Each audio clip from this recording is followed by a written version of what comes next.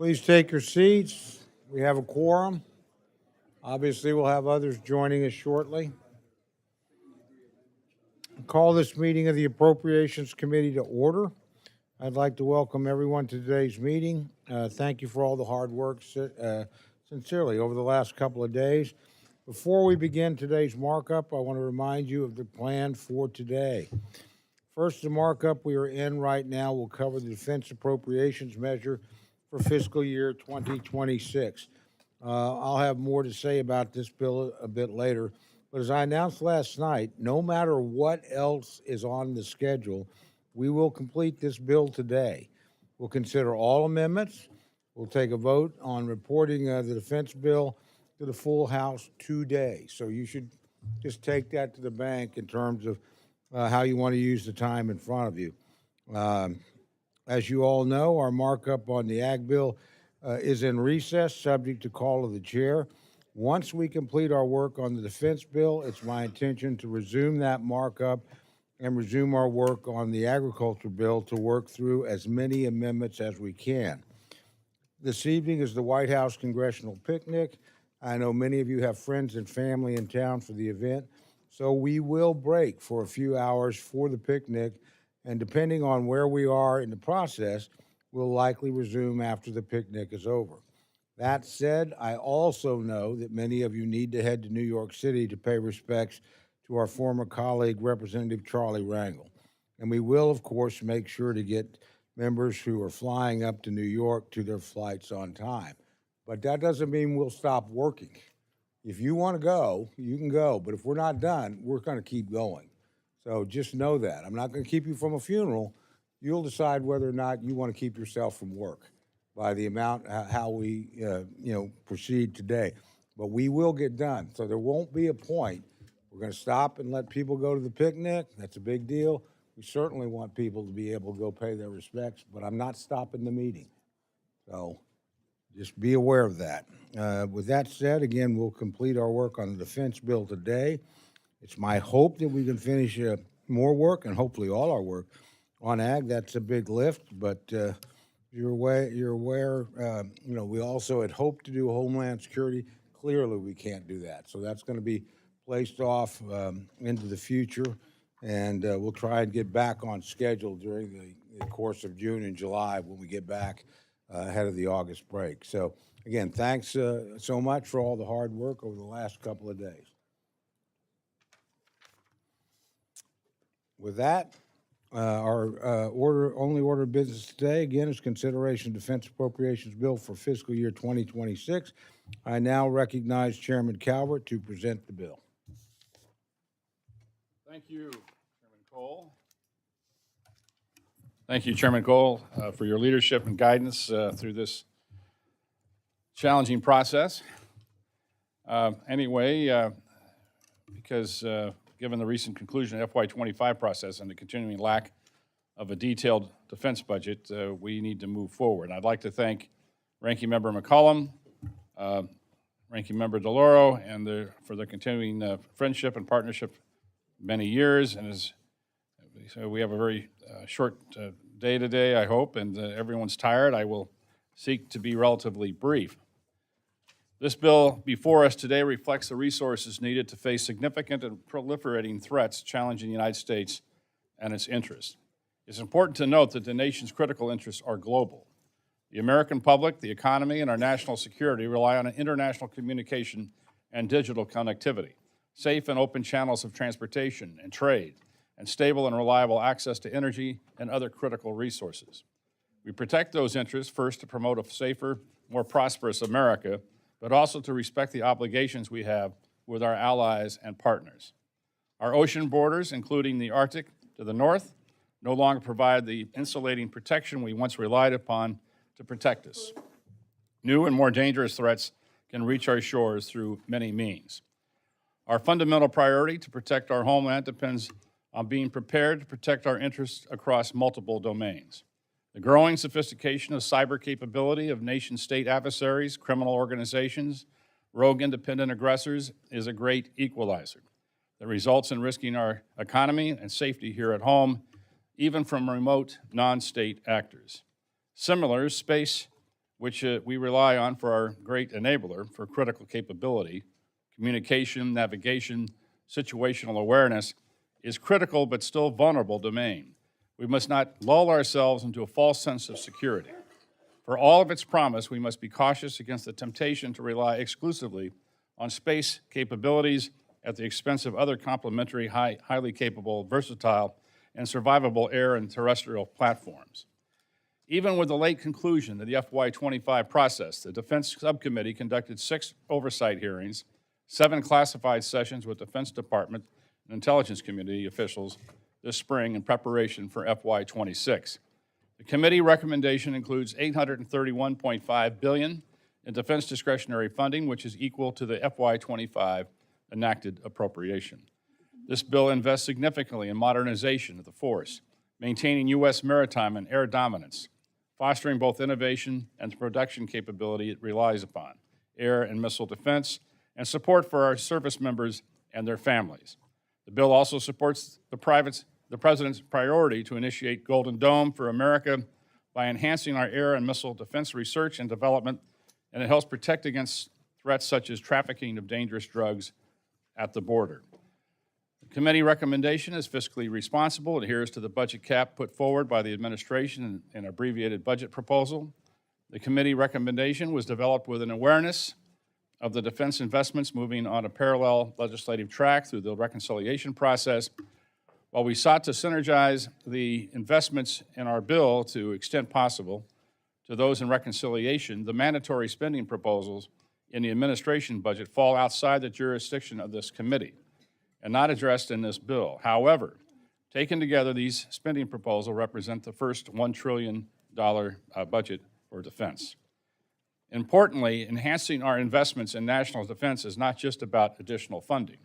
It's also about targeting available resources where they can be most effective. We reflect a shared commitment with the administration to eliminate waste and pursue government efficiency within the Department of Defense and the intelligence community by codifying a streamlined functions and management improvements. For example, the recommendation realizes $3.6 billion in savings and reduction of almost 45,000 civilian personnel to capture the President's Workforce Acceleration Recapitalization Initiative effort. We also continue robust investments in innovation entities within the department, such as DIU, AFFIT, and the Office of Strategic Capital, in order to deliver capability in a time frame of relevance. However, the committee's effort to support this goal was somewhat hampered by the lack of full budget proposal and detailed justification material. This lack of information meant the committee was unable to examine up-to-date program execution data, found it more difficult to assess either opportunities for increased investment or for additional reduction and elimination. Despite the lack of detailed information, this bill maintains the committee's long-standing tradition of conducting a thorough bipartisan evaluation of available information to ensure the appropriate use of valuable taxpayer funds. This committee has produced a bill that invests wisely to meet our obligation to the warfighter and to keep this nation safe from an ever-growing threats. I'd also like to extend my sincere thanks to the committee staff on both the majority and the minority for their great, efficient work under some of the most challenging circumstances in many years. I'd especially like to thank the subcommittee's majority staff, Ariana, Jackie, Bill, Kaya, Max, Gina, Dan, Adam, Harris, John, Kyle, Taylor, and our clerk, of course, Adam Sullivan, and my personal office defense team of Danny, Brent, and Naquan. And certainly I want to thank my good friend and partner, Ranking Member McCollum, as we work through this bill for a long time. My thanks and colleagues to all the committee, on all the committee, personal staffs, and their hard work, dedication, not only in this bill, but for many other analytical and oversight activity undertaken in year round to advance this work to this committee. With that, Mr. Chairman, I yield back. Thank you very much. I'd now like to recognize Ms. McCullum, my very good friend, ranking member of the Defense Subcommittee, for her remarks on the bill. Thank you, Chairman Cole, Ranking Member DeLauro, Chairman Calvert. And for those of you who listen to what I say carefully, I don't use the word friend lightly. I consider both chairs good partners to work with. And Mr. Calvert and I have been in opposite roles, both in Interior and here back and forth, and we strive to serve the United States of America together. I also want to recognize the work of the staff. The three members on the minority side, Jennifer, Jason, and Ed. I would like to take a second to also thank Ben Peterson and my defense fellow, Lisa Lawrence, in my personal office for the work that they've done in this crushed time frame, as well as Adam, Sullivan, John, Bill, Kyle, Ariana, Jackie, Dan. Well, as you can tell, I'd be taking a lot of time to mention all the great staff on the majority side. Thank you all for working together as one team to try to get information out to the members of this committee. You had to pull the bill together without a full budget request from the Trump administration, and those are unprecedented circumstances, as the chair pointed out. So here we go. The 2026 Defense Appropriation Act totals $831.5 billion. That's the same level that DOD is currently operating under a full-year continuing resolution. As I said, this bill was constructed without having a full-year 2026 budget request in front of the subcommittee. And that's a huge problem. Here's why. The Defense Appropriation Act is this committee's largest discretionary funding bill. It is an incredibly complex piece of legislation. It deals with a wide range of national security issues: the construction of ships and submarines to build a modern Navy, the launch of technology, advanced satellites, the development of hypersonic weapons, and most importantly, supporting our service members and their families who bravely serve our nation. It is in the best interest of our nation for this defense bill to be written the right way, with thoughtful analysis. The DoD's program requirement is a detailed annual review. In particular, the budgets for procurement programs and research and development efforts require them to, be looked at with the ebb and flow that naturally occurs with them. And that's the only way our subcommittee can analyze this information in order to write a thoughtful and informed bill, is to review a full budget request. Now, I want to take a moment to illustrate for the members. I have two poster boards that represent a single DoD program that we fund. Okay, this is one single program. The Future Long-Range Assault Aircraft. This is an advanced helicopter for the Army. It's an important program. This poster shows the 9-page congressional budget justification document for this program from last year's budget review, when we worked on this bill last year. These documents represent the critical granular details that the Defense Appropriations Subcommittee needs in order to properly evaluate these DoD programs. It not only shows us what the request is for the coming years, but also what is expected to be spent over the next 5 years.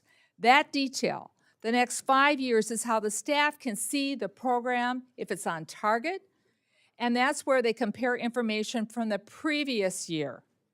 That's the ebb and flow that this committee needs to keep track of. That's part of our oversight duties. Now, a lot of this work goes into analysis. And then these are the annual documents required by Congress. They are required by Congress, totaling thousands of pages all across the department's programs. The submissions of these documents is part of the normal budget request. It is normal to get these documents. Every administration, every Congress in modern history has operated under this. So this year, because of the Trump administration's failure to submit a full budget request, what did we have to write this bill? Let me call your attention to the second poster board. You see a number there, one line. It represents all we received on the Future Long-Range Assault Aircraft. 9 pages of background on one hand, one number on the other. That's what the administration gave us. No information to make these decisions. It is completely unacceptable. And once again, it is not the chair's fault that we did not have this information. I know he would like it as well. So I ask my colleagues on the majority to consider this because I know that we'll have discussions about how we're doing our job here. What would be your reaction if the Biden administration had failed to submit a budget request? I think I know what the answer would be, and that's why I bring this up today. This is unacceptable for this administration to not provide us what's known as the full J-books. That's what makes this bill right now incomplete. For example, Golden Dome at this point is merely a concept. We don't have a plan. None of us have been briefed on how the administration intends to spend $175 billion or even deliver it in 3 years.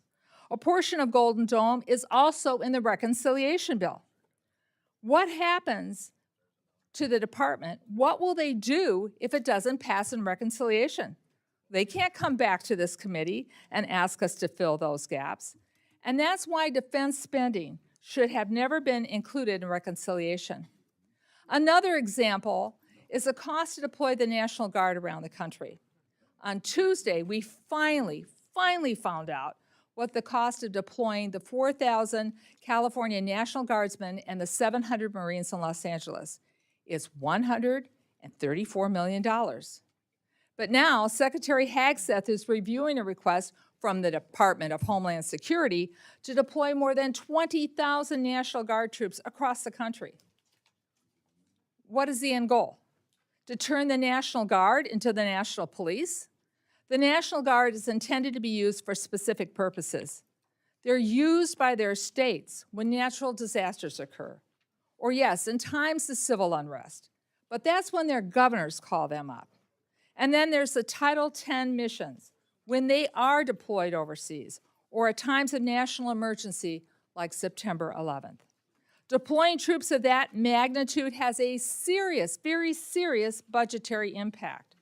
Because Secretary Hagseth has not given us a complete budget, we have no idea what thought has gone into the duration of these deployments or how much they cost, where the funding will be pulled from to pay for them, and the courts have still not yet decided even if the California deployment is legal.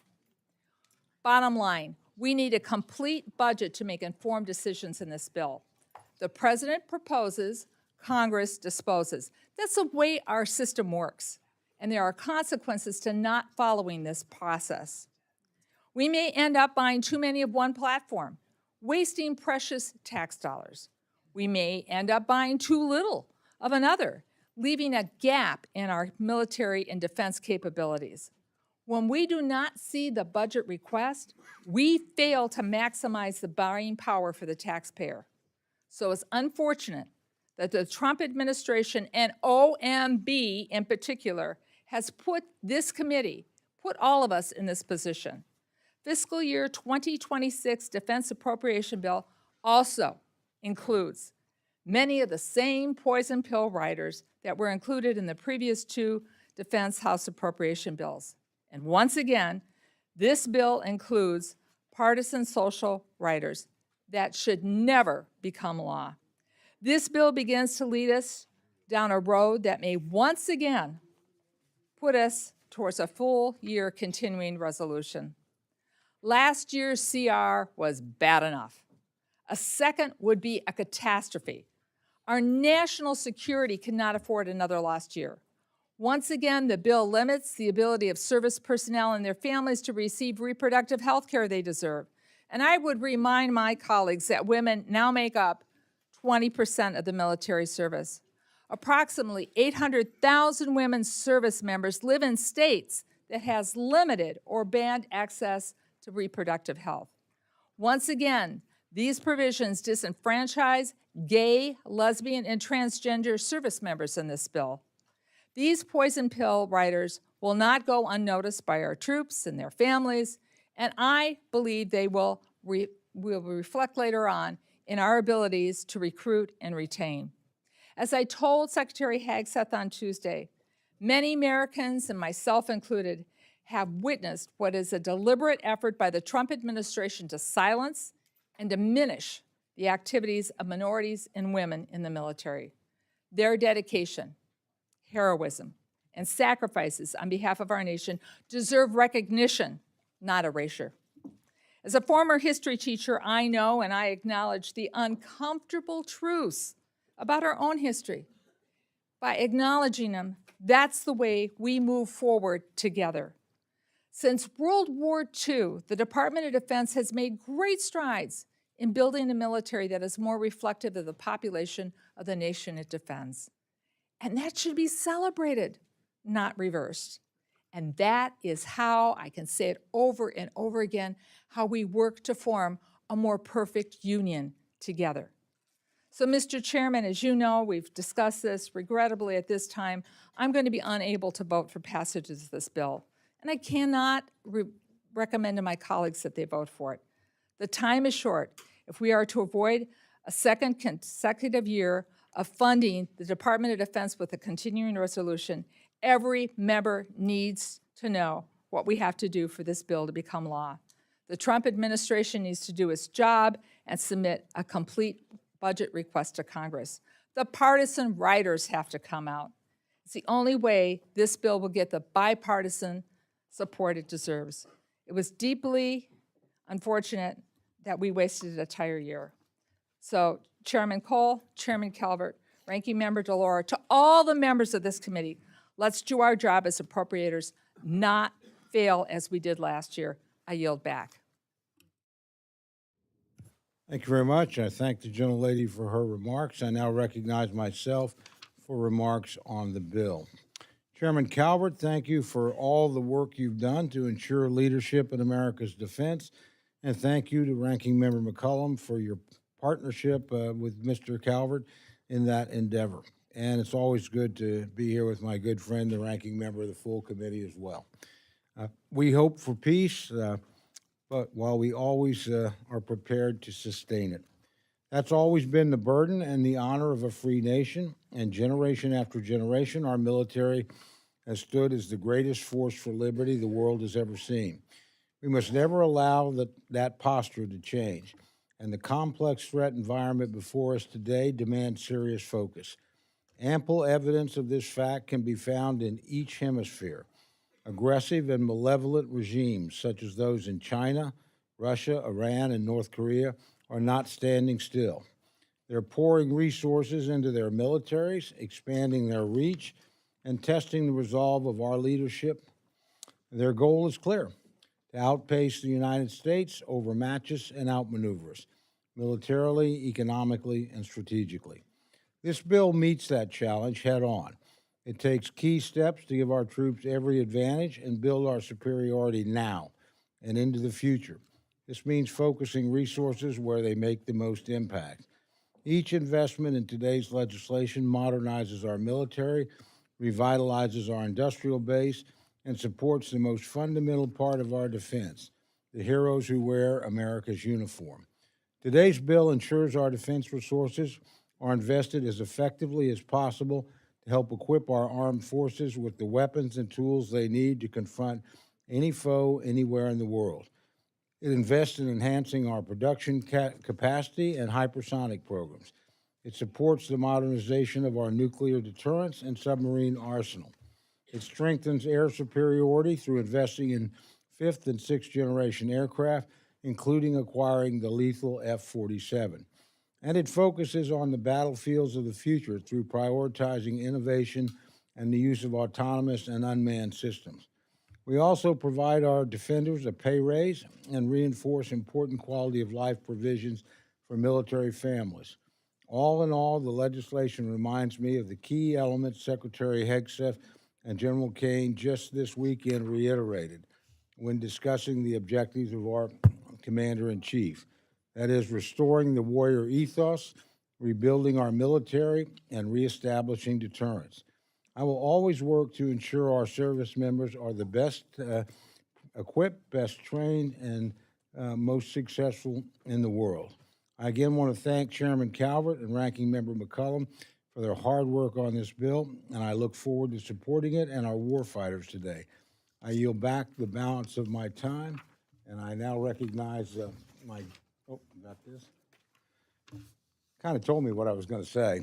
I now recognize my good friend, the Ranking Member of the full committee, Ms. DeLauro from Connecticut, for her opening remarks.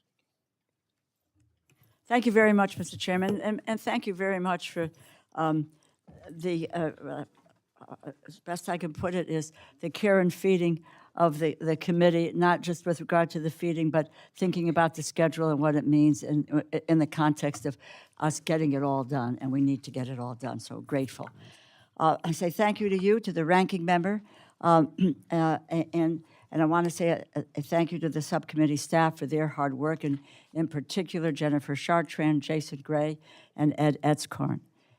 It is unprecedented that we are holding this markup with hardly any detailed information whatsoever from the Department of Defense. No real budget, no detailed spend plans, no specifics for how we are going to get our submarine programs in order, no vision on how the Black Hawk platform will be utilized into the future, no information on the administration's claimed priorities like Golden Dome. It is unacceptable for us to move forward with a defense funding bill without this information. And it's regrettable that the administration has put us in this position. And unfortunately, it speaks volumes about the competence of this administration and the department's leadership, and I fear what it portends for our national security. Through this bill, we have grave and solemn responsibility of appropriating the funds necessary to defend and to protect our nation, and to protect the safety and the well-being of our men and women in uniform. I come from a defense-dependent state. I understand the importance of investments that we make in our nation's defense. But I cannot support this bill, which abandons our allies, damages our political readiness, and promotes divisive policies that undermine morale.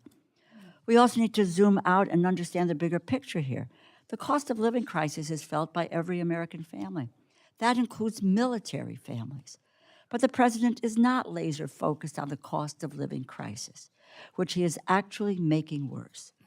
This administration and Republicans in the Congress are attacking programs that help families make ends meet in order to give billionaires a tax break. The cost of living crisis has a direct effect on our military readiness and capabilities. I am proud that Pratt & Whitney produces the F-135 engine, the power plant for the F-35 Joint Strike Fighter in my district.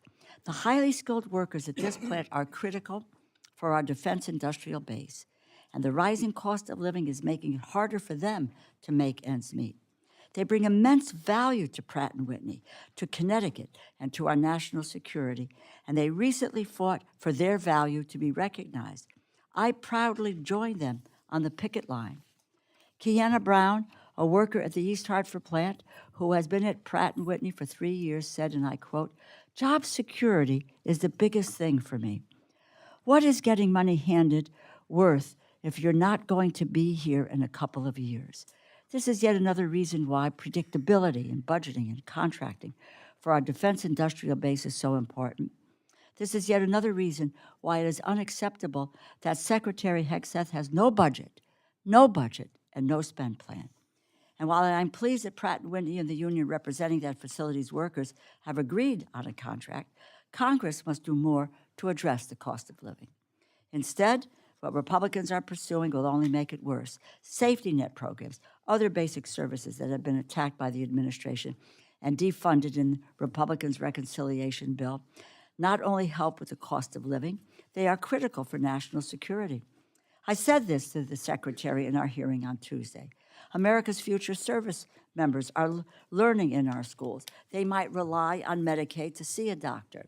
They may only have a meal to eat because of WIC or food stamps, or they may live in subsidized housing. If tomorrow's service members are worried today about having their most basic needs met, then they are being held back from their fullest potential, and that weakens our national security. Turning to the bill before us, rather than working with House Democrats to strengthen our national security and prioritize the issues that matter most to our men and women in uniform, House Republicans are abandoning our allies, undermining democracy at home and abroad, and failing to support our service members. Despite broad support in the Congress for helping Ukraine, defending itself against Russia's brutal invasion, they empower Putin by failing to include the $300 million for the Ukraine Security Assistance Initiative. The majority's bill holds the door open for disinformation created by America's enemies rather than allowing the Department of Defense to counter the threat, allowing extremism and propaganda to proliferate across the internet and the media landscape. The bill continues House Republicans' attacks on the right of women to seek an abortion and the rights of minorities to be protected from discrimination, while destroying the department's efforts to build a more inclusive, effective, and modern military. And the bill weakens the department by continuing the administration's reckless and indiscriminate cuts to vital civilian personnel and yielding to DOGE and Elon Musk. And further conceding our prerogatives for funding the Department of Defense to reconciliation and DOGE, the majority directs the department to find nearly $8 billion in cuts. Everything from military health care to troops' pay and operations accounts potentially facing reductions, to the detriment of our readiness and to service members and military families' quality of life. Instead of focusing on how to keep the American people safe and improving the quality of life for members of our armed forces, House Republicans are undermining readiness and abandoning our allies. I cannot support this bill, but I believe that we can make critical improvements to it in support of our country's defense and in support of our service members. Thank you, and I yield back. All right, thank you, Gentlelady. Any other members wishing to make general comments about the bill? Gentlelady from Nevada. Thank you, Mr. Chairman. I rise today, unfortunately, in opposition to this bill, primarily because of the process, as the ranking member clearly laid out, but also because it harms our military readiness, undermines our national security, and fails to support our service personnel, and further limits our female service members' access to fundamental health care. It's incredibly disappointing that this bill has been made partisan and includes these devastating provisions, because there are some good parts of the bill. Specifically, I support the increased funding for critical minerals as well as the funding for the Collaborative Combat Aircraft Program. On the issue of critical minerals, I want to point out that the Department of Defense paid an Australian firm 10 times more than it paid an American firm, MP Materials, headquartered in Nevada, to onshore the full ecosystem of rare earth production, including samarium. Now, samarium is a rare earth that is almost exclusively used for military purposes, and yet for which the entire world's supply of samarium comes from China. So this should be a top priority. MP is the largest rare earth, the U.S.'s largest rare earth producer. It's invested $1 billion of its own capital since 2020 and employs more than 800 Americans. Yet it was undercut by an Australian firm that never even broke ground in the United States. MB Materials is ready to help the U.S. combat China's export controls and ensure the rare earth metal being used in our military applications is being sourced in America. Earlier this week, the Secretary committed to me that the department will ensure subsidies will first support U.S. critical mineral companies already investing, hiring, and paying taxes in our country. I support the $341 million increase to IBIS in this bill. And when talking about the Collaborative Combat Program, it's important to understand that Creech Air Force Base in Nevada is leading the charge. It literally is the center of excellence for our military uncrewed aircraft system. We've all seen how remotely piloted aircraft and uncrewed aircraft systems are playing a significant role in combat in the Ukrainian war, as displayed. Investments to support critical mineral extraction in America and the CCA should be top priorities. But unfortunately, they are part of a bill that will harm our military. For example, it continues gutting the Air Force Reserve Pilot Fighter Force. Air Force Reserve's fighter force is projected to be cut by 48% by 2030, with no clear plans for replacement. The Air Force has had significant pilot shortage over the past several years, and gutting the reserve's fighter units means that there will be fewer places for experienced pilots to go when they leave active duty. This will exacerbate the total force's pilot shortage. The bill also leaves behind our allies around the world, which weakens our own national security. And lastly, unfortunately, this bill attacks women's access to health care.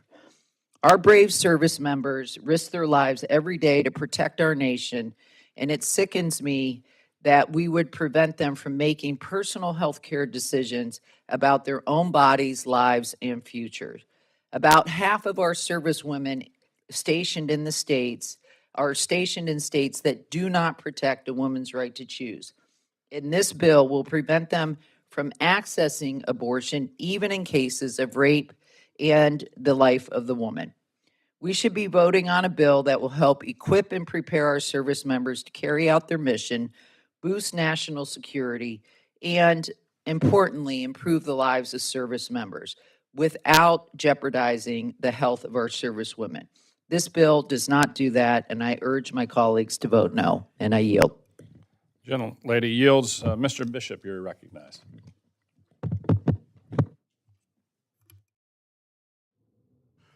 Thank you, Chairman Cole, Ranking Member DeLauro, Chairman Calvert, and Ranking Member McCollum. I'm unable to support the Department of Defense funding bill for fiscal year 26 in its current form. I represent three major military installations: Fort Benning, Robbins Air Logistics Center, the Worldwide Logistics Command for the Marine Corps at Marine Corps Logistics Base Albany, and many men and women who are veterans of our armed services. The current bill, in my opinion, establishes a defense strategy that is rooted in leading from fear, a tactic that might generate short-term compliance, but ultimately undermines long-term stability and global leadership. History teaches us that sustainable power is built not on intimidation, but on respect and cooperation. For instance, after World War II, the Marshall Plan didn't coerce European allies. It invested in their recovery, forging durable partnerships that have lasted for decades. Similarly, NATO's success rests on mutual trust, shared values, not on unilateral threats or coercion. Respect has consistently proven to be the most effective long-term motivator, cultivating trust and cooperation among allies. This synergy is essential in today's complex geopolitical landscape.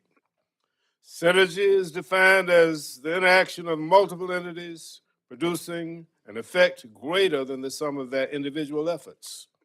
Simply put, America is stronger and safer when it leads by building alliances, not by bullying and sowing discord.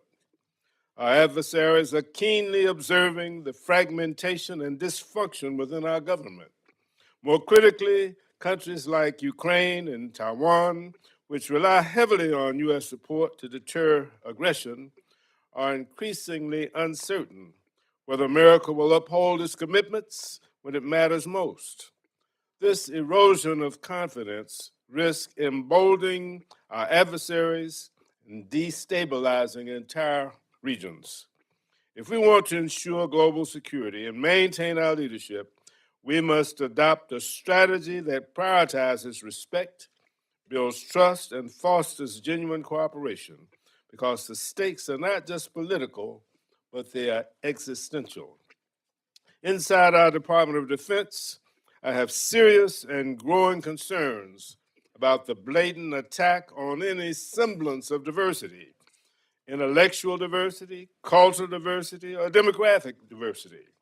The current administration is weaponizing the Department of Defense as a political tool, demonstrated clearly by the wave of firings disproportionately targeting women and minorities. This is not just about personnel changes. It is an unmistakable message. Dissent or disagreement will not be tolerated.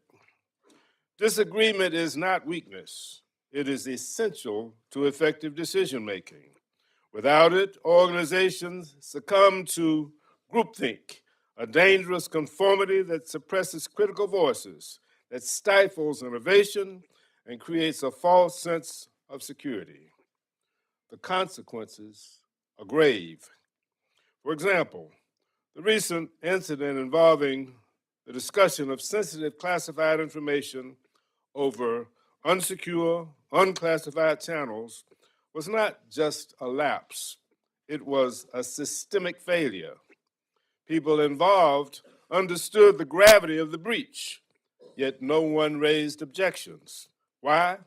Because dissent was either discouraged or punished. This culture of silence and enforced conformity is a perilous path, one that risks not only policy failure, but the lives of our servicemen and women. Tragically, some of these careers have already been lost as a direct result of this administration's reckless disregard for open dialogue, diverse perspectives, and sound decision making. If we continue down this path, the price will be paid by security failures. This bill fails to implement the necessary safeguards to adequately protect our service members. It alienates our trusted allies while simultaneously emboldening our adversaries. It falls short in securing our most sensitive intelligence from those who would exploit it without regard for national security. While it could be the largest national defense investment in the history of our nation, $1 trillion, it lacks specificity, transparency, justification, vision, and overall suitability to meet our strategic national security challenges at this very volatile moment. Hopefully, these deficiencies will be addressed during this appropriations process, but until then, I cannot support the bill in its current form. Gentleman's time has expired. Mr. Clyburn, recognized. Thank you very much, Mr. Chairman. Mr. Chairman, I rise in opposition to this legislation. My colleagues, led by full committee ranking member DeLauro and subcommittee ranking member McCollum, have already laid out in great detail their concerns with this legislation, concerns with which I agree. But I want to focus on a particular concern of mine, a concern that seems to be an obsession with this administration and many of its supporters. Many of my colleagues are aware of my fondness for President Harry Truman, a man who had the capacity to rise above the circumstances of his birth and the constraints of his social limitations. One of the major reasons for my emotions about Truman surrounds his signing of Executive Order 9981, which integrated the armed services in 1948. Now, Truman did not wake up one day and decided to sign that executive order. Instead, he woke up one morning to the news of the blinding of Sergeant Isaac Woodard, who was returning home to South Carolina in full uniform after helping to win World War II. He was welcomed home by a lynching at the hands of the local deputy sheriff. Mr. Chairman, I would respectfully ask each member of this committee to carefully reflect upon the actions of President Truman and the statements of Secretary Royal and consider whether the bill that we are doing here is of any real significance. Look, the first clause of the executive order declared, it is essential that there be maintained in the armed services of the United States the highest standards of democracy with equality of treatment for all those who serve in our country's defense. This statement and the executive order it prefaced were highly controversial at the time. The Secretary of the Army, Kenneth Royal, spoke out in opposition to the Commander-in-Chief and ultimately resigned. I want to quote him at length. "The Army is not an instrument for social evolution. It was not the Army's job to favor or to impede social doctrines." He continued, "A total abandonment or a substantial and sudden change in the Army's partial segregation policy would, in my opinion, adversely affect enlistment and reenlistments, not only in the South, but in many parts of the country. And a change in policy would adversely affect the morale of many Southern soldiers and other soldiers as well." I want you to reflect, all my colleagues, on what President Truman did and what Secretary Royal said. Are we going to pass a bill today in the spirit of Truman's actions or the spirit of Secretary Royal's words? A little bit later today, I think the last amendment that I see on our schedule is being offered by Congresswoman Underwood. And she is going to offer an amendment to deal with this DEI issue. I want to ask my colleagues, what does Army readiness have to do with erasing Medgar Evers's war record from our website? Medgar Evers fought for this country, came home to Mississippi, and was shot dead by an assassin. And we are now erasing his contribution from our website. Mr. Chairman, I had some others here that I can't do down in the South. We talk a little slower, and therefore I can't get to these other examples. But I want us to think about these contributions. Think about Jackie Robinson, who fought for this country, and what he had to endure just to play baseball. And we are erasing him and his record from the website. I'll yield back, but please, let's think about this as we vote today. Appreciate the gentleman. Ms. Capter, you recognize. You asked for time, Ms. Capter?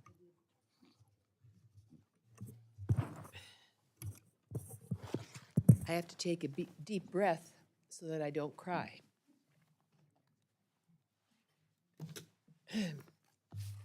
Chairman Cole, thank you, Congressman Clyburn. Thank you. It's on. Turn the mic on. Thank you, Congressman Clyburn, for serving our country. Chairman Cole and Ranking Member DeLauro, Chairman Calvert and Ranking Member McCollum, as we review the fiscal year 2026 Defense Appropriation Bill, I approach it with profound concern. Serving the defense of this country is my primary priority. As we've discussed at length in our Defense Subcommittee meetings, this bill before us today is totally hollow. There is no number to which we are marking to. It is an embarrassment. And it isn't because of any person in the leadership on this committee that is preventing this from happening. But there's something bigger going on up the street. As I speak, our subcommittee has no budget request from the new administration, nor related justification books. If we were an expedition, there's no proposed route, nor a budget, nor supply list. We don't have orders where to send the battalions. After our hearing with Secretary Hegseth earlier this week, it is clear the administration is not even sure when it might submit its full budget request. What a disservice to our nation. Whatever the Office of Management and Budget is doing, The new administration still does not have its full budget request together. It does not have a plan for defense. No plan creates apprehension, hurts U.S. security, gives our enemies succor, and means service members' lives are placed at higher risk. The fundamental responsibility of Congress is to protect and defend the American people against all enemies, foreign and domestic. We must strengthen America's security in a dangerous world and uphold liberty's call. This bill falls far short of meeting those obligations. Instead, the delayed submission weakens our strategic posture both at home and abroad. A defense bill should be prioritized rather than embroiled in unending internal administration wrangling and multi-year delays that is so dangerous to this country. Our enemies are watching. From what the administration has stated publicly, one glaring example is the cutting of $300 million from the Ukraine Security Assistance Initiative. Either you stand up for liberty where it's being fought for, or you don't. There's no wavering that can happen. And let me just say, in terms of Ukraine, there is no place on earth where more people have suffered for their liberty. Going back to the Bolshevik Revolution, all the way up to the present day with Putin, even history can't properly account. How many died there? 11 million or 15 million? All the way back to Lenin, to Stalin, and now the current demagogue that's in there in Moscow, and they're fighting. And they're inventing the warfare of the future with drone warfare. Even our country couldn't do that. China's close to it. We have to have this budget in order to protect the people of this country and allow the Defense Department to do its job. Achieving that requires, that's why I ran for office, rebuilding America's defense industrial capabilities. And don't think they don't need a lot of attention. We have to rally together to expedite the provisions for exceptional, deployable, and innovative air, sea, and land systems. And don't think we're not challenged on every level. America's larger power lies in the alliances we build. Without maintaining these hard-won alliances at cost of hundreds of thousands of American lives, we leave gaps that China, Russia, North Korea, and Iran eagerly fill. They are fast at work. Make no mistake about that. This bill's delay weakens our long-term strategic capabilities. We must not miss essential strategic opportunities requiring our leadership maintain a competitive advantage precisely when adversaries rapidly expand their capabilities. In closing, I sincerely regret I cannot support this bill that I view as my first responsibility. A bipartisan majority of members must unite across this Congress to expeditiously and fully rise to America's defense. We are capable of doing so much better, and our allies and liberty depend on it. I yield back. Thank you. Young lady's time has expired. Ms. Wasserman Schultz, recognized. 5 minutes. Thank you, Mr. Chairman. The Defense Appropriations Bill usually enjoys wide bipartisan support, or at least it's supposed to. But unfortunately, the one before us is woefully inadequate to address the critical national security needs of our country, and it's why I'm opposing it. First and foremost, this fiscal year 2026 Defense Appropriations Bill was written without the Department of Defense's full budget materials being available to us, as Ms. McCollum capably described. Conducting necessary oversight over the department's programs cannot be done while Congress is kept in the dark. As Ranking Member McCollum accurately pointed out, this order of events could lead to more waste, fraud, and abuse, and more confusion and uncertainty after subjecting the DoD to a year-long continuing resolution, which we just did. This is appropriations malpractice, plain and simple. I would oppose this approach no matter who was running the Department of Defense, OMB, or the White House. But with Pete Hegseth at the helm, we have someone who has proven to this committee he has no intention of following the law. Therefore, it is more critical than ever that we check the Pentagon's work on these budget requests. We learned the hard way that we cannot trust and we must verify. To start, this bill betrays our Democratic allies in Kyiv. By eliminating support for the Ukraine Security Assistance Initiative, we empower Russia and put innocent people in our commitment to democracy in Putin's crosshairs. As the Ukrainian people fight for their lives and future, this is no time to abandon this critical ally. It's sickening to see this committee advance a bill that turns our back on democracy. Ronald Reagan would be ashamed by what his party and this president are trying to do here. Making matters worse, this bill also carries provisions that would harm readiness, recruitment, and retention of our all-volunteer fighting force. And once again, this bill targets female service members' right to make reproductive health care decisions for themselves. While women service members put their lives on the line for our freedoms, the Republican Party wants to strip them of the same rights they have stripped from civilians. It's a cruel irony. Unfortunately, because of the Dobbs decision and the actions of the Trump administration, our female service members are in a position that they have never been in before.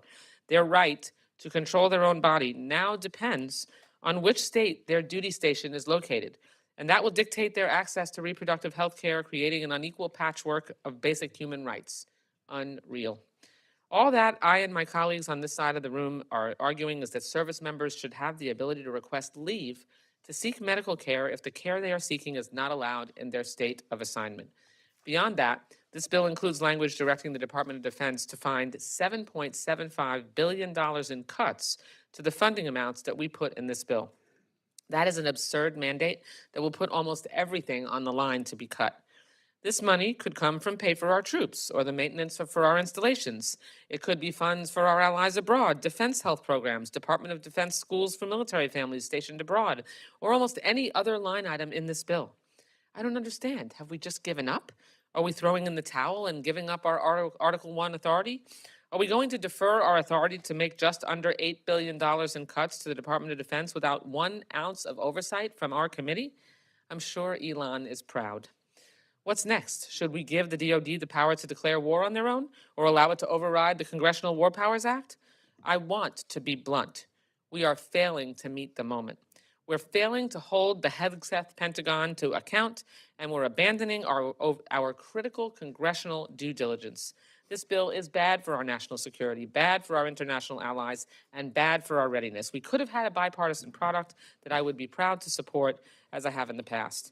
I urge my colleagues to vote no on this bill for our service members, civilian personnel, our national security, and for the strength of our nation. I yield back. What if everybody gave you these little tiny suits for you to wear, men? It wouldn't be very comfortable. It's the same thing for the women. If they're getting body armor that's made for a man, it creates dangerous gaps in coverage and can mean the difference between life and death. Right now, there's more than 4,000 women in combat that rely on specially fitted protective gear, and funding would ensure that they can fight effectively and return home safely. Third, as been pointed out by my colleagues, this bill reinstates a deeply harmful abortion policy requiring service women to take unpaid leave and travel at their own expense to access care or be forced to carry pregnancies to term. Or our service women, they don't get to choose. Gentlelady's time has expired. All right, well, with that, well, I'll end by saying this, since my time is expiring. We trust women to operate Black Hawks and lead special ops. We should trust them to make personal decisions about their own reproductive health. And listen, I just hope as we move this bill along, folks, let's be smart, and correct these gaps, not out of partisanship, but out of patriotism and respect for every man and woman who serves. I yield back. Gentlelady's time has expired. Mr. Aguilar, you're recognized. Thank you, Mr. Chairman. And I want to compliment you and the majority staff, as well as Ranking Member McCollum and our team for all of the work in such a small amount of time. I rise in opposition to the bill, and like many of our colleagues here on this side, we would love to support this bill. We have in the past, we will in the future, but right now, this time, this is a broken process. And a lot of this is not on you, Mr. Chairman, as the ranking member mentioned, this is probably the largest expenditure of funds this committee has ever seen with the fewest details. It is shocking, $831 billion and the lack of detail and information that we have seen. I could be corrected, and if I am, I'm open to it. But it is quite jarring on behalf of the taxpayers for us to be taking this step at this time with so little detail behind the information that we are seeing. Mr. Chairman, as I said, we're marking to numbers that we know can't be law. Many of us here, we're in this room, we're on this committee because we want to have the ability to spend the resources of the taxpayers where it is most appropriate. That's not the executive's job. That's our job. And we want to be here to make law. We don't want to be here to make points. We want to make law. Mr. Chairman, I'm also concerned that the state that you and I hail from, California, has the largest civilian workforce that supports our military installations, and this bill has a $3.6 billion reduction in the workforce that could cut over 40,000 full-time equivalents. That will hurt our warfighters. That will not put us in a posture that is helpful when we talk about the Indo-Pacific, and I'm concerned. Secretary Hegseth, at our hearing earlier this week, where you, Mr. Chairman, even commented at the lack of detailed information that our committee has received, it just certainly seems that the Secretary is either unwilling or unable to give the committee the necessary detail that we need to carry on our work. I'm not sure if that's because he can't hold staff or because he is unwilling, working with OMB, to get us the information. I've heard our colleagues comment about against CRs, but in this committee right now, we are doing everything possible to lead to a CR. The lack of coordination, the lack of consultation, the lack of detail is putting us on a path that I think none of us want to be on. And I do genuinely mean that. I don't think that this committee wants to pass CRs. It negates all of the important work and all of the priorities that we spend hours looking to accomplish. So, Mr. Chairman, I hope that I know that this is just one step in a process. I hope that we can continue to work, in a bipartisan way to pass bills that become law.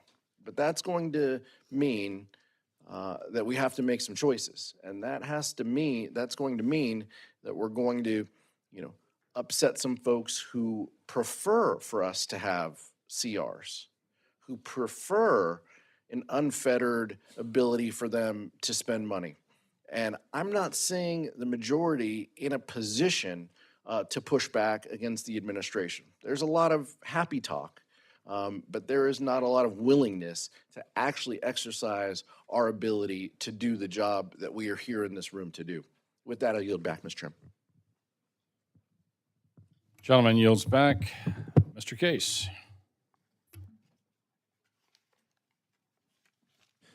Thank you, Mr. Chair.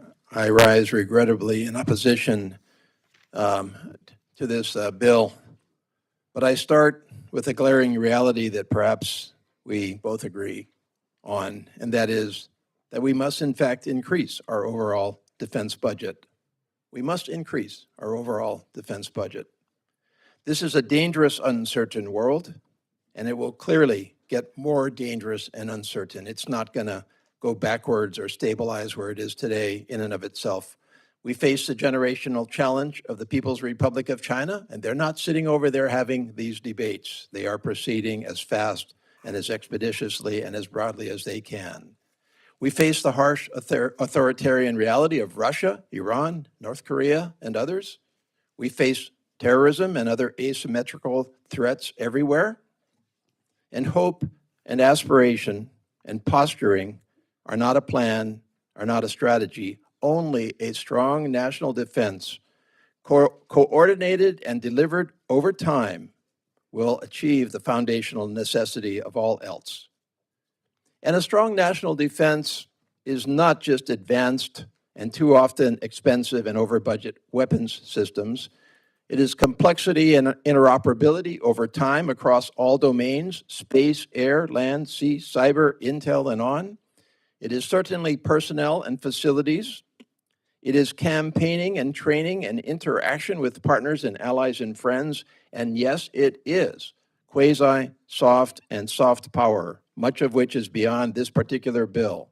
We're talking about all manner of interaction with our partners and allies around the world. I'm often reminded of an experience I had in a very small but incredibly key nation where a civic engagement team of 6 service members had that entire population supporting our country because they built a basketball court and played basketball with folks in that country.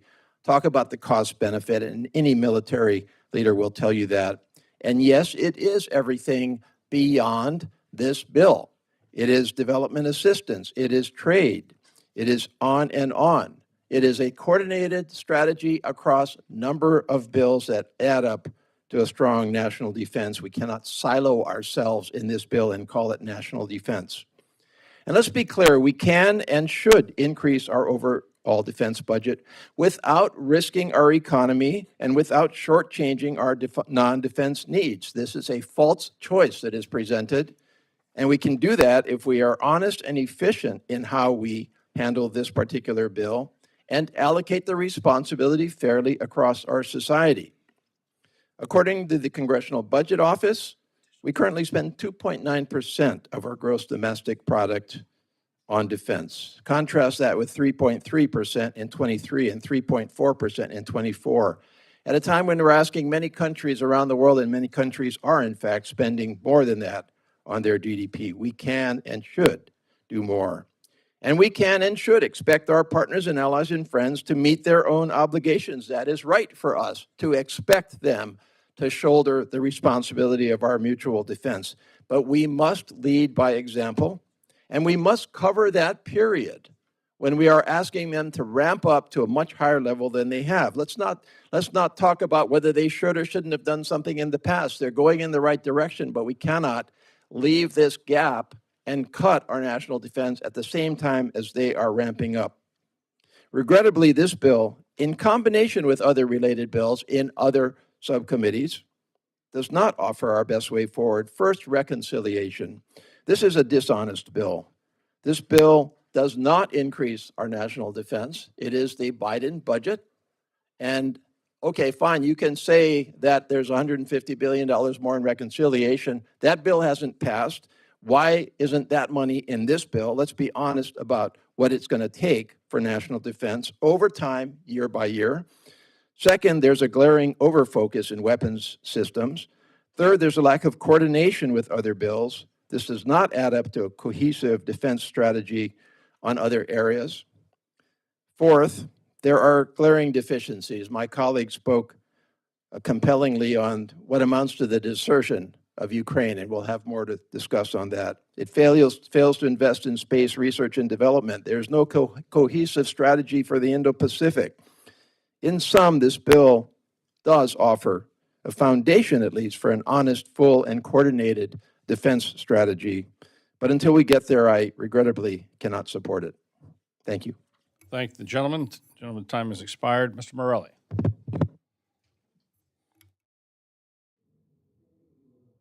Thank you, Mr. Chairman.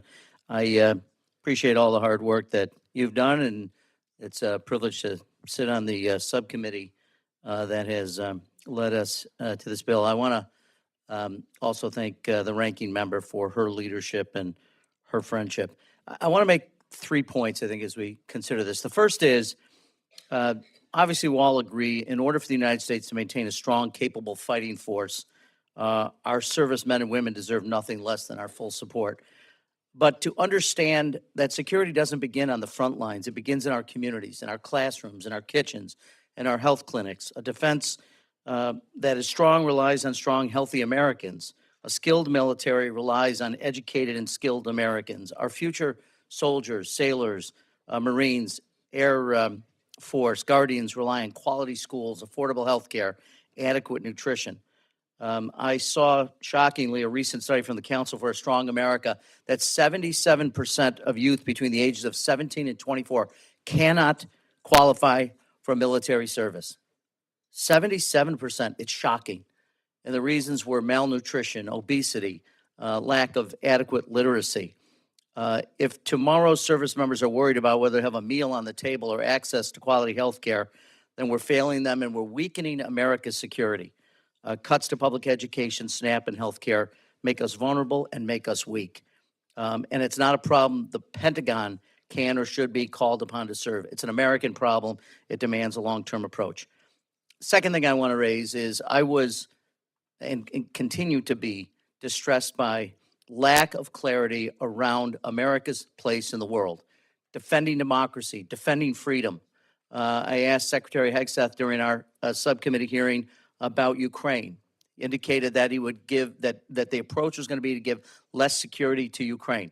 We have walked away from our leadership role in the world. And what I find striking about this is talking, as I've done and many have done, to allied nations who I frankly thought naively when I came to Congress that probably many of our partners around the world resented American leadership on some level, that, you know, the notion had to rely on Big Brother. But what I have found instead is other nations saying to us, other leaders saying, we rely on American leadership. American leadership has helped build the post-World War II world and keeps us safer and keeps us safe for democracy. And what we have seen in our retrenchment from our support for NATO, European allies around the world, to me is something that I frankly have a hard time wrapping my head around. And I got no confidence after our conversation with the Defense Secretary. And I also want to just reiterate what others have said, and I associate my remarks about the process that we're going through. You know, by not having the president's budget request, we have no real idea what the priorities are here. We're working with some top-line numbers, and I appreciate the work that the chair of both the subcommittee and the standing committee have had to do in trying to piece this together. But this is really, I'm sort of an average guy, and I try to work hard to convey to taxpayers I represent whether the money that we're appropriating is spent well, and whether families can rest at night knowing we've done the utmost to protect the citizens of this country. And we're here considering how to fund a military defense apparatus, and we can't get the commander-in-chief to be bothered enough to give us a budget request. I'm not sure how this average Joe will assure the folks he represents that the president or this Congress have met their solemn obligations in this regard. And it's very troubling to me. I understand the challenges here. I know we have work ahead of us. But dear Lord, we have to do better than this. And I know the men and women in this room want to do better, but this budget falls woefully short in being able to help us assure Americans that we have done the very best to give them the security and safety that they demand and that they deserve. With that, I yield back. Gentleman yields back. Mr. Levin, you're recognized. Thank you, Chairman Calvert. I too am disappointed to rise in opposition to the bill. I am deeply honored to represent the Marines and sailors on Camp Pendleton, where Marines are trained to fight and win our nation's wars. They're among the most disciplined, capable war fighters in the world. My focus is making sure they always stay that way, fully prepared, fully supported, and always focused on the mission they were trained to carry out. I don't think we can do that for them or for our military writ large if we rely on CR after CR after CR. I don't think you believe that either. Also, part of operational readiness is that our service members have a clean and safe place to live well on base. I think we all agree, and I appreciate that this bill increases funding for junior enlisted barracks maintenance. It's a step in the right direction, but broader challenges remain. The hiring freeze and some proposed cuts in the bill could undermine the very readiness that we're trying to support. Increased operations and maintenance funding only works if we have trained civilian personnel in place to do the work. Without them, our barracks will continue to deteriorate and our junior enlisted service members will continue to pay the price. I'm also deeply concerned about the steep cuts to medical research. The most recent continuing resolution slashed funding for the congressionally directed medical research program by 57% from fiscal 24 levels, but the damage wasn't spread evenly. 23 of the program's 35 subfields lost all funding entirely, including research into epilepsy, lung cancer, pancreatic cancer, Parkinson's disease, and traumatic brain injury. These aren't just budget lines, they represent real hope for service members, veterans, and families battling serious illnesses. Many of us know someone who's faced one of these diagnoses, and cutting off support for this kind of research is indefensible. Finally, I want to raise concerns about recent reports of active duty Marines being deployed for domestic purposes. This week, I formally asked Secretary Hegseth, NORTHCOM, and local commanders for clarity. What is the legal authority for this deployment? What are the rules of engagement? And what non-lethal training has been provided? So far, no one has offered a clear, consistent answer. In fact, the headline in Politico just yesterday read, Hegseth says troops in LA are lawful, he just can't explain why. It continues, the Pentagon chief stumbled when pressed on the legal underpinning for the deployment of 700 Marines to California. Even if you support this administration, I know you all do, I hope you watch his testimony. It should concern you, just like it concerned me. So too should the reports that these Marines are assigned to a domestic mission, as Task and Purpose reported this morning, and have not yet completed training on the standing rules for the use of force or on non-lethal tactics. These rules govern the use of force by military personnel operating within the U.S. and are far more restrictive than rules in combat zones. You would never permit someone to serve as a law enforcement officer after just 4 days of training, let alone without completing it. This too should concern us all.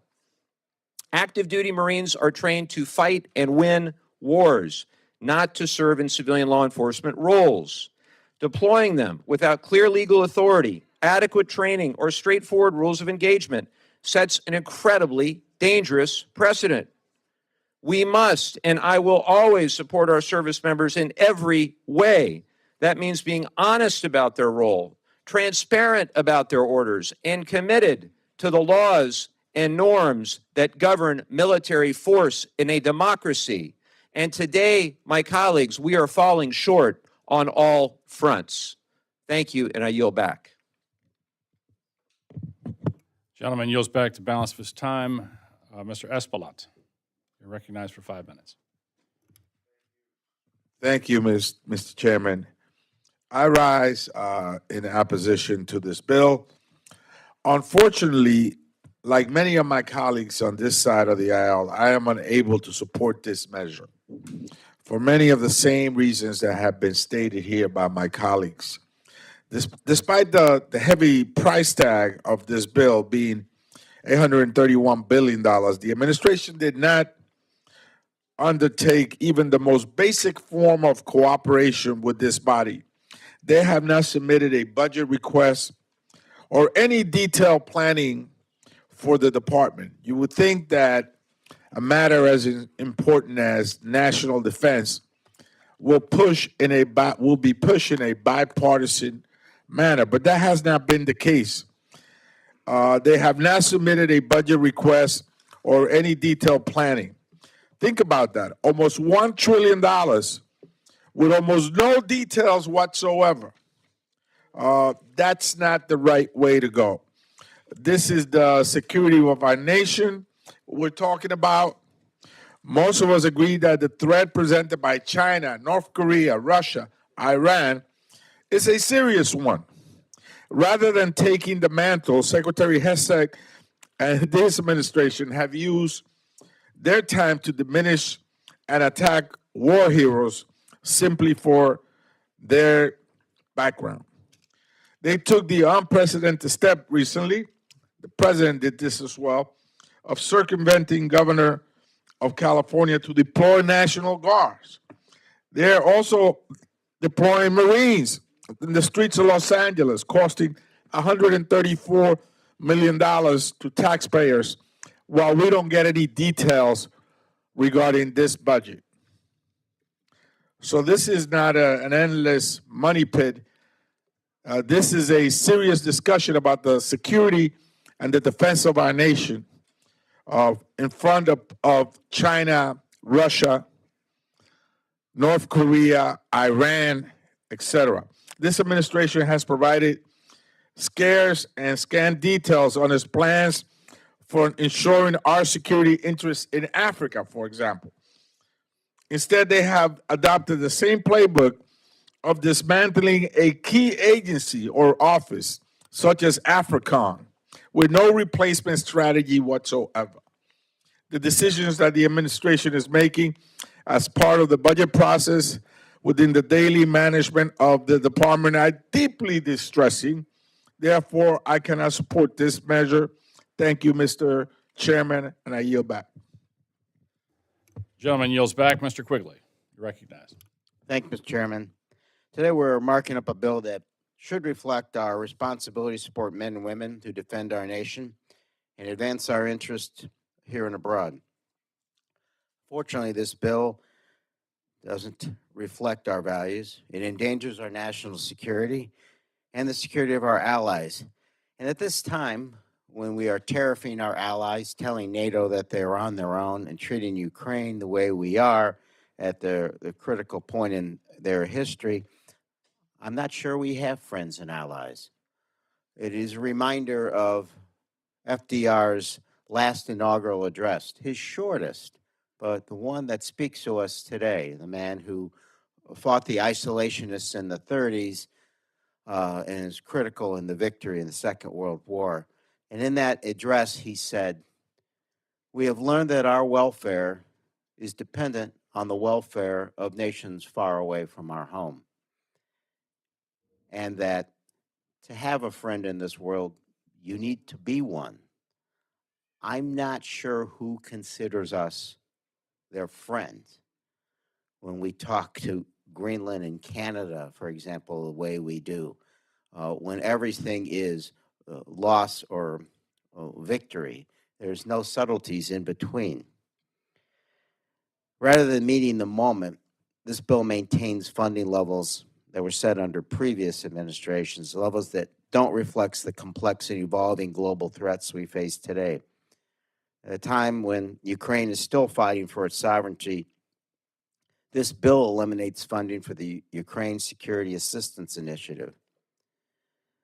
Not surprising with an administration that won't pick sides in this conflict.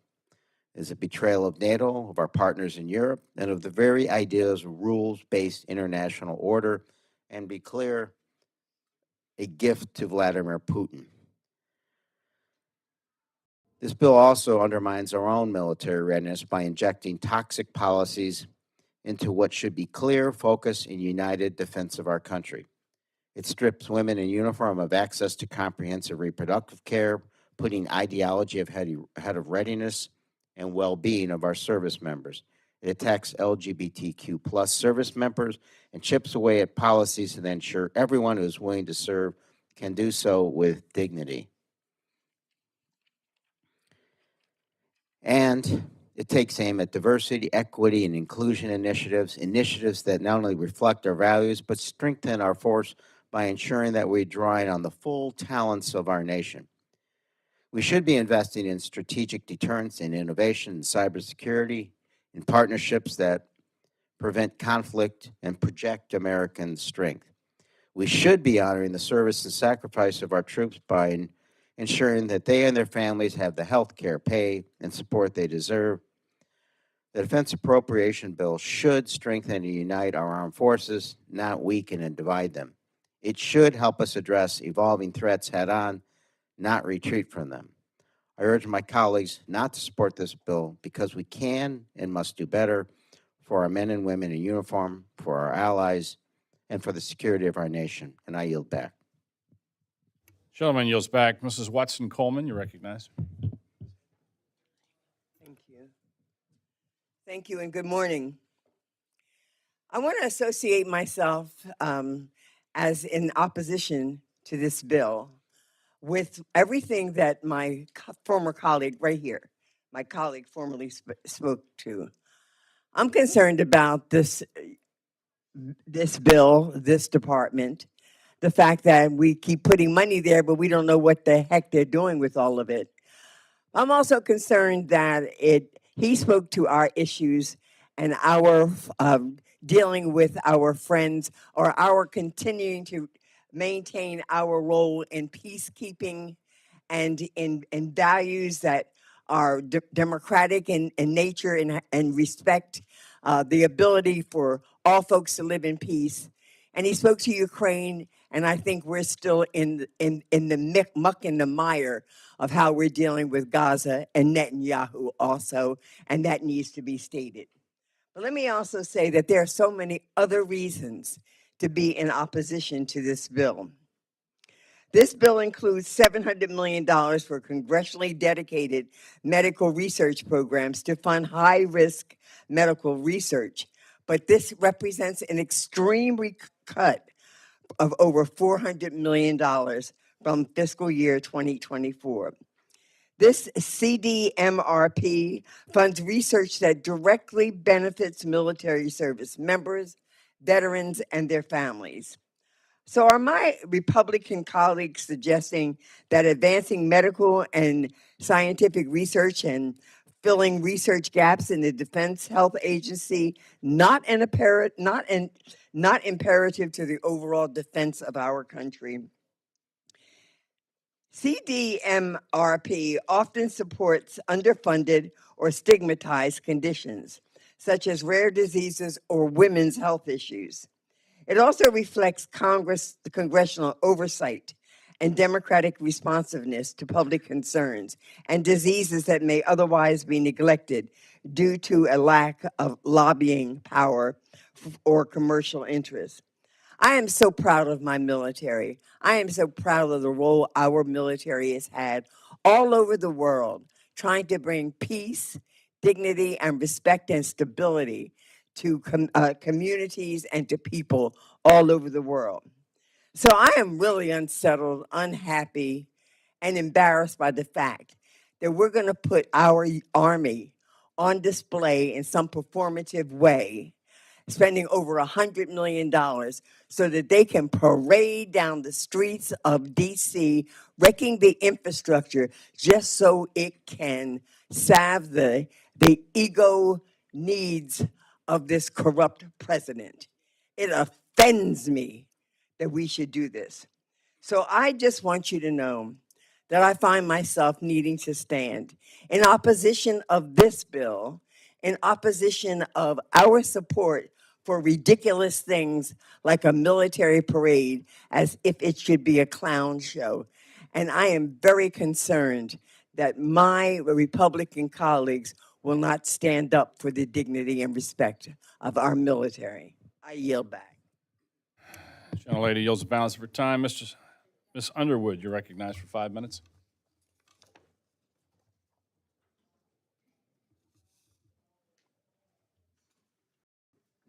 Thank you, Mr. Chairman. I am unable to support the fiscal year 2026 Defense Appropriations Act we have before us today.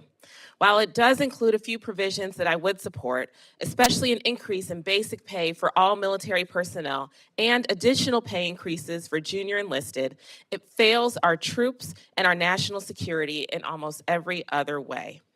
Our service members and military families make enormous sacrifices to serve our country. The least we can do to honor those sacrifices is treat them with dignity and respect. Unfortunately, the Republican majority has chosen to use our armed services as political pawns instead of prioritizing the health and safety of our troops, their families, quality of life, or our nation's military readiness. For starters, this bill codifies a dangerous new policy of the Trump administration by banning service members from traveling to access reproductive health care. And thanks to the ongoing effort to ban abortion nationwide, almost half of active duty servicewomen are effectively unable to access abortion services without traveling. This extremist provision is a slap in the face to the women in uniform who risk their lives for a country that refuses to provide for their health or acknowledge their fundamental rights. I am disappointed in my Republican colleagues, but not surprised. At this point, in their all-out assault on reproductive freedom, the bar is on the floor. This bill also includes provisions that target LGBTQ+ service members by blatantly endorsing discrimination. And of course, this bill also bans funding for diversity, equity, and inclusion efforts within DoD, despite widespread agreement among security professionals that a diverse talent pool is a mission-critical priority for our armed forces. Just to give one example of how diversity strengthens our military readiness, the Navajo Code Talkers played a key role in securing our victory in the Battle of Iwo Jima, saving countless American and Allied lives. In fact, in both World Wars, Native American service members have used indigenous languages to successfully transmit secret information. It recently got harder to learn about this history since the Trump administration deleted information about the Code Talkers from DoD websites. So let me remind my colleagues that the military's ability to recruit and retain, for example, speakers of diverse languages is essential to its ability to win battles and save American lives. In other words, the GOP's obsession with culture wars hurts our readiness for real wars. It's foolish, it's short-sighted, and it's making us less safe. While House Republicans are happy to rubber stamp the Trump administration's reckless and hateful agenda, I am not. This bill fails our service members, it fails to keep us safe, and I will be voting against it. I yield back. Gentlelady yields back the balance of her time. Ms. Escobar, you're recognized for 5 minutes. Thank you so much, Mr. Chairman. And I want to begin by thanking the staff. They've been incredible, helping to support our work, working through the night, early into the morning. And so I want to give a shout out to all of them. I am so privileged to represent Fort Bliss, which is a premier military installation in the middle of my hometown of El Paso, Texas. And I served for 6 years on the House Armed Services Committee and was very excited about coming to this committee so that I could bring the work that we did as authorizers here into the Appropriations Committee. But I want to echo what my colleagues have said and the disappointment that they've expressed, not just in the process, but in what is happening in terms of the administration and what it is prioritizing, which I think is really contrary to what all of us here should prioritize. In fact, what the administration is doing with regard to the Department of Defense should be alarming to everyone. The hiring freeze and the plans to further cut the DoD civilian workforce, that is not helpful. Turning the Department of Defense into an arm of the Department of Homeland Security, that is not only harmful to the mission of the Department of Defense, that not only harms our readiness, but that's not the way that our Department of Defense should be operating. We've seen the administration move money from things like barracks. As a member of the Quality of Life panel on the House Armed Services Committee last Congress, we worked in a bipartisan way to focus on the things that make our active duty service members' lives better. At the top of the list was the need for barracks. And to see money shifted away from the needs of our active duty military personnel in order to fund border operations, that's a DHS appropriation, should not be a DoD appropriation. We've also seen this administration use our installations for immigration detention. At Fort Bliss, they're building a 5,000-bed facility to house families, and it is slated to cost about $4 billion. All of us should be outraged by that. That's not a DoD priority, nor should it be.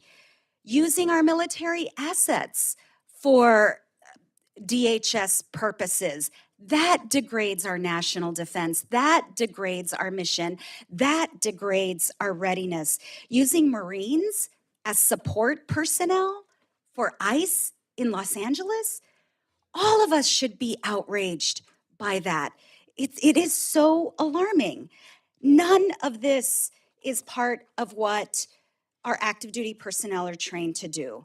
And then there's the way that this administration has politicized DOD, taking down mentions of our bravest heroes because their service or our honoring of their service is considered woke or DEI, while at the same time erasing the bipartisan work of Congress that renamed installations that previously were named after Confederate generals who history regard as traitors to our republic.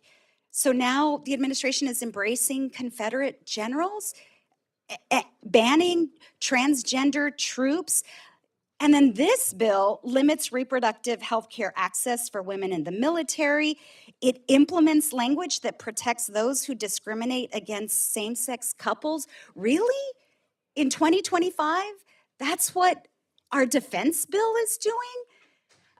I'm ready to do the hard work of making sure our DOD is adequately prepared to meet the threats of today. That's what we should be focused on. And being a check on an administration that is using our precious resources for political purposes. I hope we can get this bill to a place where we can support this in a bipartisan way. Maybe the amendment process will do that. I'm ready to put in that work, but right now I cannot support this bill. Thank you, Mr. Chairman. I yield back. Gentlelady's time has expired. Ms. Dean, you're recognized for 5 minutes.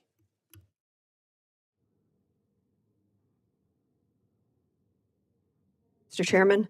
And I want to start also by complimenting the staff. I can't imagine the hours and the details and the work that you have put in. So thank you for making this more productive for us in order to do our job. I also want to compliment the leadership of this committee, both sides for the leadership, and for the honesty with which you opened this hearing, this markup. Saying that there are some important priorities that we must talk about in terms of the defense bill, but that we're missing critical detail. I appreciate that honesty. America needs to understand as we do our job, we're doing it with at least one arm tied behind our back. We don't have the numbers. We don't have the details. I'm reading from the report that is combined together with minority views, and I thank the chairman for this report. Literally on page 3, the first bit of text. The committee recommends for the fiscal year 2026, $831 billion, equal to fiscal year 2025. And the recommendation invests in American military superiority, shapes a more efficient and effective Department of Defense, protects from threats at America's border, and takes care of service members and their family. A pretty good mission statement. I think we could also be talking about readiness and some other things, but it's a common understanding of what this bill and this committee, minority and majority, are doing. But then, literally on this first page, however, the committee's effort to report this goal was hampered by the lack of a full budget proposal and detailed justification material. This lack of information meant that the committee was unable to examine up-to-date program execution data in the context of a full fiscal year 2026 request. Again, I compliment the leadership of this committee, majority and minority, for understanding that and for saying that on page 1. We're missing the numbers. So with that, I want to mention that I'm a member of the Foreign Affairs Committee, and I've had the opportunity to travel, whether it's to the Middle East or to Europe, and what's missing also in here that I think is gravely concerning is support for Ukraine. I'm very glad and heartened, and I work on the Ukraine caucus with Ms. Capter and Mr. Quigley and so many others. It is it's a grotesque omission that the security assistance for Ukraine has been pulled out, eliminated, gone from this budget. What we see in Ukraine, them fighting for their democracy, I'd say that is what we want to see in ourselves, the protection of our democracy.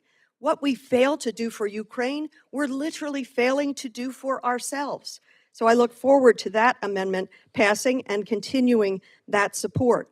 Because after all, we saw a very bad display of the president on February 28th in the Oval Office, where the vice president and the president literally bullied a president at war, 3 years at war, bullied the president of Ukraine and saying, "You don't hold the cards." Are you kidding me? It's time we stood in unison, Republicans, Democrats, people of no party affiliation, to say what happens in Ukraine matters to us, and we must stand with Ukraine. In Gaza, Gaza is starving. Let's face facts. In here, there's actually a prohibition of working with our UN partners to get humanitarian aid into Gaza. We know what is going on in the pursuit by Mr. Netanyahu in Gaza is wrong. Israel had every right and responsibility after October the 7th to go into Gaza and to root out Hamas. But in the meantime, they've gone well beyond that mission. And now they are starving the people of Gaza with so much of the infrastructure destroyed and so many people not getting aid. In addition, we traveled to Denmark with the Foreign Affairs Committee.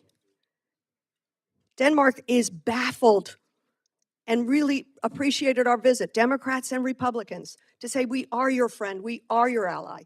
But they are baffled by this nonsense on Greenland. They are baffled by the tariff chaos. And I know I'm getting gavelled out. Two quick things. $45 million for a birthday party for the president. That's grotesque at a time when we're worried about money and waste and fraud. I'll end with this. June 16th, this week, will mark 10 years since candidate Trump came down that golden escalator. Gentlelady's time has expired. And you remember what he said in his inaugural address. This American carnage stops now. Sadly, that was a foreshadowing of the 10 years of carnage that this administration is doing. I yield back. Gentlelady's time has expired. Mr. Hoyer, you're recognized for 5 minutes. Thank you, Mr. Chairman.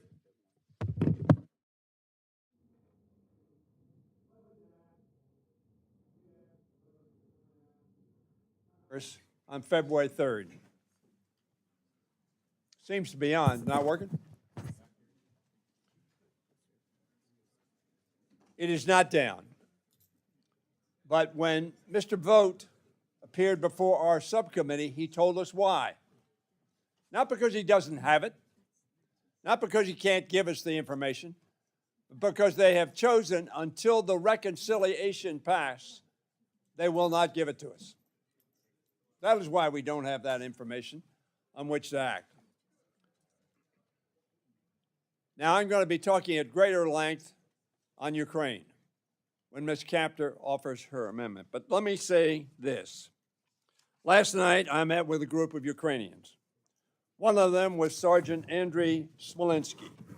He's receiving treatment at Walter Reed for wounds he sustained fighting Russian invaders. He lost his eyesight. He lost both arms. But he has not lost his determination to make Ukraine free and whole once more. Let us not lose our determination to do the same. That's what strength looks like. He came to our capital and asked for us to stand with Ukraine. So sad that he had to ask. I thought we did stand with Ukraine. Frankly, Mr. Trump, Mr. Vance, Mr. Hegseth, Mr. Rubio, Ms. Gabbard have put that at risk almost every time they talk. If Russia wins, America loses. Mr. Rogers, the chairman of our Armed Services Committee, says, Mike Rogers, says that puts it a different way, he says, Russia must lose this war, or the message we send will be louder than all the dollars we put in this bill.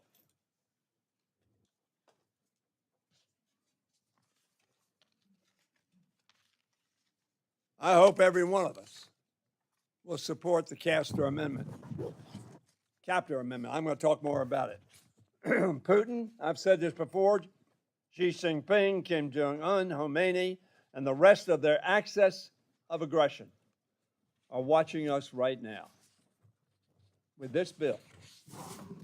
Legislation like this, even when it fails to become law, makes America look weak, timid, lacking resolve, and uncommitted to defending freedom here and around the world from dictators, despots, and international war criminals. So do the reckless terminations of civilian national security employees and top-ranking military officers. We have to reject this bill and work on a bipartisan alternative to address these issues if we are to reaffirm our strength to the world. I have voted for 90% of the defense bills that have gone through this House in the last 44 years. I believe that America needs to have a strong defense. A defense which surpasses all other in the world. A military that has the equipment and the training to be the best in the world when we put them at the point of the spear. Since Russia's invasion in 2022 of Ukraine, this Congress has had at least 12 votes on the issue of supporting Ukraine. On average, 80% of the House of Representatives has voted to support Ukraine. 80%. 8 out of 10. Both sides, except on one vote, had a majority of their members voting to help Ukraine. And yet this bill withdraws money to do exactly what 80% of this Congress has committed to do. I'm going to talk more about what Senator McConnell has to say about this and what President Kennedy had to say about it. Suffice it now to say that we need to demonstrate our resolve, and we can do it today on our voting in this House. Sergeant Smolenski and thousands of others in Ukraine, but millions and billions of others throughout the world count on America. Let's not let them down. I yield. Thank the gentleman. The gentleman's time has expired. Mr. Mervin, you're recognized for 5 minutes. Mervan, I should say. Thank you, Chairman, Ranking Member, Subcommittee Chair Calvert, and Ranking Member McCollum. Defending our nation, supporting our warfighters starts with the hardworking men and women in Northwest Indiana steel, manufacturing, and organized labor. I'm proud to serve on this committee to stand up for them, ensure their essential contribution to our national security, and are fully recognized and fiercely protected. The entire state of Indiana and our Midwest region has an awe-inspiring people and workers, not just at our manufacturing facilities, but also through research and innovation taking place at our institutions, higher education. They all are our selfless service members, our selfless service members at the top of mind, as well as beginning the consideration of this important legislation. And I look forward to building on their vast skill set, knowledge, and proven success to continue to advance the strength in our national security. One area I'd like to see improvements upon with the Joint Light Tactical Vehicle Program. Earlier this year, the administration announced the Army Transformation Initiative, which I am concerned would have devastating impacts on Indiana's manufacturing base. In particular, the initiative targeted the Humvee and the JLTV programs, which support dozens of small businesses across Indiana, Illinois, Michigan, and Ohio. This bill, thankfully, returns the Humvee program to F-25 levels, yet my concern lies with the JLTV program. The measure appropriates more than $168 million for the JLTV for the Marine Corps and nearly halves the Army JLTV line to $345 million. As the Army begins to phase out the Humvee and the JLTV procurement, this creates an air of uncertainty for the future production line. So while I am appreciative of the efforts to bring the Humvee program and the FY25 levels, I remain concerned over the ATI and its impact on Indiana's workers and small businesses. In addition, I am deeply concerned by the significant funding cuts to the CDMRP accounts. I understand that this program was established to support research for disease and disorders that disproportionately affect our nation's service members and their families, and believe that underfunding the CDMRP substantially jeopardizes our ability to advance the treatment of cancers, neurodegenerative diseases, and rare diseases. I would highlight that I have met with Northwest Indiana constituents who have directly benefited from kidney cancer research in this program, and I look forward to continuing to advocate for the enhancements in research, prevention, and treatment of these conditions. This bill also includes a provision that would prevent our women service members from seeking necessary reproductive care. As service members' decisions to seek abortion in private and personal, and we should not include such provisions that create undue stress for our service members who are willing to sacrifice their lives in defense of our country. We must do more to allow service members and all women to make their own medical decision. Indiana's defense partners are trusted at home, abroad, and by our allies. You'll find Indiana-made equipment in Ukraine, holding the line democracy during Putin's war of aggression. You'll find them in Thailand and Taiwan, ready to keep the Chinese Communist Party from further encroaching on its neighbors. And you will find Indiana-made equipment on U.S. military bases across the world, protecting our men and women in uniform and defending the U.S. national interests. I thank you again for the opportunity to speak and look forward to debate the efforts in support of brave members of our armed forces, our essential defense manufacturing base, and our workforce and members of organized labor. With that, I yield back. Want me to? Hang on. Thank you, gentlemen. Are there any other members wishing to make general comments about the bill? Boy, did I time that well or not. Okay, with that, seeing no other members wishing to make opening remarks, I'd like to recognize Chairman Calvert to offer a manager's amendment. Mr. Chairman, I have an amendment at the desk. I ask unanimous consent to waive the reading. Without objection. The manager's amendment incorporates various non-controversial items in the bill and report that have been cleared by the majority and minority. I want to thank those members on both sides for working with us on various issues that have been brought to our attention. I urge adoption of this bipartisan amendment. Thank you very much. Gentlelady from Minnesota, Ms. McCollum, is recognized. Thank you, Mr. Chair.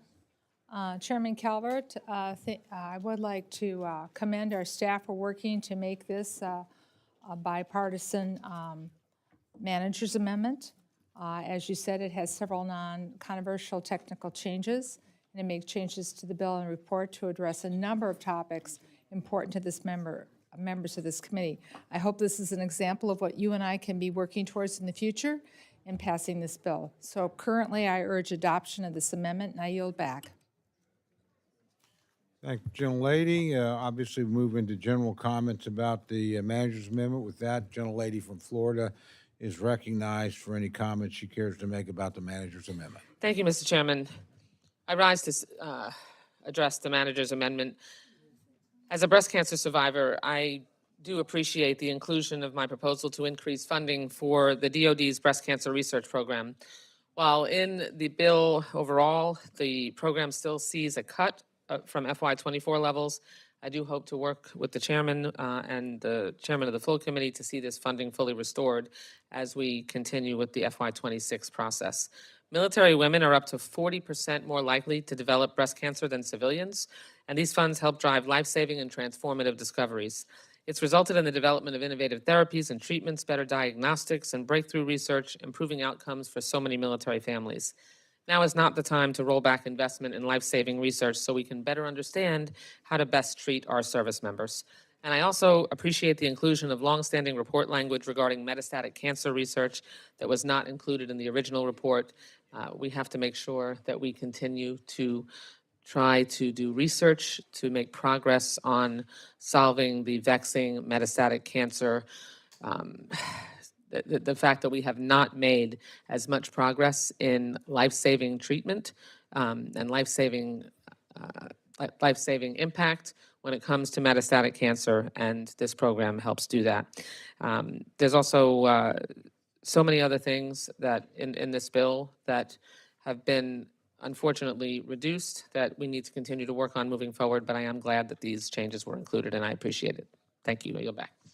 Thank you, gentlelady. Do any other members seek recognition to speak on the amendment?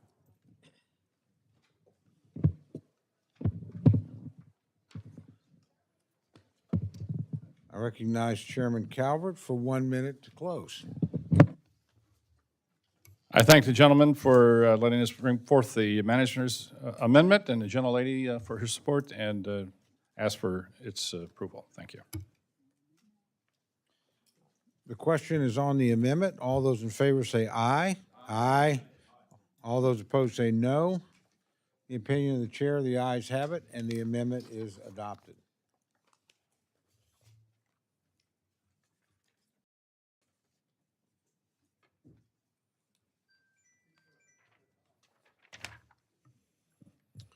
With that, my good friend, the ranking member of the full committee, Ms. DeLauro of Connecticut, is recognized for an amendment. Thank you, Mr. Chairman. I have an amendment. Mike. I have an amendment at the desk, Mr. Chairman. Thank you.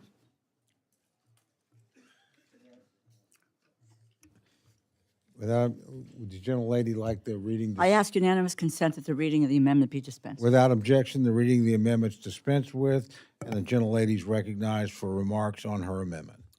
Mr. Chairman and my colleagues, this amendment should not be necessary.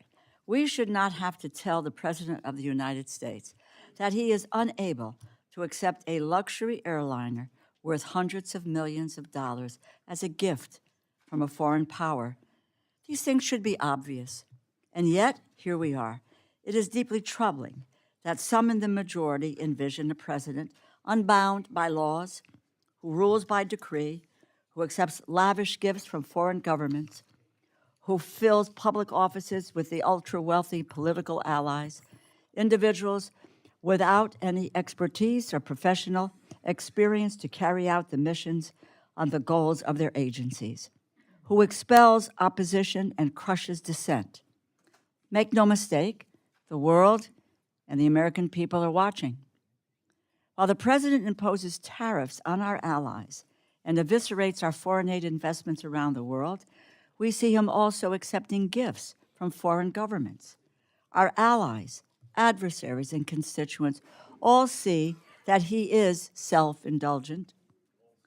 This is not just any gift, a luxury plane, which will then be delivered to the president's library when his term is over. We all see what it is. The American public can see this for what this is, a president using the highest office in the land to boost his own image, ego, and future financial prospects. Even some of the president's confidants have said this will be a stain on the administration. Everyone who works in the federal government goes through ethics training. Our interns on Capitol Hill cannot accept so much as a burger or fries. And I hope all of you know the toothpick rule. Small snacks are acceptable, but a fork and knife meal is not.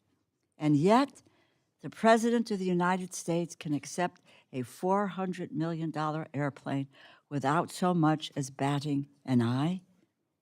It is hard to imagine a more brazen violation of the Emoluments Clause, which was written because the framers of the Constitution knew that even the appearance of improper influence calls a president's decision-making into question. The Constitution provision applies directly to the president, who, by the way, is exempt from many other government ethics rules, but not this one. Let us revisit the Constitution for one moment. Article 1, Section 9, Clause 8. No title of nobility shall be granted by the United States, and no person holding any office of profit or trust under them shall, without the consent of the Congress, accept any present, emolument, office, or title of any kind whatever from any king, prince, or foreign state. Congress has not consented. This committee should not consent. Just as we cannot give up our constitutional power of the purse, we cannot look the other way as this president makes a mockery of our laws and traditions.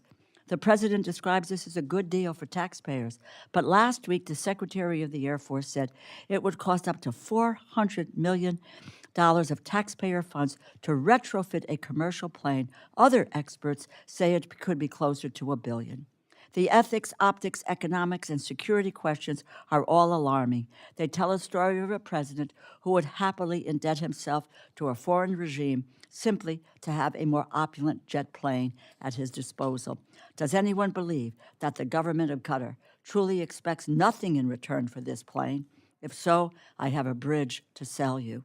Congress can easily put an end to this debate and restate clearly what we believe is in the Constitution with today's amendment. I urge my colleagues to support this amendment, and I yield back. Thank the gentlelady. The gentleman from California, Mr. Calvert's recognized to respond to the amendment. I thank the chairman. I object to the gentlelady's amendment. This is not a venue to arbitrate the legality or the appropriateness of a potential gift. This is something to be done through the courts. The FEC 25B program is significantly delayed, as those of us who have been working on this recognize that this contract was executed in 2018. It was supposed to have been delivered 2 years ago, and then they were notified by the primary contractor that it wouldn't be delivered until 2031. It took us 4 years to win World War II, but apparently it takes over 15 years to deliver a new modified Air Force One. Anyway, the current Air Force One has been flying for 35 years. The president should have a new Air Force One as soon as possible, given the age of the current aircraft. And I would hope that this plane can be modified for a reasonable price and the capability required for transporting the president of the United States. So hopefully that'll be done quite quickly. With that, I urge a no vote. Thank the gentleman. The gentlelady from Minnesota, Ms. McCollum, is recognized to address the amendment. Thank you, Mr. Chair. I rise in support of this amendment. And I want to focus on the ethics of this and the aspect of the Ranking Member Delores amendment. The emoluments clause was included in the Constitution by our forefathers to prevent exactly this type of situation. It's in Article 1. Its placement's important. It's at the front of the Constitution. And I'm going to quote again, "No person holding any office of profit or trust under them shall be without the consent of Congress to accept any presents, emoluments, office, title of any kind from any king, prince, or foreign state." What the administration is doing is ignoring clearly what's in the Constitution. Now, let me give you a shocking example of how that has a multiplying effect with other countries. During the visit of the President of South Africa with President Trump, the South African president's opening comment was, "Hey, sorry I didn't have a plane to give you." To which the president replied, "I wish you did. I take it." This is nothing to joke about. When I hear this and others around the world hear this, it makes people think that the White House, yeah, it could be subject or is subject to foreign influence. Furthermore, this does have a money aspect to it. The administration, if accepts this plane, is going to have to pull money away from other requested DoD programs, other priorities, without or with congressional approval to retrofit this plane. In this case, the money that will be used to retrofit this plane is our concern and does affect the budget in front of us. Now, I just want to say that sometimes people, have, alternative ideas on what's happening. And President Reagan, in his library, he did receive a gift of an airplane after he left office. He followed the emoluments clause. It wasn't a gift from a foreign government. It was not pre-planned, and the plane was already being decommissioned. The fact that the Reagan Library didn't take possession of the aircraft until President George W. Bush was in office. So there's no comparison here to say it's similar to what happened with President Reagan. I think this plane is going to be a gift that keeps on giving in a negative way to this committee's budget and also to our standing of upholding the Emoluments Clause and how other democracies view the United States when it comes to taking gifts. So this Congress must hold the administration accountable. We must make sure we protect the limited dollars in this budget, and I support the amendment, and I ask my colleagues to do the same. Thank you, gentlelady. The gentleman from Georgia, Mr. Bishop, is recognized for any comments he cares to make about the amendment. Thank you, Mr. Chairman. Thank you, Representative DeLauro, for championing yet another administration attempt to circumvent congressional authority and disregard ethical standards. The Congressional Research Service's 2012 report, Gifts to the United States President, clearly states that under the Constitution, Article 1, Section 9, Clause 8, the President and all federal government officials are prohibited from receiving any presents from foreign governments, kings, or princes without the consent of Congress. In an apparent attempt to circumvent this constitutional safeguard, the administration has claimed that the plane in question was a gift to the Department of Defense rather than a personal gift to the President. However, the administration has publicly indicated its intent to transfer the plane to the Trump Presidential Library Foundation after the President leaves office. How can this not then be construed as a personal gift? This pattern suggests that this administration's ethical boundaries are malleable, written in pencil rather than ink, easily erased or rewritten to accommodate expediency, especially when there is little or no accountability.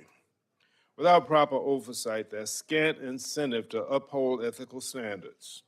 Today, we find ourselves at a critical crossroads, presented with a clear opportunity to do what is right, to hold our leaders accountable for their action, no matter who they are. Public trust in our government is alarmingly low. As of February 2025, only 29% of Americans believe the federal government in Washington can be trusted to do what is right. What have we done to restore that trust? Do we even consider what our constituents think of our actions? I urge this committee to act decisively, to stand for integrity, to reject misuse of taxpayer funds to retrofit an unethical gift that lacks congressional approval. Let us demonstrate our commitment to accountability to the rule of law. Support this amendment, stand up for integrity, stand up for honor, but more importantly, stand up for the Constitution. Adopt this amendment and rebuke unethical conduct by the President. I yield back. Thank you, gentlemen. The gentlelady from Ohio, Ms. Capter, is recognized to address the amendment. Thank you, Mr. Chairman. I rise in support of the DeLauro amendment. It's amazing we even have to talk about this. Apparently, the President accepted this gift, but then had to hand it over to Secretary Hegseth over at DOD because what the President did wasn't really legal, and now we're stuck with this airplane. I think they ought to raffle it off somewhere and give the money to Ukraine because it's hundreds of millions of dollars that it's going to require to, even if it's able to be used, all right, and to strip it of whatever is in there in terms of security, but to add, it's just too complicated. You can't do that with an airplane. You have to build it from the ground. We've made sure that we've funded the U.S. Air Force to build a new plane for the President, but we shouldn't be retooling something that comes from a despotic country, that's for sure. We're talking about a private aircraft, all right? And who knows what's really in it. But what's interesting about this deal is, I'm from Ohio, we know corruption when we see it. 2 weeks before this was announced that the plane was coming, the Trump organization, through his sons, signed a golf course deal over in Qatar. Now, this whole set of exchanges is extremely interesting and really ought to go over to some inspector general to investigate, but the American people shouldn't be paying for any kind of changes to this plane. The risks involved are too great, And it all smacks of an ethical rot, which the Constitution anticipated. Others have discussed the emoluments clause. But we already have this funded contractor, Air Force One, and we're behind in that. Now we're stuck with this thing. I don't even understand why Secretary Hegseth accepted it. I think it should be put in a special hangar somewhere, and we should get a price for it and help to fund real struggles for liberty that our country is involved in many places in the world. We don't need to be subsidizing the palace in the sky with any gold attendant improvements that will be made inside that airplane. We shouldn't subsidize vanity. We shouldn't allow any nation to give a gift like that to the United States. We should stand for integrity, and I fully support the DeLauro amendment. Thank you so very much, and I yield back. Thank the gentlelady. The gentlelady from Florida, Ms. Wasserman Schultz, is recognized for comments on the amendment. Thank you, Mr. Chairman. I rise today in strong support of the amendment offered by my friend, Ranking Member DeLauro. The story of the Boeing 747 from Qatar with a big giant bow on it, like it is a car being purchased for a kid's 16th birthday, is almost too cartoonish to be true. I'm not sure the writers on Veep would have tried to pull off a plot line this ridiculous. This gifted plane, in quotes, is not only an ethics nightmare, it is unconscionable to accept it, and it is an unacceptable national security risk. Adding to the Ringling circus, President Trump plans to use taxpayer dollars to retrofit his second-hand jumbo jet. And what good is a freebie if the American people get socked with a huge bill from it? The American people already face a cost of living crisis, one that Trump makes worse every day. And now they have to pay to retrofit this so-called gift to the tune of up to $1 billion. Even someone with a 2-bit dime store law degree would know this isn't legal. Oddly, my colleagues across the aisle are always quick to lecture us on what the founders said and meant when they wrote our nation's founding documents. But on this, we hear zero mentions from our Republican colleagues of the clear, gross violation of the Emoluments Clause in the Constitution, which prohibits accepting gifts from foreign states. Time after time, congressional Democrats have asked the Trump administration if he will meet the requirements of the Emoluments Clause and what, if any, authority Trump has to accept and retrofit this plane. What does the self-proclaimed, quote, most transparent administration in history have to say about this? Crickets. So to recap, we have an illegal foreign gift of a plane and one that is a clear national security risk that looks like a blatant bribe. And it comes with a retrofitting job that will cost the American people hundreds of millions, if not billions of dollars. And this is occurring all while prices are still too high and rising thanks to the Trump tariff taxes. And what do we hear from Republicans in this body? Nothing. No demand for transparency or congressional oversight in what looks to be a clear influence scheme or demand for payment, all involving the highest office in the land. And there are reports that the plane will only be used for 3 years because after Trump's term is over, it will go to his presidential library. Talk about a wasteful grift. We need to turn the lights out on this circus, and in a few minutes, every member of this committee will get the chance to do just that.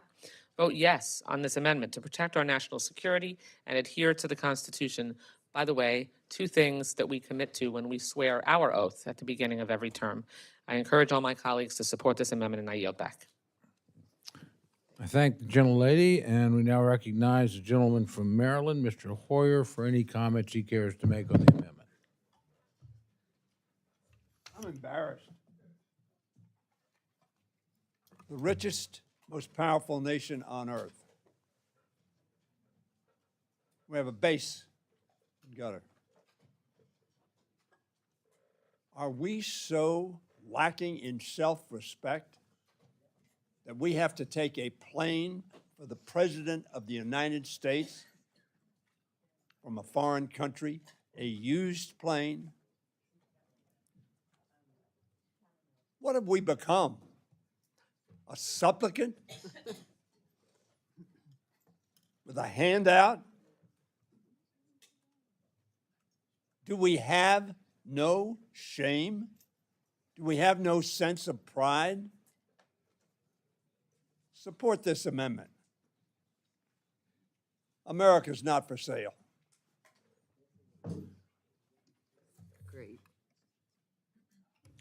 Thank you. The chair recognizes the gentlelady from New Jersey, Ms. Watson Coleman, for comments on the amendment. Thank you for recognizing me. I stand in support of this amendment. First of all, this airplane is the most tangible illustration of corruption and the fact that we are for sale. This is not about a need. The United States of America doesn't need this plane. This greedy, unfulfilled, corrupt president wants this plane. And I am reminded of the Wizard of Oz because I look at my colleagues across the aisle whom I really have a lot of affection for, and I want to remind you of the lion that was looking for courage. You know this is wrong. You know that this is a form of corruption. You know that every time he or his family take a trip somewhere, you end up with a golf course or a project that will be curated in that area. You know that this is all about feeding this bottomless ego and helping him to become the billionaire that he had said he was all of these years. You know he's using us. You know he's allowing the abuse of everything, including our military and our local police and our National Guard. You know we're living in the midst of a unitarian, corrupt dictatorship. You know that our security, our rights, our constitutional rights and respect are all on the line. You know this.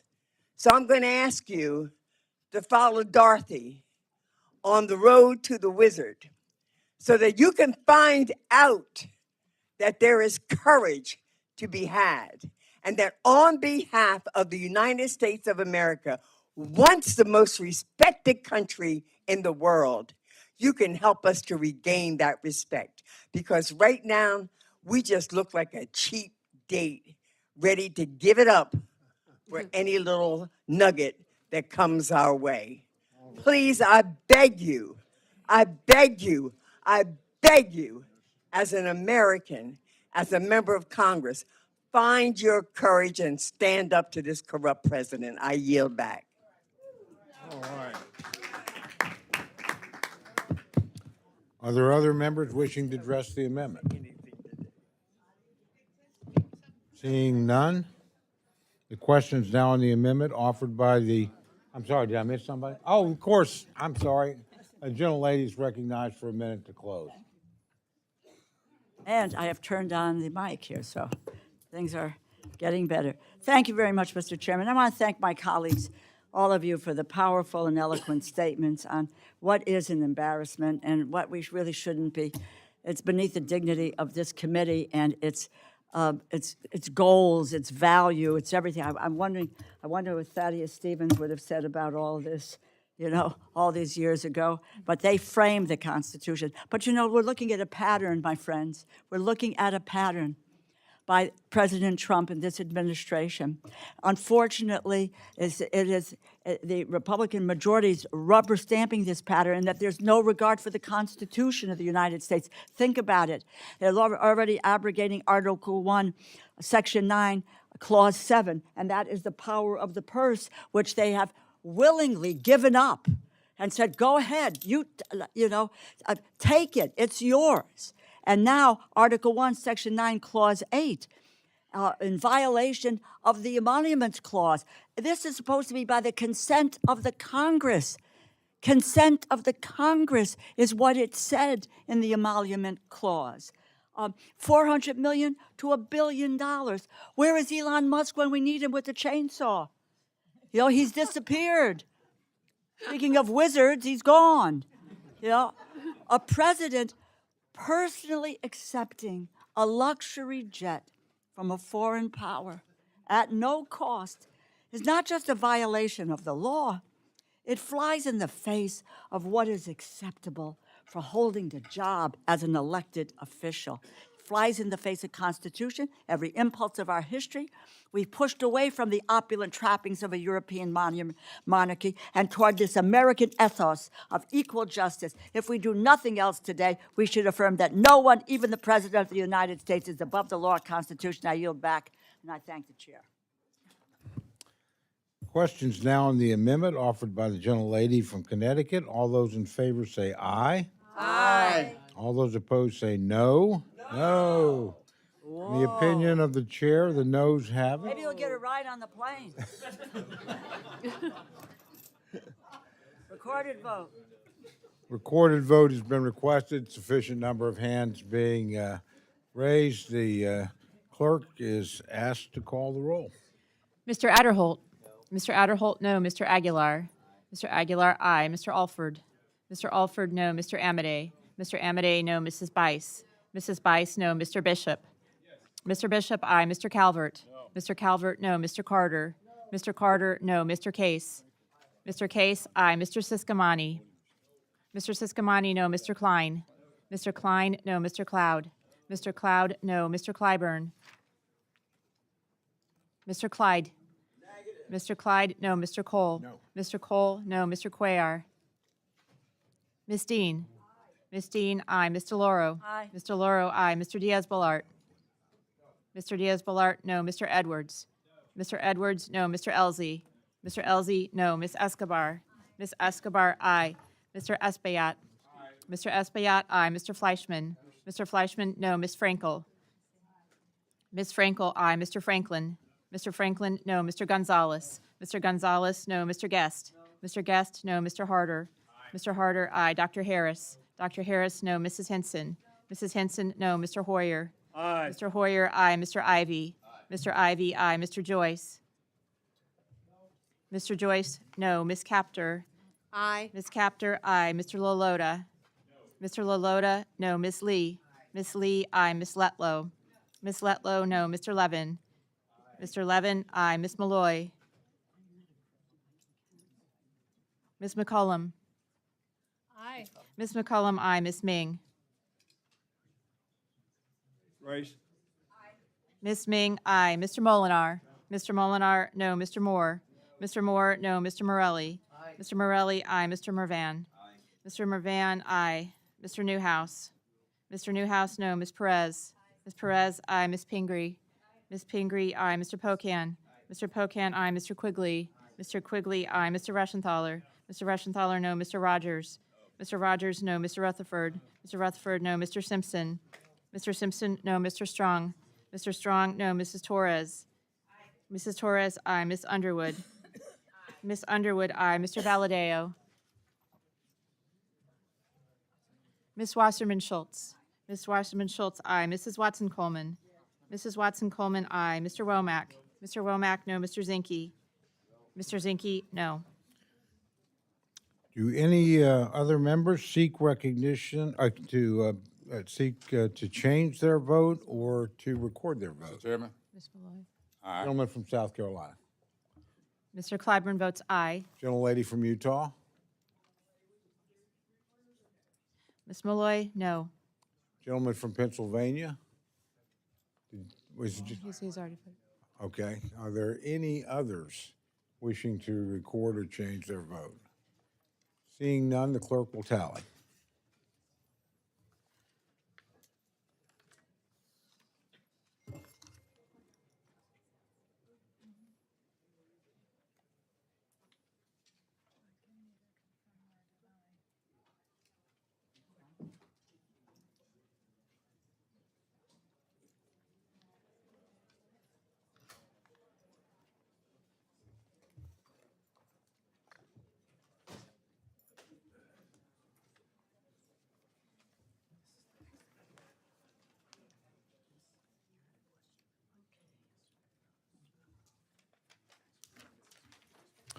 On this vote, the ayes are 27, the noes are 34. The amendment is not adopted. My good friend from Minnesota, Ms. McCullum, is recognized for an amendment. Thank you, Mr. Chair. I have an amendment at the desk. And with unanimous consent, I would ask that the reading be dispensed with. Without objection, the reading of the amendment is dispensed with, and the gentlelady is recognized for remarks on her amendment. Mr. Chairman, this is a very simple amendment which holds a portion of the travel funding for the Secretary of Defense and each of the service secretaries until they've submitted each and every one of them their J books to the committee. Those are the books that have all the granular detail I was talking about earlier. And they've testified on their budget. Now, this is not an unusual amendment. At one time or another, this type of amendment has been included by all committees. This type of amendment has even been included in the NDAA. So if you've ever voted for an NDAA, chances are you have voted for this type of amendment in your career. I know that the lack of budget is a shared frustration on both sides. We just had the Secretary of Defense here on Tuesday to testify before the committee without a full budget request. He barely scratched the surface.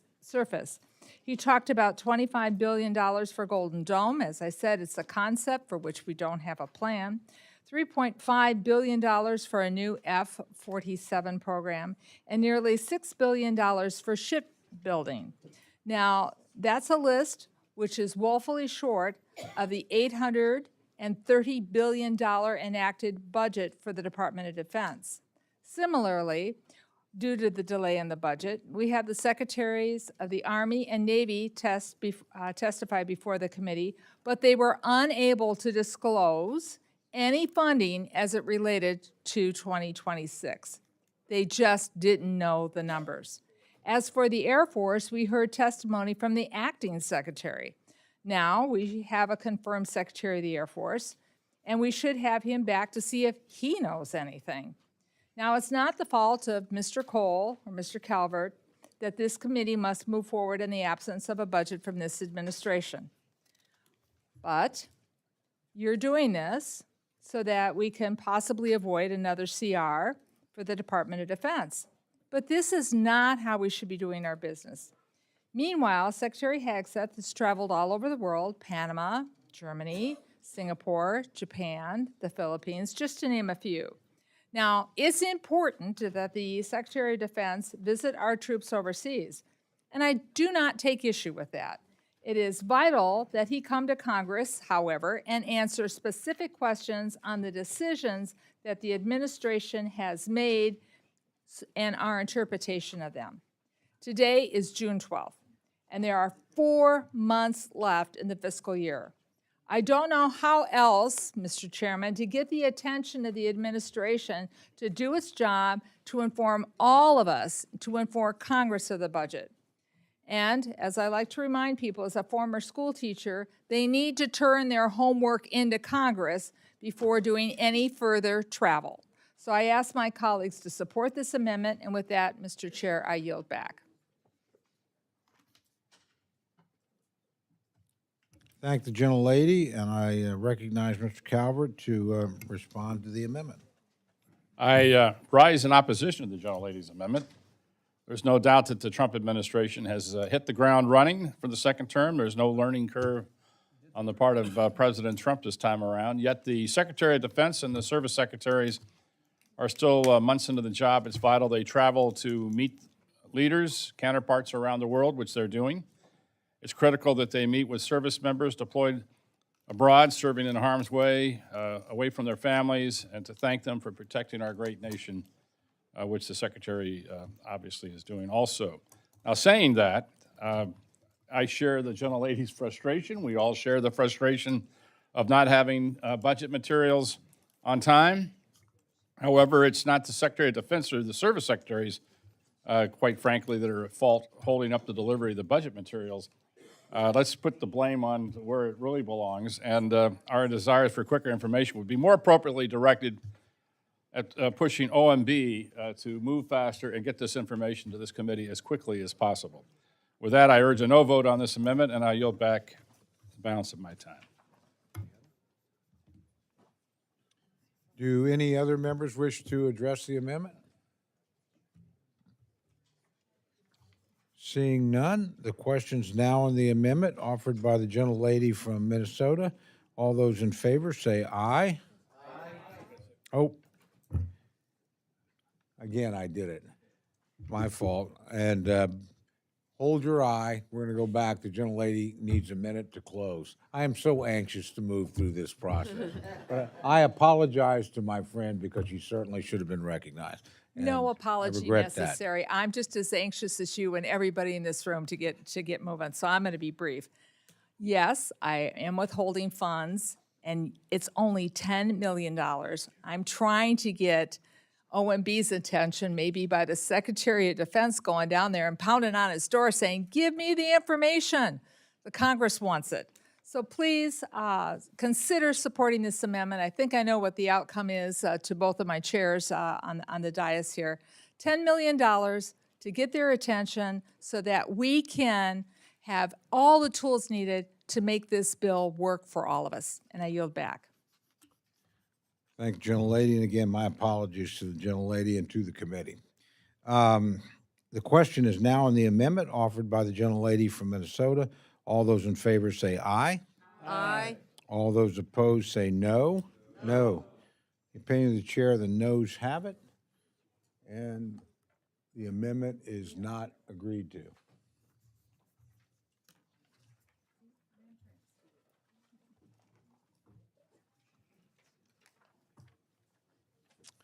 A gentlelady from Minnesota, Ms. McCollum, is recognized for an amendment.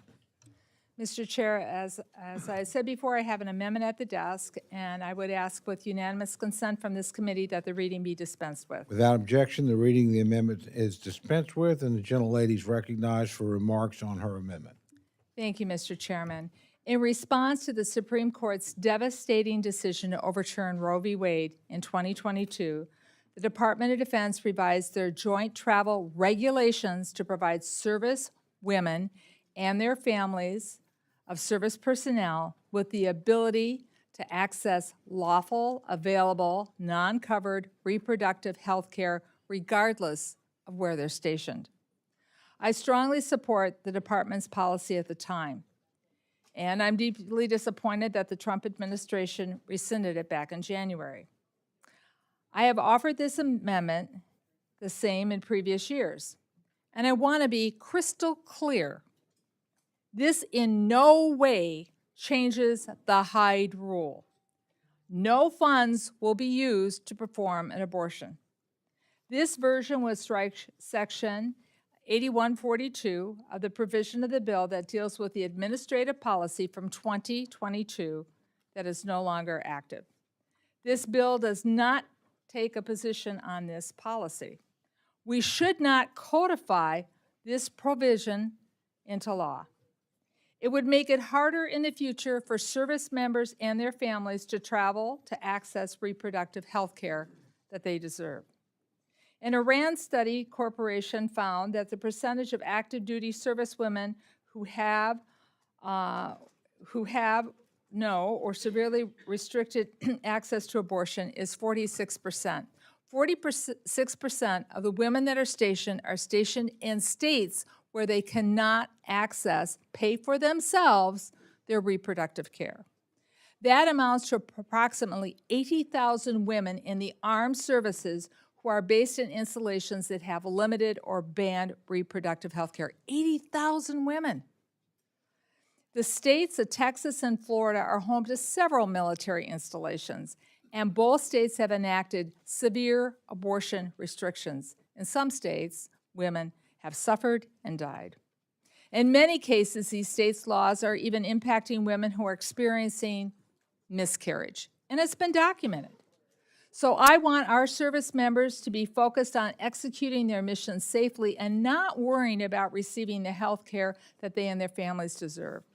And that's precisely why the Department of Defense instituted this policy under the previous administration, to ensure that every service member and their family has the access to administrative absence and travel allowance for their basic reproductive health. Now, I'm deeply disappointed by the Trump administration rescission of this policy, but the provision in this policy is a poison pill rider, and it must be removed. So I would ask members to support my amendment, and Mr. Chair, I yield back. Thank the gentlelady. The gentlelady from Utah, Ms. Beloy, is recognized to respond to the amendment. Thank you, Mr. Chairman. I rise in opposition to the gentlelady's amendment. The Hyde Amendment is a clear federal ban on abortion funding, except in the cases of rape, incest, and life of the mother. It's been in place every appropriation cycle for 40 years. And I've been here, I've heard a lot of talk about partisanship and how this should not be a partisan bill. But this is a completely partisan amendment, whereas the Hyde Amendment has been a bipartisan consensus for 4 decades. The 2022 DoD policies an end run around the Hyde Amendment via travel, leave, and reimbursement policy. But in 1980, SCOTUS in Harris v. McRae said the government isn't obligated to fund or facilitate abortions. And this is a policy that clearly facilitates abortions. And it's not about reproductive care for women. It's about using the ability as the federal government to tax and spend to force Americans to pay for something that they're morally opposed to. Post the Dobbs decision, federal policy is neutrality, not federal imposition. The federal government must exercise restraint and respect diverse moral values of American people. This amendment is not in the spirit of that neutrality, not in the spirit of the Dobbs decision or the Hyde Amendment. My colleague's amendment not only violates that neutrality, but it touches on something else we've been talking about a lot here, Article 1 authority. This would allow the DoD to make federal abortion policy that isn't in keeping with what Congress has done through the Hyde Amendment. And that's a path that I don't think we should start to go down. Federal abortion policy should be uniform, like it has been for 40 years, through bipartisan consensus in the Hyde Amendment. Abortions, including abortion travel or enhanced leave policies designed to facilitate abortions, have no place in this bill. And for that reason, Mr. Chair, I rise in opposition to the amendment, and I yield the rest of my time. Thank the gentlelady. The gentleman from Georgia, Mr. Bishop, is recognized to address the amendment. Thank you, Mr. Chairman. And let me thank Congresswoman McCollum for presenting this important issue regarding a female service member's right to reproductive health.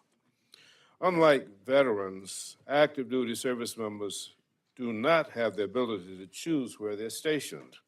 This lack of agency was manageable prior to the Supreme Court's decision in Roe versus Wade in 2022. Even after that ruling, the Department of Defense took deliberate steps to mitigate the impact by ensuring continued access to reproductive health care, including policies that supported travel for medical services not available in certain states. These efforts signaled a clear commitment to the well-being and the autonomy of women serving in uniform. However, as legislation increasingly seeks to restrict not only reproductive health care access, but also the ability to travel for that care, the burden on women service members becomes untenable. If a service member is stationed in a state that prohibits reproductive health care and is simultaneously denied the option to seek treatment elsewhere, we're placing them in an impossible and unacceptable situation, forced to serve while their fundamental health care needs go unmet. States with some of the most restrictive reproductive health care laws are home to significant military installations. Alabama, 6 military installations. Arizona, 6 military installations. Florida, 14 military installations or headquarters. Georgia, 12 military installations. Tennessee, 8 military installations. Texas, 19 military installations. Collectively, these states host a large portion of our active duty forces, yet approximately 8,000 women service members currently serve in locations where their access to reproductive health care is limited or banned outright. This is not a question of ideology. It is a question of readiness, morale, and equity. We entrust these women to serve our country with honor, to deploy into combat zones, and to operate under the harshest conditions. We should afford them the same respect and autonomy when it comes to their personal medical decisions. Denying them access is essential health care to essential health care while simultaneously demanding the highest level of sacrifice is not only unjust, it is a failure in leadership and support. If we cannot guarantee access to comprehensive medical care, we must reevaluate the fairness and ethics of stationing them in states where their health and rights are systematically restricted. I urge the adoption of this amendment. I thank the gentlelady for offering it, and I urge the committee to adopt it. I thank the gentleman. Before I move to our next speaker, I just wanted to advise the committee there is pizza available courtesy of Chairman Calvert across the hall. We will not be interrupting, obviously, but any of you that want to slip out and catch something to eat at some time appropriate, Chairman Calvert's made that available. With that, the gentlelady from Illinois, Ms. Underwood, is recognized to respond to the amendment.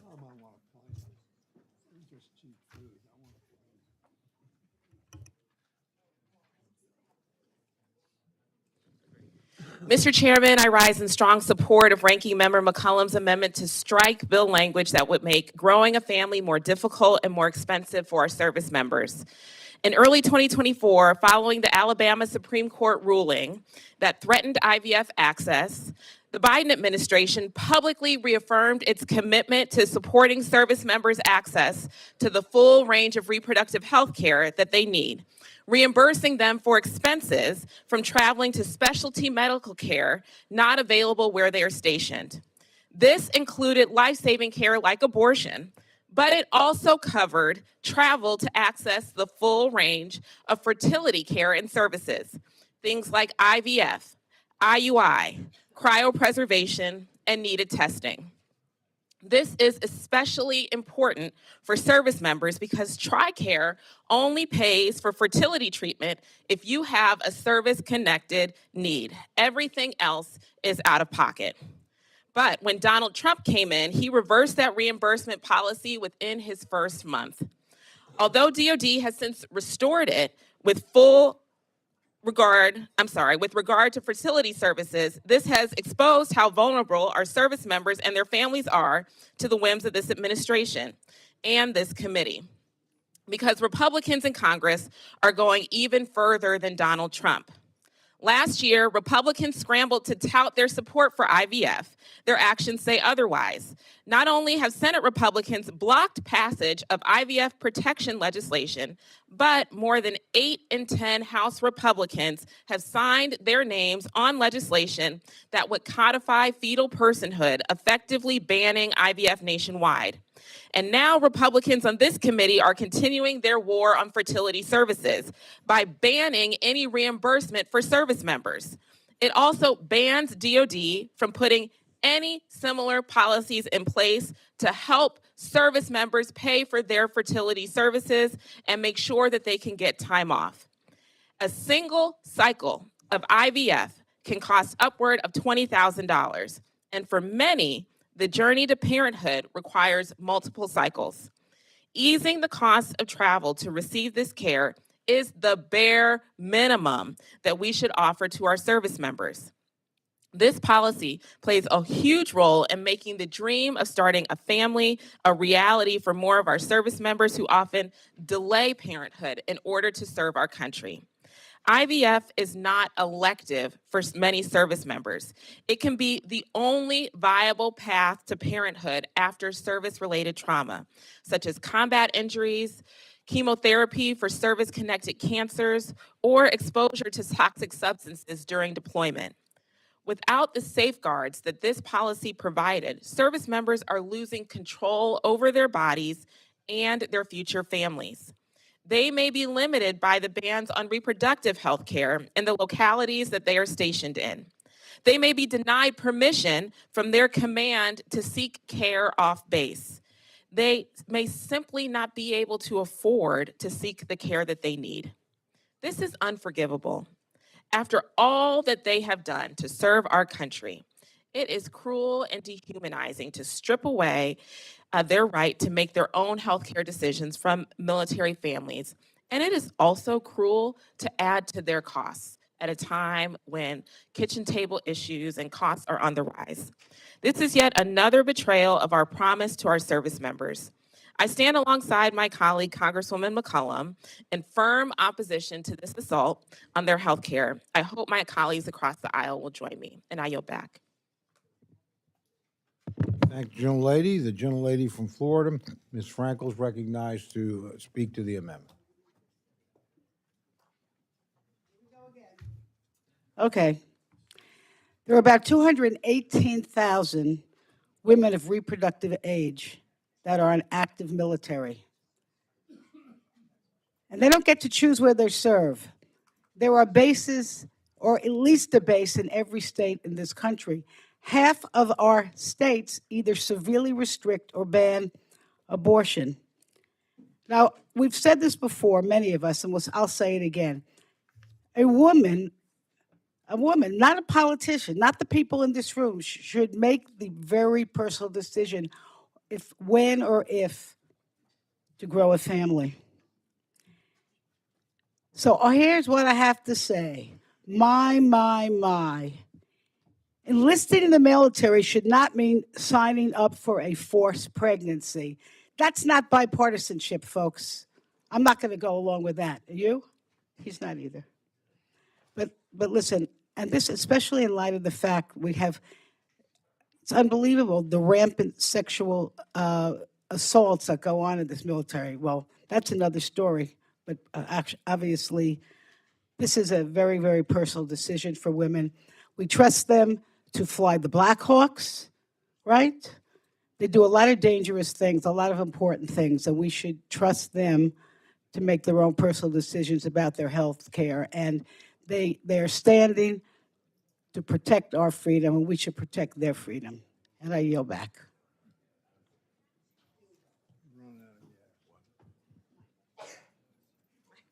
Thank you, gentlelady. The gentlelady from Iowa, Ms. Henson, is recognized to speak to the amendment. Thank you, Mr. Chair. I rise today in opposition to the gentlelady's amendment. The underlying legislation here in the bill restores the longstanding Department of Defense policies that were, as we know, reversed by the Biden administration. And these are, as my colleague from Utah already described, policies that have typically been bipartisan across multiple administrations. And I'm hopeful we're able to get back to that with the Hyde Amendment going forward for many more appropriation cycles. But the amendment attempts to undo a common sense provision. It is really disconnected from this longstanding precedent of this committee. And I think it's inappropriate for taxpayer dollars to be used to cover travel expenses related to abortion. Abortion is not life-saving care, it's life-ending care, and we need to redirect those resources to make sure that they are going to help our service women get the health care that they need for their lives. For years, this committee has maintained these protections in line with the Hyde Amendment. I don't think Iowans should be compelled to fund abortion travel with their hard-earned tax dollars, and so I urge my colleagues to join me in opposing this amendment. Thank you, Mr. Chair. I yield back. Thank you. I thank gentlelady. The gentlelady from Texas, Ms. Escobar, is recognized to speak to the amendment. Thank you, Mr. Chairman. And I'd like to thank the ranking member of the Defense Appropriations Subcommittee for this amendment. I've mentioned before in my statements to this committee that I was so proud and remain so proud to have served 3 terms on the House Armed Services Committee. And I was incredibly privileged and lucky to be able to work with our former colleague, Jackie Spear, on an effort to overhaul a system that worked against women in the military who had suffered sexual assault and sexual harassment. And we ushered in some great reforms, not enough, but we ushered in some reforms that I am very proud of. Because I have a military installation in my community, and because I was on the House Armed Services Committee, I've met with a lot of active duty service members over my term in Congress, both here and those who are stationed abroad. I always meet with the women in service because things are different for women who serve in the military than they are for the men who serve in our military. And if you haven't had roundtables with women who serve in the military, I would highly encourage you to do that, because what you will hear from them will really inform your perspective on how they are treated by Congress. I have always told the women that I meet with who serve in the service that Congress wants them, Congress needs them, that their leadership is valued, that their service and their sacrifice is valued. But I will tell you, sometimes, honestly, I question that.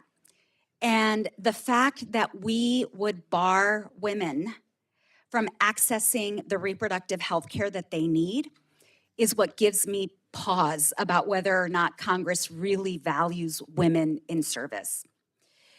I live in a state that has effectively banned abortion. The state of Texas has not only banned abortion, but passed a law that puts a bounty on the head of anyone who helps a woman who needs access to reproductive health care. Basically, in Texas, there's like a vigilante system that was approved by the state legislature to not just ban abortion, but to threaten people who would think or consider of helping a loved one who needs access to reproductive health care. So given that context of my state and the situation for women in my state, the day that the Dobbs decision was leaked, I know we all remember that day when we understood what the Supreme Court was about to do when it came to women's reproductive health care. My office was flooded with calls from women in active duty military who don't have a choice of what military installation they end up being sent to. They don't have a choice as to which state they serve in. I remember speaking to one woman in service in particular who was crying on the phone with me and said, I'm not from Texas. I don't know that I would live in Texas. I wouldn't choose normally to live in Texas, but I love serving my country. And through her sobs, she explained to me what will happen to me if I, like many of the women I've come to know, is raped and ends up pregnant, and I have to make a choice between serving my nation or getting access to the care that I need. I will never forget that conversation. So I would not describe the Hyde Amendment as consensus, first of all, but second of all, we all really need to ask ourselves whether we truly believe that what Congress is doing is supporting women who make the sacrifice to serve our nation. Ms. McCollum, thank you for this amendment. I am eager to vote yes in favor of it. I yield back. Thank you, gentlelady. Are there other members wishing to address the amendment? A gentleman from Maryland is recognized. Briefly, I'm strong support of this amendment. We hear a lot about choice in a different context of schools and things of this nature. Women have no choice where they're going to be deployed. That point has already been made. But we also rendered them with no choice that they legally have under the Supreme Court finding in Dobbs. And therefore, I think this amendment is a critically important one, and it was an important policy for us to pursue on behalf of our daughters, our sisters, our wives, our friends who are women. And I yield the balance of my time to the distinguished ranking member. Thank you, gentlemen. Are there other members wishing to address the amendment? He yielded. The yield to you. Okay. Because I would need more than a minute to close, and I want to be respectful of the time. This is a situation in which sometimes we find it most comfortable to talk about it in black and white terms. Sometimes women don't know that they're expecting in the first 6 weeks. They just don't. Their period doesn't stop. They're still spotting. Or if they're in extreme great athletic condition, as many of our our service women are, your menstrual cycle's off. So you don't know within the first 6 weeks that you're pregnant. And it's legal in the first 6 weeks, but if you don't know to go get a pregnancy test, all of a sudden you're week 7, you're week 8. So there's that consideration. And then there's the women that I've spoken to, both military and neighbors and friends and even family members and people I know very, very personally, who have celebrated finding out they're pregnant. It was the most wondrous news, only to find out a couple months later that everything is going wrong. Going wrong.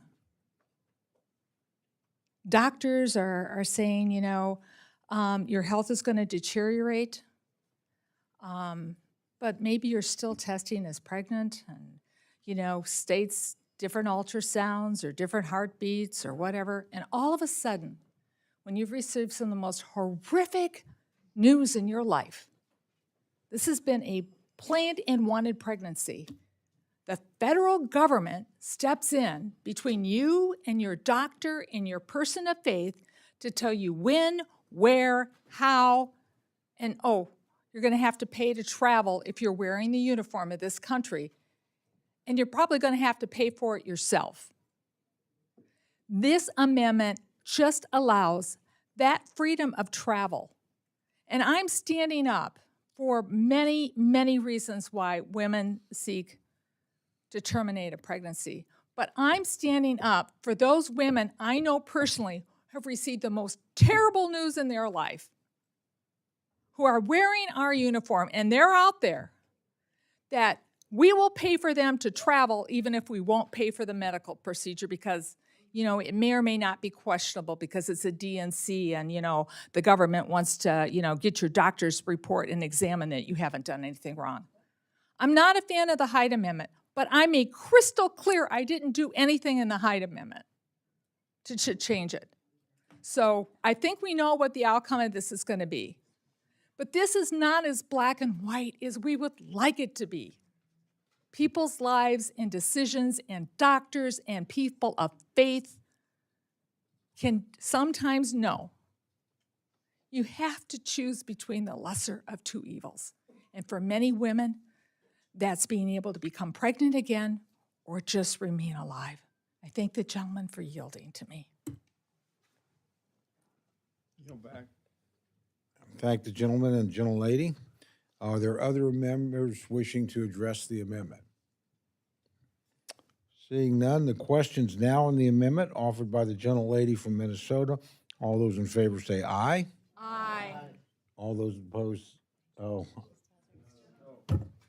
you have a minute to close, but I thought you had. Well, Mr. Chair, I said I was going to take it in there, so you heard me right, and I'm done closing.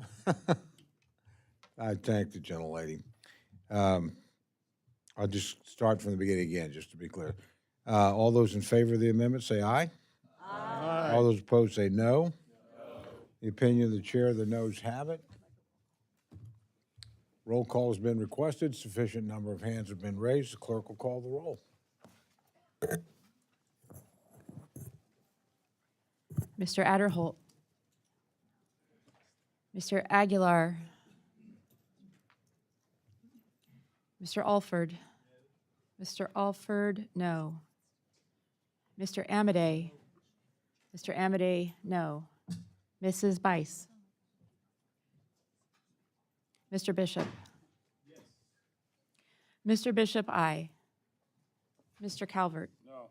Mr. Calvert, no. Mr. Carter. Mr. Case. Mr. Case, aye. Mr. Siscomani. Mr. Siscomani, no. Mr. Klein. Mr. Klein, no. Mr. Cloud. Mr. Cloud, no. Mr. Clyburn. Aye. Mr. Clyburn, aye. Mr. Clyde. Mr. Clyde, no. Mr. Cole. No. Mr. Cole, no. Mr. Cuellar. Ms. Dean. Ms. Dean, aye. Ms. DeLauro. Ms. DeLauro, aye. Mr. Diaz-Balart. Mr. Edwards? Mr. Edwards, no. Mr. Elzey? Mr. Elzey, no. Ms. Escobar? Ms. Escobar, aye. Mr. Espaillat? Mr. Fleischman? Mr. Fleischman, no. Ms. Frankel? Ms. Frankel, aye. Mr. Franklin? Mr. Franklin, no. Mr. Gonzalez? Mr. Gonzalez, no. Mr. Guest? Mr. Guest, no. Mr. Harder? Mr. Harder, aye. Dr. Harris? Dr. Harris, no. Mrs. Hinson? Mrs. Hinson, no. Mr. Hoyer? Aye. Mr. Hoyer, aye. Mr. Ivy? Mr. Ivy, aye. Mr. Joyce? Mr. Joyce, no. Ms. Capter? Aye. Ms. Capter, aye. Mr. Lalota? No. Mr. Lalota, no. Ms. Lee? Ms. Lee, aye. Ms. Letlow? Ms. Letlow, no. Mr. Levin? Mr. Levin, aye. Ms. Malloy? Ms. Malloy, no. Ms. McCullum? Aye. Ms. McCullum, aye. Ms. Ming? Ms. Ming, aye. Mr. Molinar? Mr. Molinar, no. Mr. Moore? Mr. Moore, no. Mr. Morelli? Aye. Mr. Morelli, aye. Mr. Mervan? Aye. Mr. Mervan, aye. Mr. Newhouse? Mr. Newhouse, no. Ms. Perez? Ms. Perez, aye. Ms. Pingree? Ms. Pingree, aye. Mr. Pocan? Mr. Pocan, aye. Mr. Quigley? Mr. Reschenthaler? Mr. Reschenthaler, no. Mr. Rogers? Mr. Rogers, no. Mr. Rutherford? Mr. Rutherford, no. Mr. Simpson? Mr. Simpson, no. Mr. Strong? Mr. Strong, no. Mrs. Torres? Mrs. Torres, aye. Ms. Underwood? Thank you for your help. Ms. Underwood, aye. Mr. Valadeo? Mr. Valadeo, no. Ms. Wasserman Schultz? Ms. Wasserman Schultz, aye. Mrs. Watson Coleman? Mrs. Watson Coleman, aye. Mr. Womack? Mr. Womack, no. Mr. Zinke? Are there any members wishing to record their vote or change their vote? The gentleman from New York? I do not believe the gentleman is recorded. Gentleman from Mr. Aguilar, California. aye. Gentleman from California. Gentleman from Alabama. Mr. Otterholt, no. Gentleman from Florida. Mr. Diaz-Balart, no. Gentlelady from Oklahoma. Mrs. Bice, no. Gentleman from Texas. Mr. Carter, no. Are there others? Mr. Cuellar? Mr. Cuellar has not voted. Are there others wishing to be recorded or change their vote? Seeing none, clerk will tally.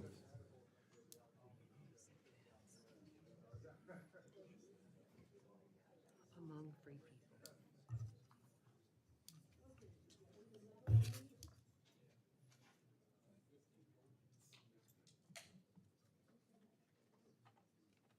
From every form of political oppression.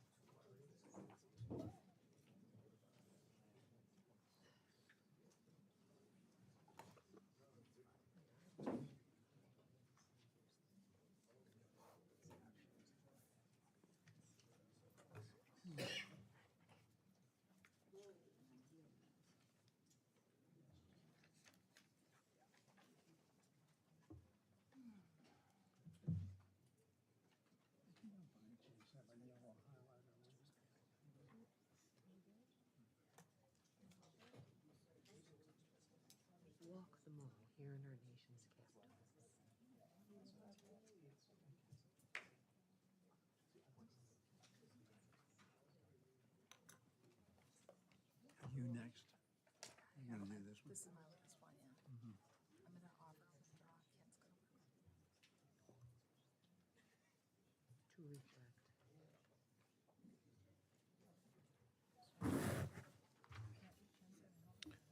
On this vote, the ayes are 26, the noes are 34. The amendment is not adopted. Gentleman from, or gentlelady from Minnesota, Ms. McCollum's recognized for an amendment. Thank you, Mr. Chairman. This is my last amendment at the desk. I ask the reading be dispensed with unanimous consent. Without objection, the reading of the amendment is dispensed with. The gentlelady is recognized for remarks on her amendment. Thank you, Mr. Chairman. I rise to offer an amendment that will restore funding for several diseases that have been removed from the congressionally directed medical research programs in this bill. Funding for each of these programs provides vital research for our military personnel. Let me give you a couple examples. For bone marrow failure disorder known as MDS, it is a rare disease that increases the risk of developing acute myeloid leukemia, a fast-growing cancer of the blood. Exposure to benzene, which is what causes MDS, has been detected in military personnel through exposure to Agent Orange and toxic well water at Camp Lejeune. $8 million was cut for that in this research bill. Spinal cord research, SCI, was also cut. Between 2000 and 2009, at the height of the wars in Iraq and Afghanistan, there were nearly 6,000 new spinal cord injuries reported in the military. The rate of injury was nearly 8 times that of the U.S. general population. SCI is a devastating condition and is likely to occur in younger individuals aged 19 through 30. Often, injuries happen in areas where immediate access to neurosurgical and trauma care may be delayed. With additional funds, researchers will be able to investigate treatments that might minimize the impact of injury to service members until they can receive the appropriate military treatment. Linking the connection of these afflictions directly to military services is a primary reason why we have invested funds into these diseases. Now, unfortunately, are we not only facing cuts to the diseases in this bill, but also the administration has a request in Labor, Age, and Human Services bill to the tune of $9 billion cuts to NIH research. That would be a 39% cut to their medical research funding. Each of these medical research programs across the federal government brings their own unique perspective to the research. Without investing in all of these programs, our nation will lose vital insights to discovering their cures. My amendment would also include funding for the Defense Bill research treatment that has remedies for alcohol and substance abuse disorders, something we talked a lot about in the VA bill to reduce not only personal tragedy and trauma and families that come along with these abuse disorders, but also to prevent suicide. It caught early, we know we can stop the number of suicides. And alcohol was something my father treated himself with when he came back from World War II. Epilepsy, hearing disorders, lupus, melanoma, multiple sclerosis, Parkinson's, and vision issues. So, Mr. Chairman, I know you're aware, you heard in opening statements, and we both received letters this year signed on by over 100 of our colleagues, and I know there's more letters coming, endorsing robust funding for all of these afflictions. And Mr. Chair, I know it's your desire to try to work some things out sometimes, and so rather than have people at this committee take a vote that would be, I think, very uncomfortable for many of us, because I probably listed a disease here that somebody wouldn't want to vote against, I would like to work with you through the process to try to do what we can to restore this funding to ensure our military personnel know that they will be cared for no matter what the matter of the challenge that they face. So, Mr. Chair, I could yield to you now or just let you have your own time. What would you prefer? If the gentlelady would just yield for a second. I would love to yield to my friend and colleague. I would be happy to work with you through conference to see if we can find some additional funds for these things. I thought that was the case that all of us collectively would want to make that happen. With that, I yield back and I thank the gentleman. And I withdraw the amendment, Mr. Chairman Cole.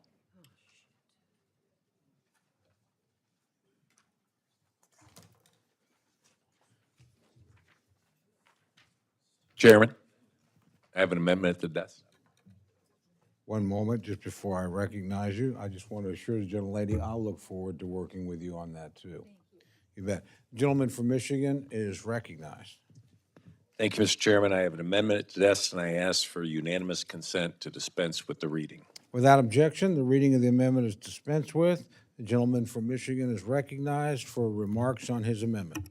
Thank you, Mr. Chairman. My amendment bars the Department of Defense funding from going to U.S. universities who operate STEM joint institutes with Chinese universities.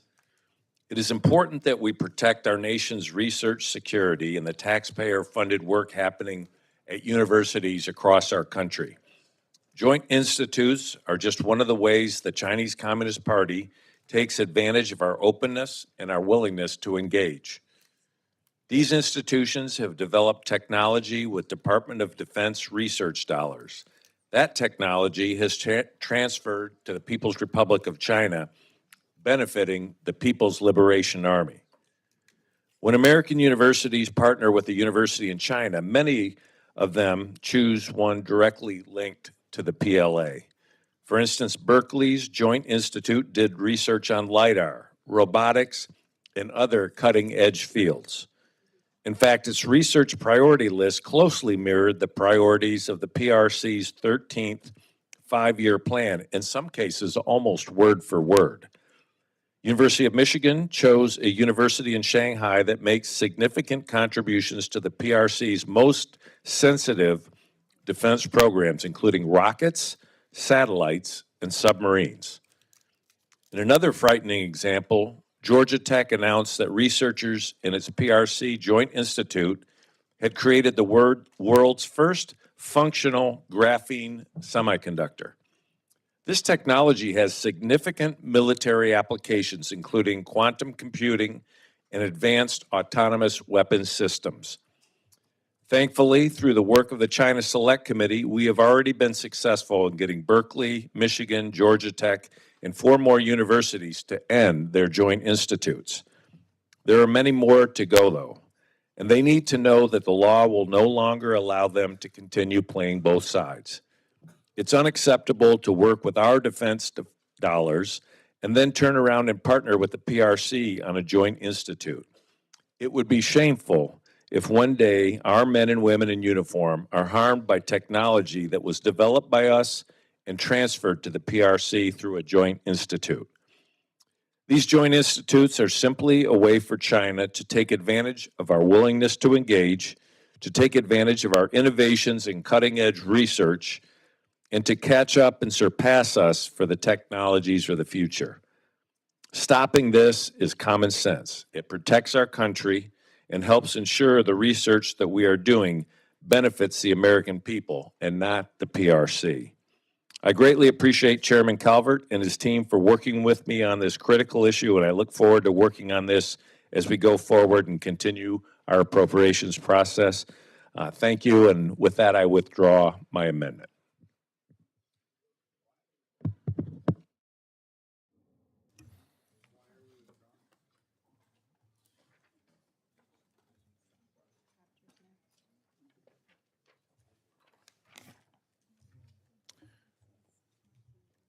Gentlelady from Ohio, Ms. Capter, is recognized for an amendment.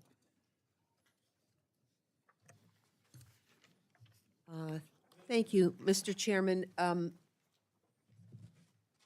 My amendment, Gentlelady, would gentlelady like to dispense with the reading of the amendment? I or would should like to dispense with the reading of the amendment, Mr. Chairman. Without objection, the reading of the amendment is dispensed with. The gentlelady is recognized for remarks on her amendment. My amendment proposes to appropriate $300 million for the Ukraine Security Initiative. I believe this amendment is a moral imperative. We're going to hold up a map here showing you the size of Ukraine compared to Russia. Russia with 11 time zones, and what the nation of Ukraine is fighting for, her liberty. But in offering this amendment, I ask you to think a little bit today about America's history and walk with me along the mall here in Washington. We consider the founding of our country and the fact that in the 18th century, George Washington and our founders, Thomas Jefferson, actually adopted, in creating a republic, the legal set of values that we inherited from France on the worth of every human being. So that Washington Monument along the mall represents this republic. And then in the next century, the greatest achievement was the preservation of the Union, still our most costly war. Over 600,000 people died in fighting for the rights of human beings and whether we would be a union or be divided. And then in the 20th century, what was its greatest achievement? The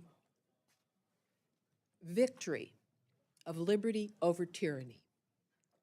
And we lost on the European continent in World Wars I and II over 400,000 of our precious citizens.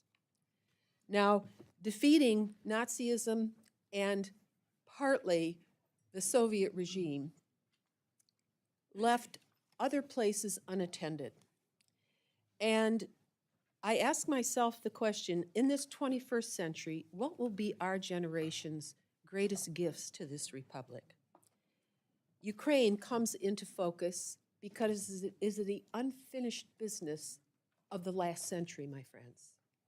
No place on earth, no place has suffered as much as Ukraine. I view her soils as sacred. How many died there? No one really knows. The Soviets and the Nazis obliterated human beings at massive scale. We estimate 11 million to 15 million people right here, right here. Some of them were shipped up to camps in Siberia, but in so many places, their names are lost to history. They were shot to death in Katyn Forest. Black Raven squads from Stalin came into their villages and took them in the night, buried them in churches, in graves all over there. Nazis also invaded. They went up to Leningrad, remember that? And at Babi Yar, they murdered Jews from across Europe. They starved to death. We don't know how many. I visited the villages where they were starved to death. In the woods, the graves are unmarked. And I ask myself, for the millions of peasants and ordinary people who died in silence, what will be our generation's gift? Are we going to reward the Lenins and the Hitlers and the Stalins and the Putins, or are we going to stand as a world together with our NATO allies, with Churchill and Roosevelt, Truman and Eisenhower, Nixon and Kennedy, Reagan, both Bushes, Clinton, Obama, and Biden? Are we going to stand with what the 20th century bequeathed to us? And so today, I'm asking you to give very serious consideration, because when the war in Ukraine began in 2014, the world was distracted by the Sochi Olympics, and Putin just rolled right into Crimea, okay? And then, when he thought he was doing better in 2021, he just rolled in with the tanks, just like he did to Hungary. Russia's history is expansionism. They controlled 3/4 of Europe. This is a moment like none other.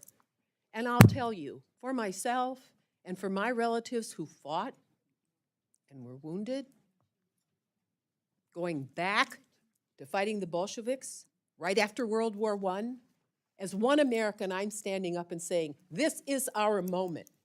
This isn't just about Ukraine. This is about the future of our allies that we have fought side by side during our lifetimes. Make your choice. I'm asking you to please support. If we can't find $300 million, 75% of which will be spent on buying ammunition that they need, let's help arm them to win. My God, they are so brave. Could you do what they are doing and what they just did with drones? We can benefit as a free world from learning from them at the same time as they are dying for the very liberty that our people have fought for. Thank you so very much. I ask for consideration of the captor amendment for $300 million, not billion, to help them arm themselves to win. I yield back. I thank the gentlelady. Chair recognizes the gentleman from California, Mr. Calvert, to respond to the amendment. I rise in reluctant opposition to this amendment. However, I certainly support Ukraine's efforts to defend itself from Russian aggression. That's why I voted for the Ukraine Security Supplemental Appropriations Act, which included $13.8 billion for Ukraine's Security Assistance Initiative. In fact, I managed the bill on the floor, if you remember. And so right now, as we move through this process, we will look to see what we can do to continue to assist Ukraine in its efforts. The administration is also actively providing assistance to Ukraine as we speak, using previously appropriated funds. However, as of last month, the Department of Defense had about $2 billion of unobligated funds for Ukraine. That doesn't include the $300 million that we just appropriated in March. Further, in April, the Europeans pledged another $24 billion for Ukraine, on top of the nearly $8 billion they've provided since January. Of the $24 billion, over half of that's coming from Germany. It's great to see Germany finally stepping up to this.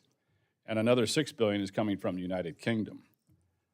And it's important that the Europeans do more to help in that neighborhood, especially against that threat.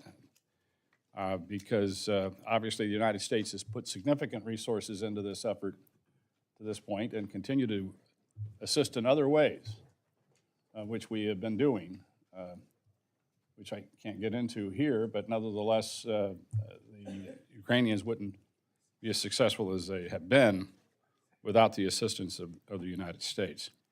So while I support Ukraine, there's other priorities we need to address in this bill, obviously, especially as it comes to China. And so we hope that the Europeans will do more to assist us in this. I want to point out, since this war started 3 years and 4 months ago, 250,000 Russians have died. About 750,000 Russians have been injured.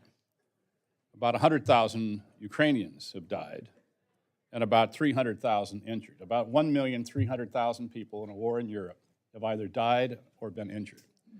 I want to also point out these injuries are horrific. In an artillery war, it's arms, legs, amputations, brain injuries. It's horrific. The suicide rate on both sides of these soldiers, young people that are put in harm's way, is sky high. There's no, in spite of our problems with the VA that we may think we have, they have no VA. They have no psychiatric help to help these soldiers with post-traumatic stress syndrome and the rest. And so hopefully, I think we all would agree that a just peace can come soon, because this meat grinder is going on and on and on.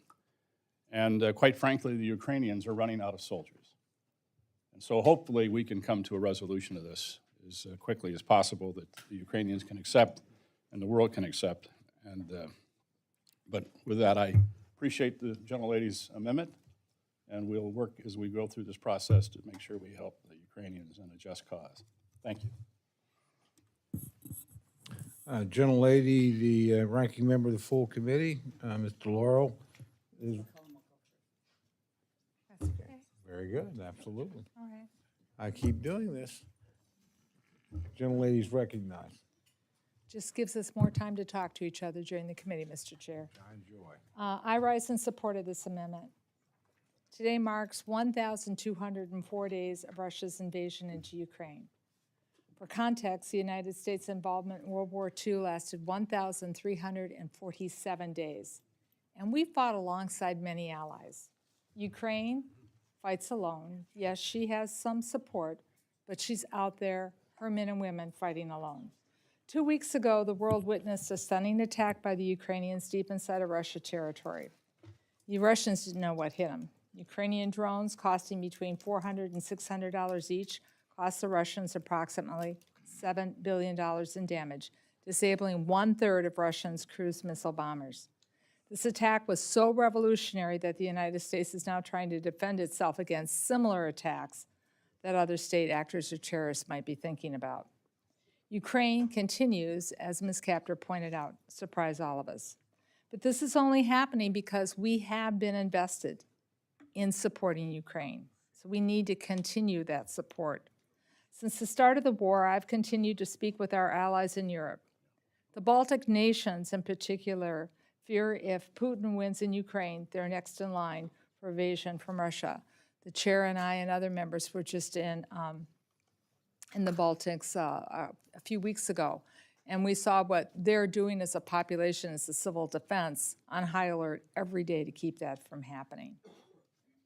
But there's a group, and I totally agree with what Chairman Calvert said earlier about the number of loss of lives, post-traumatic stress syndrome, and what's happening to the men and women who are fighting this war. But there's another group that we don't talk about very often, and that's the children. And the Ukrainians actually have an open letter in the Wall Street Journal. I have a copy of it, Mr. Chair. I'm going to put this in the record without objection from you later. Since February 24th, 2022, thousands of Ukrainian children have been forcibly removed from their homes. They were not lost to war. They were taken. They were kidnapped. They were taken by an occupying army. And what are they doing to those children? They are re-educating them to help Russia. They are turning those children against their language, their culture, their parents. They're being re-indoctrinated. That's a war crime. That's a crime against humanity. And that needs to stop too.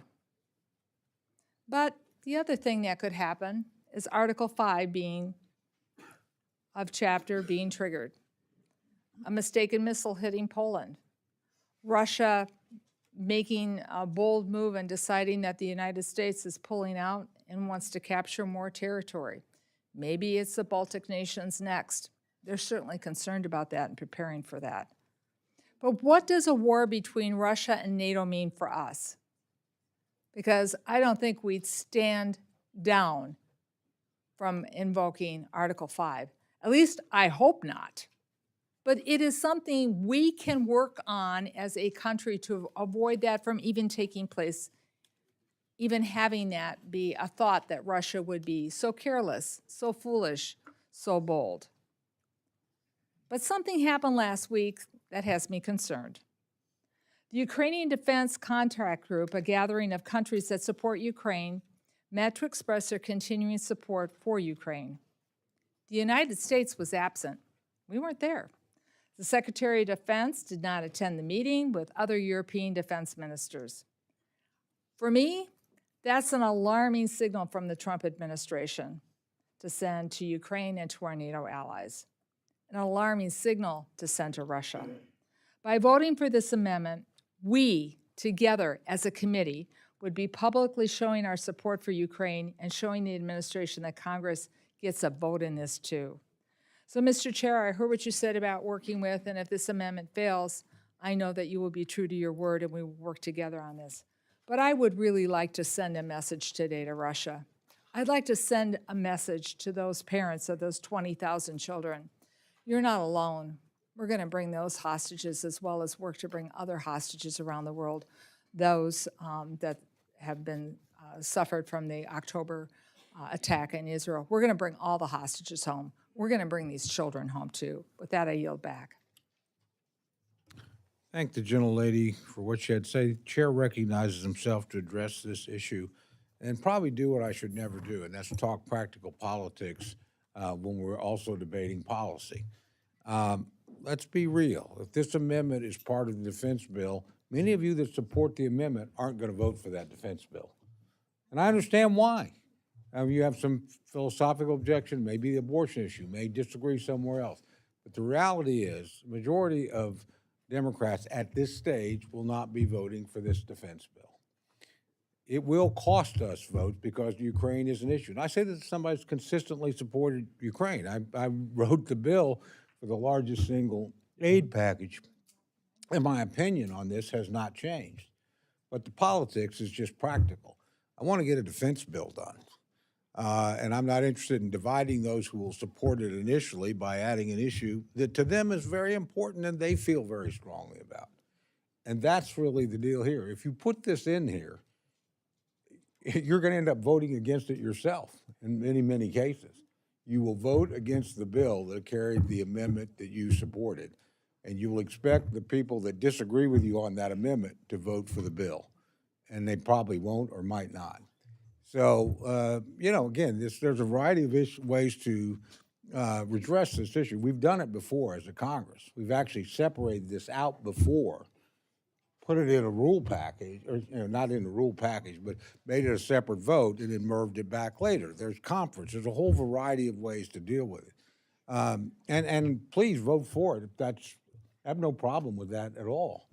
But just recognize that in the bill, it'll jeopardize its passage outside. There'll be other ways. And those of us that oppose you on the amendment may not oppose you on the issue and will work with you on the issue. But again, you're for the amendment and you're going to vote against the defense bill on the first time out. Hopefully we'll go through conference. That's usually where we work these things out. We get something, we come back with a package that we can put plenty of Democrats and plenty of Republicans behind because we all want to defend the country. We all care about defending the United States. And again, this is an issue that is just, at this moment in time, very divisive issue. So I just say that so that those of you that support the amendments, perfectly fine amendment, recognize some of us may vote the other way on the amendment. They're not going to be opposed to you in the final outcome, and we'll work with you to try and achieve those objectives. So with that, I mean, I will follow the lead of my cardinal, as I always do in these matters, because I try to vote with my team, and I asked, the cardinals, the chairman, when the roles are reversed, same thing on your side, have to make a lot of tough calls. They got to figure out the trade-offs. Pretty easy in the minority because, having been there many times myself, you just normally vote no on the first bill. Fair enough. We all do it. But at the end, you want to get something done. And this is an issue that at this moment is incredibly divisive. I also want to associate myself, if I may, with Chairman Calvert's point. We need to end this war because it turns into a war of attrition. If you think the good guys are going to win, they're probably not. I hope they do. Wish them well. Couldn't agree more with what my friend Ms. McCollum had to say. I can't think of anything more horrific than taking children away from their parents and taking them into. This is a very brutal war. And so I don't quibble with people that try to end it. And my guess is it ends sort of like Korea, on some line nobody really wanted it to end on because the two sides have fought themselves to exhaustion. And a lot of people are dying right now, and I agree very much with President Trump about that. Not much is being accomplished. And I also think it's been a horrific defeat for Russia to this point. The casualty rates, forcing Sweden and Finland into NATO, everything else that's come from it. Anybody think this is a strategic victory for Russia at this? I would beg to disagree, but I don't want it to become that either. I certainly agree with my friend about who needs support. It's not hard to figure out who the good guys and the bad guys are here, who invaded whom, who started this, and how the war has been conducted, who's hitting military targets and who's hitting civilian targets. Pretty blindingly clear. So with that, I leave each of you to work this out as you see fit. And I recognize that because we come at this, even when we agree, sometimes from different directions. So I would just invite you to do what we do pretty well in the appropriations process. Whatever happens today, we find ways to work together down the road, which we have so many times before, and I think really critical that we do this year. So with that, I'll be voting with my chairman on this particular issue, but I'll be working with some of my friends that may vote the other way down the road on this particular topic. So with that, I yield back.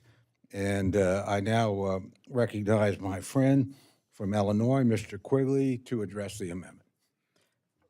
Mr. Chairman, I appreciate everything you said, and I have traveled to Ukraine 5 times since the war started, I've met President Zelensky 7 times, and I've traveled with members I respect in this room who I know whose heart and mind is in the right place here. What concerns me, and I get the issue that we sometimes vote for amendments but don't like the first bill. We both have to do that. But you know, when I got sworn in, it was a special election. Mark Kirk came up to me, the first person that came up to me after I got sworn in, and he said, "You're going to get a lot of advice, but the best advice is everything that gets done that's any good gets done in the middle." My response to what you say respectfully is, we're not starting anywhere in the middle, near the middle, with some of these bills. So it makes it harder for us to dance with you all, and I want to, because a compromise can't go all the way over there. And when we talk about this issue in Ukraine, I can't help but think about, there's music to my words. Good recovery. I can't think about this in the context of the Reagan doctrine, right? We will do everything to support our allies in defense of, at the time, Soviet aggression. It concerned me then, because this should be a unifying issue. And when the last supplemental was voted on, it lost close, but it lost on the Republican side. So that ought to be the uniting issue that you reference here. Well, I think the mistake that the Biden administration made was by saying, as long as it takes, and it gets to the point that I think you were addressing, this war can't go on forever. What President Zelensky was saying when he was here was, thank you, but help us win quickly. And I think we erred at times not doing some things as quickly as we should have toward that end.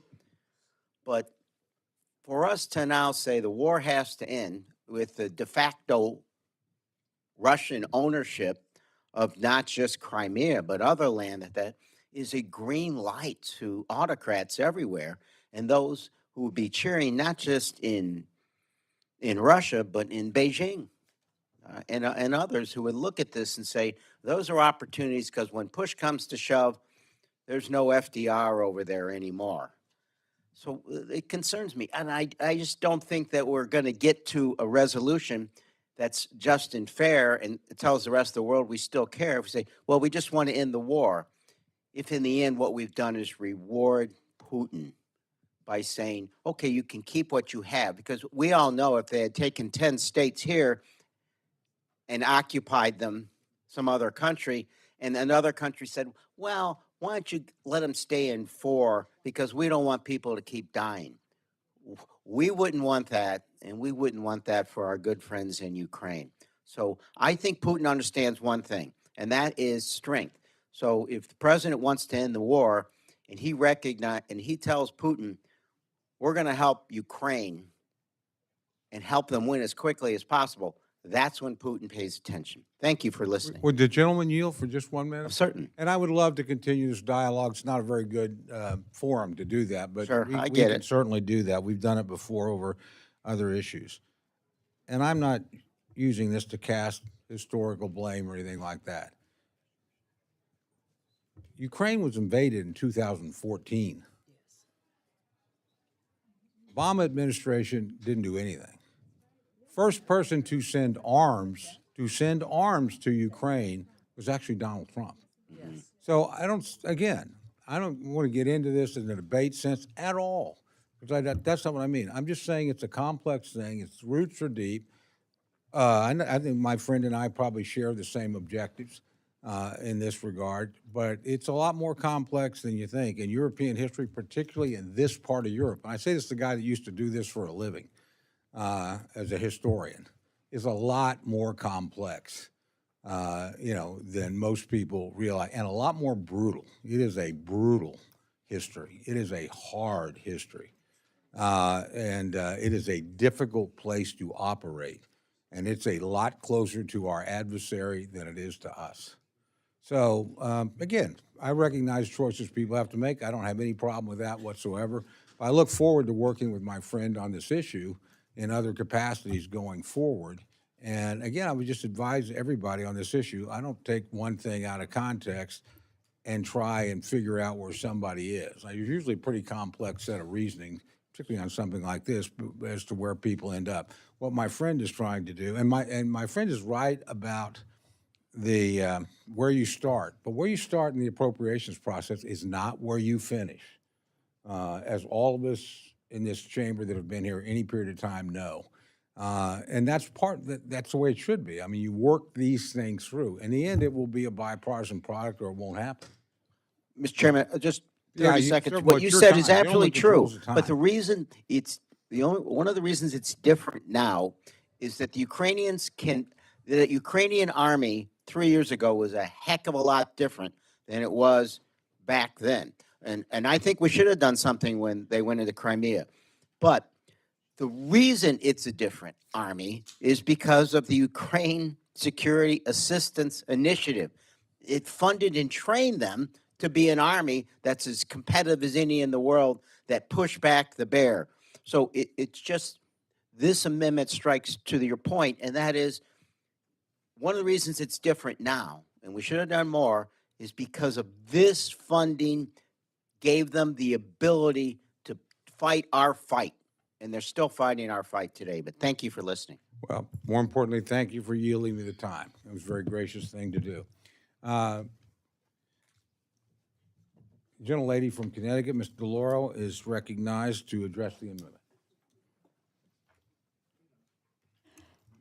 Thank you, Mr. Chairman, and I appreciated the discussion.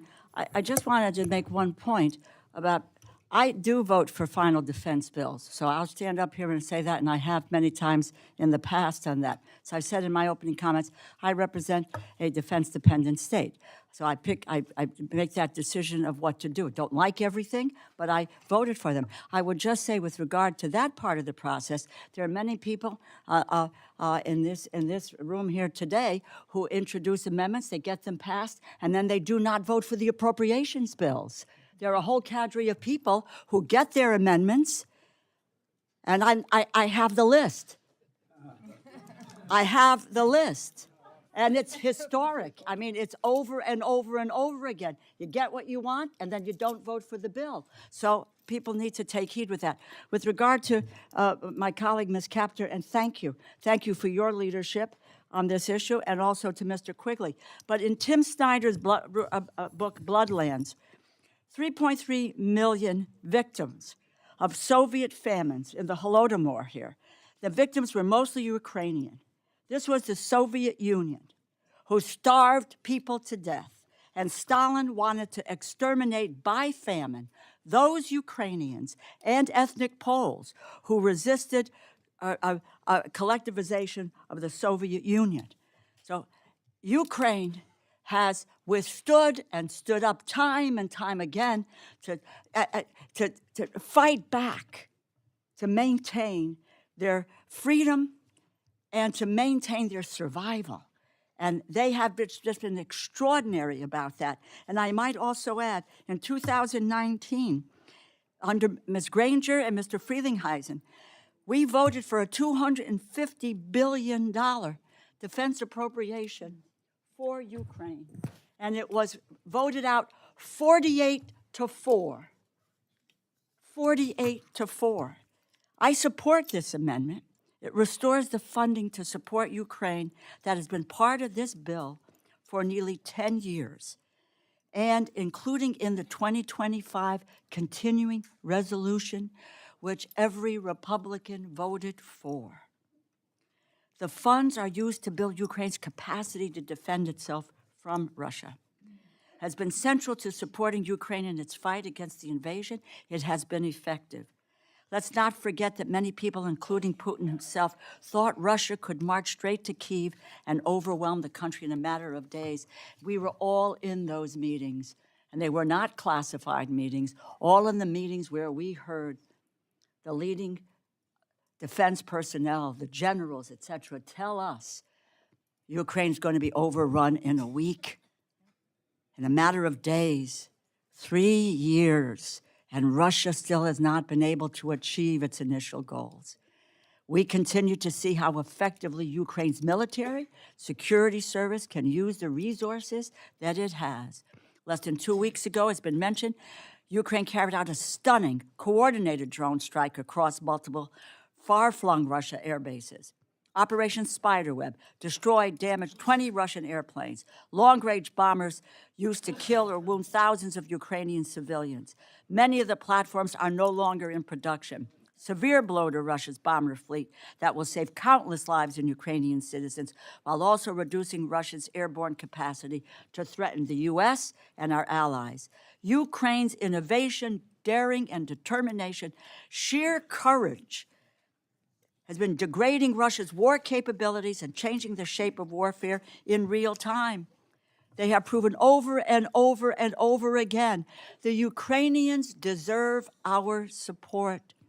You know, the Trump administration talks about peace through strength. The Ukrainian people have proven their strength, no greater strength. We should be supporting Ukraine's soldiers and its citizens so that they can stand up to an authoritarian regime like Russia, who seeks to undermine peace, security, democracy, and freedom that ultimately serves the U.S. interests. That is what this amendment is about. Ukraine needs continued security assistance funding, critical capabilities, air defense, artillery, long-range fires, armored vehicles, maintenance and sustainment needs, and more. Our national security requires this investment, but so does Ukraine.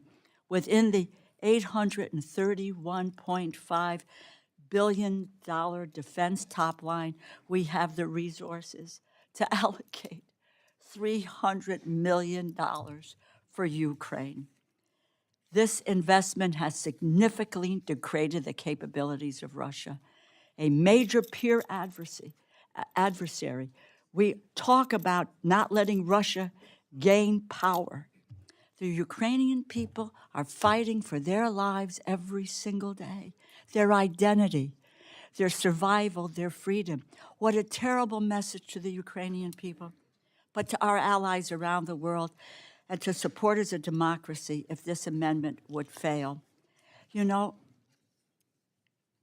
you can't give lip service. The United States, nor can any of us give lip service to standing with our allies, to opposing aggression and invasion of a sovereign nation. That's not where we want to be. To our commitment to democracy at home and abroad. Ukrainians deserve our support. We should be doing every single thing that we can, because if what we say is if democracy fails in Ukraine, it fails in the world. We cannot allow democracy to fail in Ukraine or the rest of the world. I urge my colleagues to stand with Ukraine and vote aye on this amendment. Yield back. Thank you, gentlelady. The gentleman from West Virginia, Mr. Moore, is recognized for his comments on the amendment. Thank you, Mr. Chairman. Want to associate myself with the comments of Mr. Calvert there. One of the things that bothers me, and this has been a consistent and persistent issue with security assistance programs that we've done in this country, really dating back to Iraq, Afghanistan, is that we've constantly been eroding State Department authorities in this. This is a Title X authority that we have right here in this program that goes in concurrence with the State Department.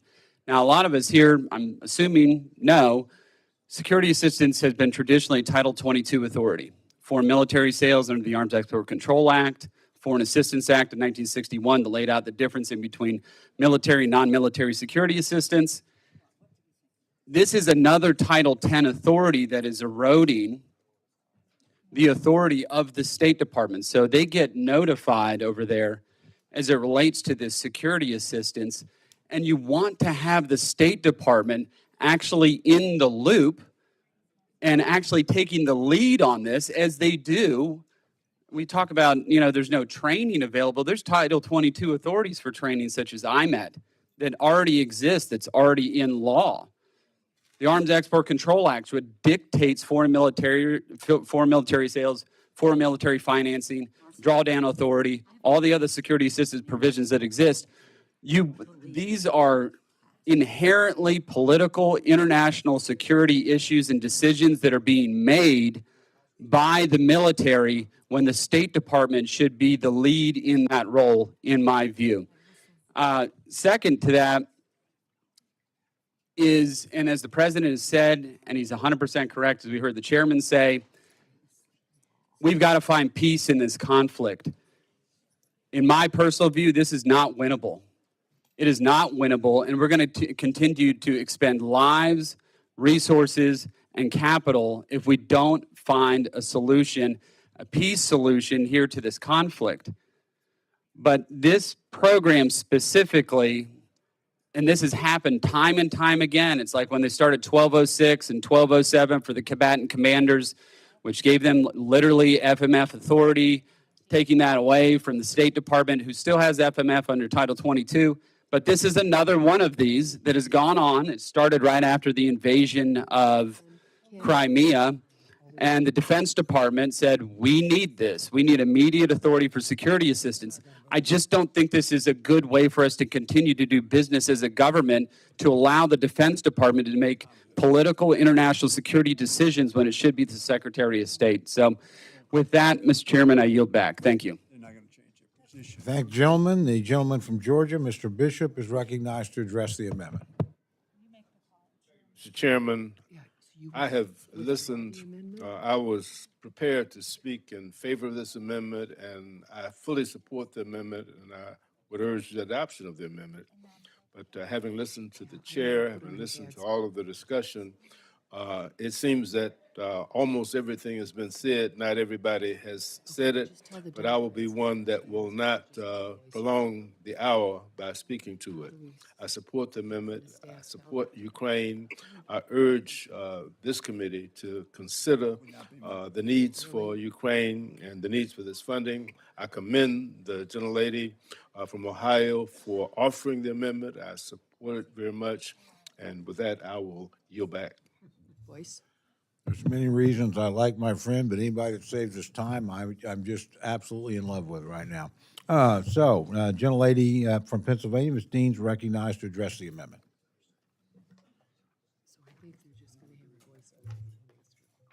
Mr. Chairman, and I thank both chairmen for your words and your very sincere, it's obvious, concern all these years for Ukraine. I represent suburban Philadelphia, and the Philadelphia region has a tremendous number of Ukrainian Americans. My district has several Ukrainian churches, a tremendous number of terrific Ukrainian Americans. I've learned so much from them since 2014, frankly, when I was a state representative, and they came to me and explained the situation on the ground and what was going on. Like you, Mr. Chairman, I regret that our administration at the time did not do something with the invasion of Ukraine. We should not have been silent in the face of that invasion. I was thinking of the very practical thing you said, Mr. Chairman, about supporting this amendment and yet not supporting the overall bill. But I get the practical difference. And maybe I wonder if there's even hope that this will be voice voted yes, because this is a statement of values. What's in this bill here is a statement of values. I hope that included in this statement of values is support for Ukraine. Certainly the omission of the $300 million in security assistance for Ukraine says something. And I don't want this statement of values to say that. So I will continue to fight for Ukraine to get everything she needs. And I fought with the Biden administration on that expression. It must be everything she needs to win. You got to finish the sentence, command it, and say everything she needs to win. I believe this is about dollars and diplomacy, to the gentleman's point. It is, we have to be the diplomatic lead here, and that's what I'm worried about. Let's make sure the dollars are there, sending that message that the United States is with Ukraine, and yet we see this administration. One promise was to end this war on day one. Well, that didn't happen, nor was it practical or possible. But then a lack of focus whatsoever, and then a flip-flop saying that Ukraine was the aggressor, that Mr. Zelensky was a dictator. There was this insane rewriting of history briefly by this administration. And I do appreciate that. I think they've walked that back. But you saw just recently Secretary Rubio, who as a senator was so clear on the war crimes that the good ranking members have talked about. The taking of tens of thousands of children, indoctrinating them, harming them in ways seen and unseen. And yet Mr. Rubio, when asked by members of the committee, Foreign Affairs Committee that is, a couple of weeks ago, is he guilty, is Putin guilty of war crimes? He couldn't say yes.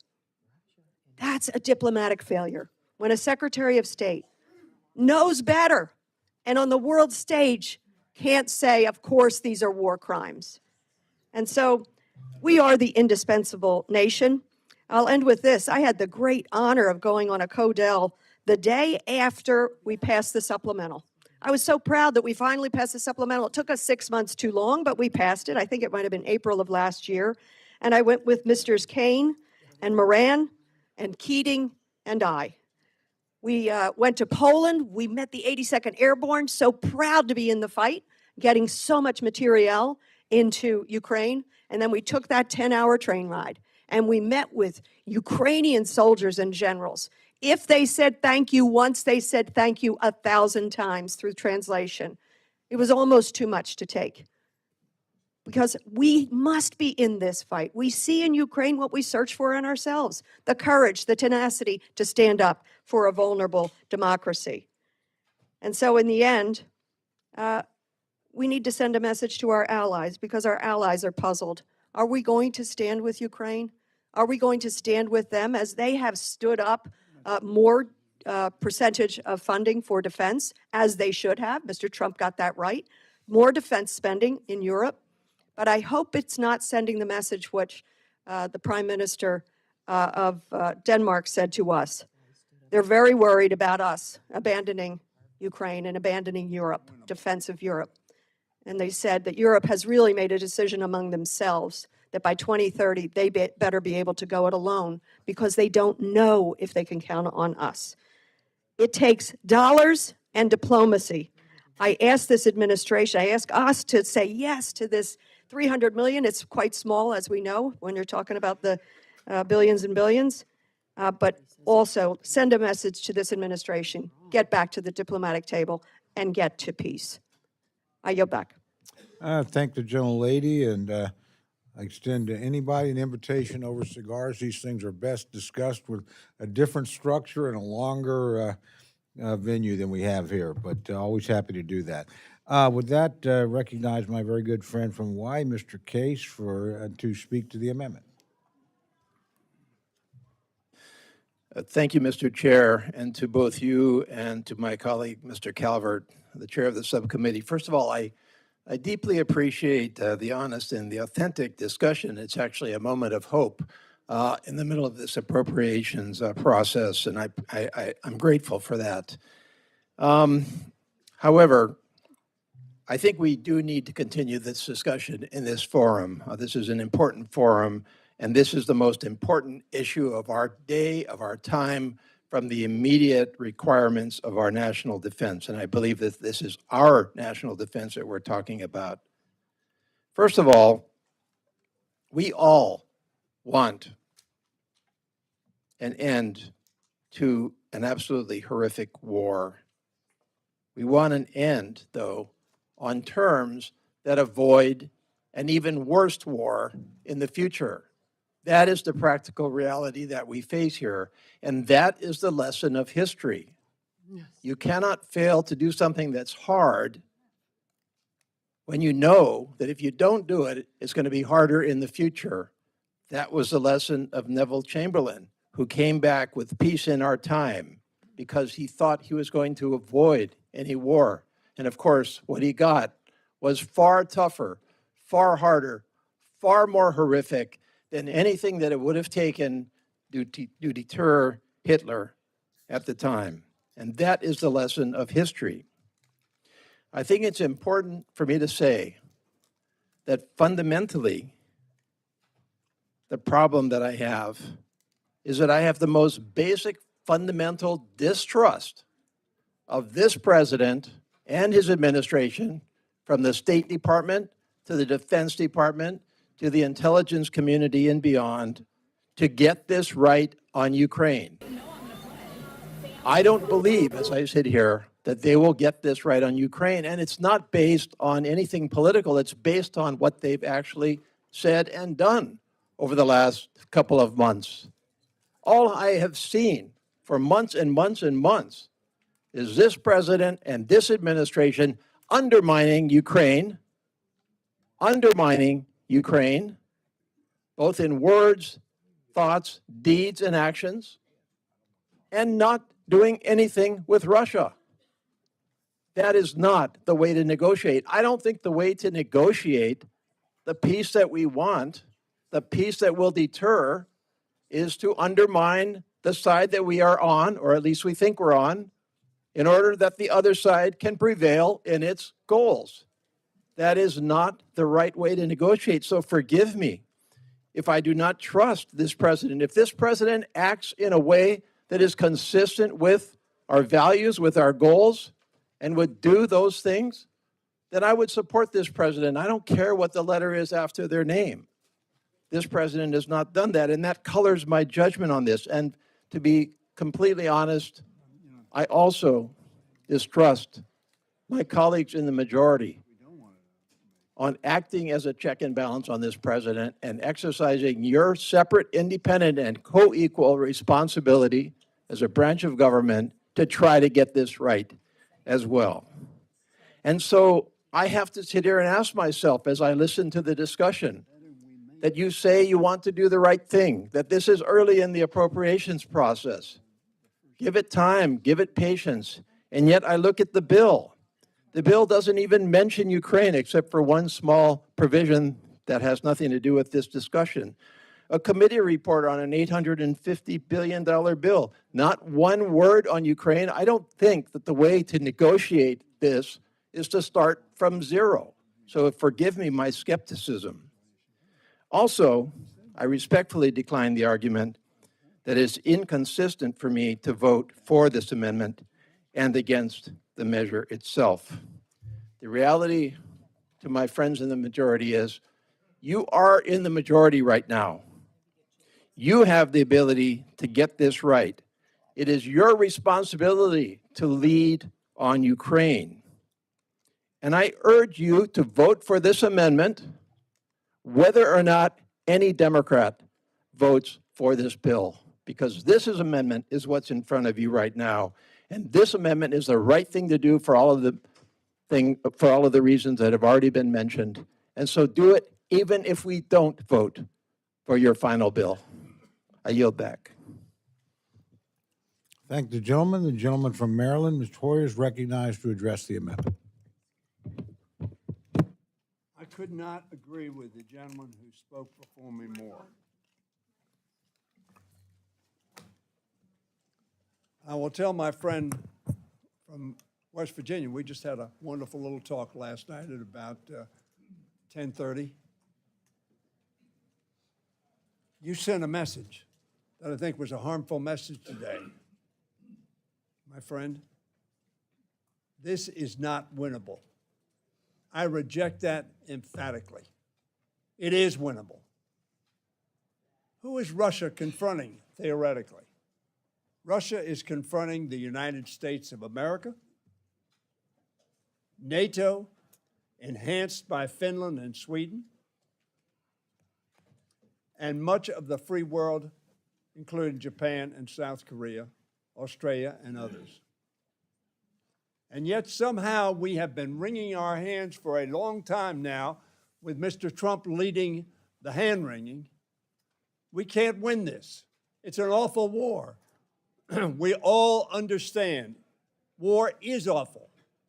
And this is particularly awful because our Ukrainian allies are striking military targets while Putin is striking civilian targets. He is a war criminal. Mr. Hegseth, a poor choice for Secretary of Defense, has been saying, oh, we can't take back the Ukrainian land, we can't take back Crimea, and they can't go into NATO. We did not ask permission from Russia for Finland and Norway to join NATO. America said, and NATO said, we had a little difficulty convincing Hungary, but we got them there. They joined NATO, Finland and Sweden. So when we say it's not winnable today, Hegseth says we can't get back that which has been stolen. And I agree 100,000%.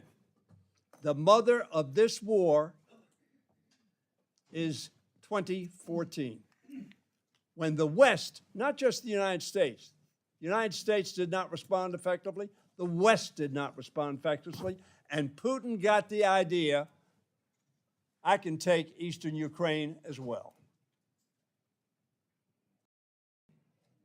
We had a vote just 2 days ago where we sent a message.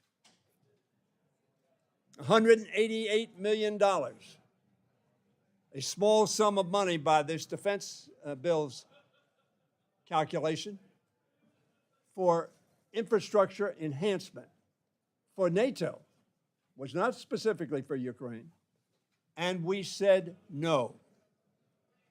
Today, we have an opportunity to say we are with Ukraine and we are sticking with Ukraine, and you are not going to win. Or the message we will send to China, and the chairman talked about this place being a long way away. I suggest all of you look on the map and see where Taiwan is. This is an opportunity today for us to say, as Reagan said, tear down this wall. As John Kennedy said to Khrushchev, you get those missiles out of Cuba. Mr. Diaz-Balart, America stood strong and said, we're not going to let you do this.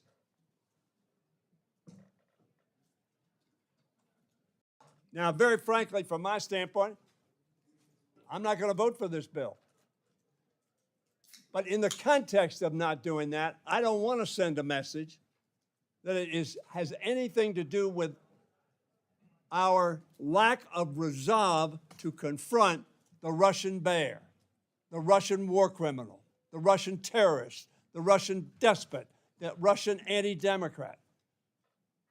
Almost all of my career, I've been here where Republicans have been at the forefront of fighting despotism, communists, and you're still doing it.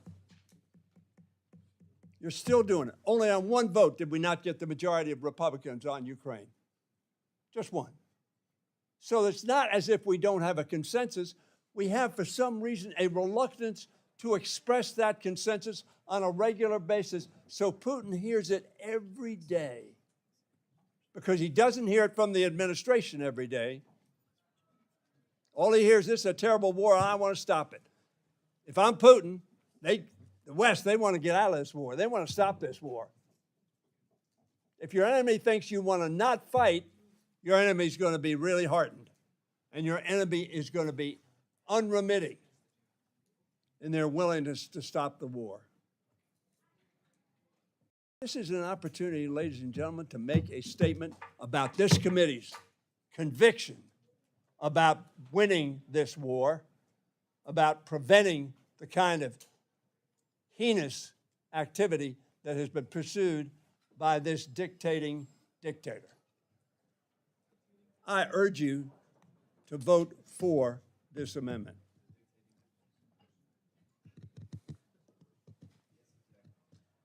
Gentleman from Wisconsin, Mr. Bill Kahn, is recognized to speak to the amendment.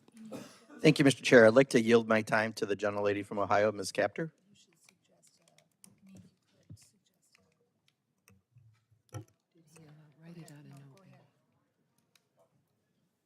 Gentlelady's recognized, of course. Gentleman controls the time. You say that, Mr. Chairman. I thank you very much, Congressman Pocan, for yielding to me. I don't know the gentleman from West Virginia very well, but I know how hard West Virginians have fought for liberty in world history, and especially during World War II.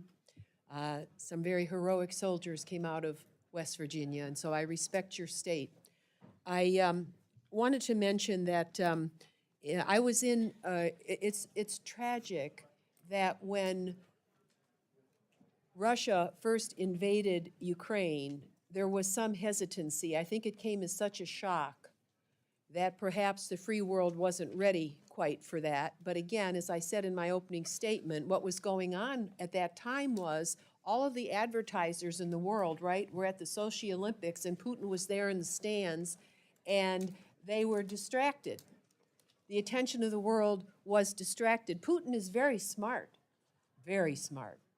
at subliminal warfare and at information warfare. And that's one of our enemies right now. Messaging is very important.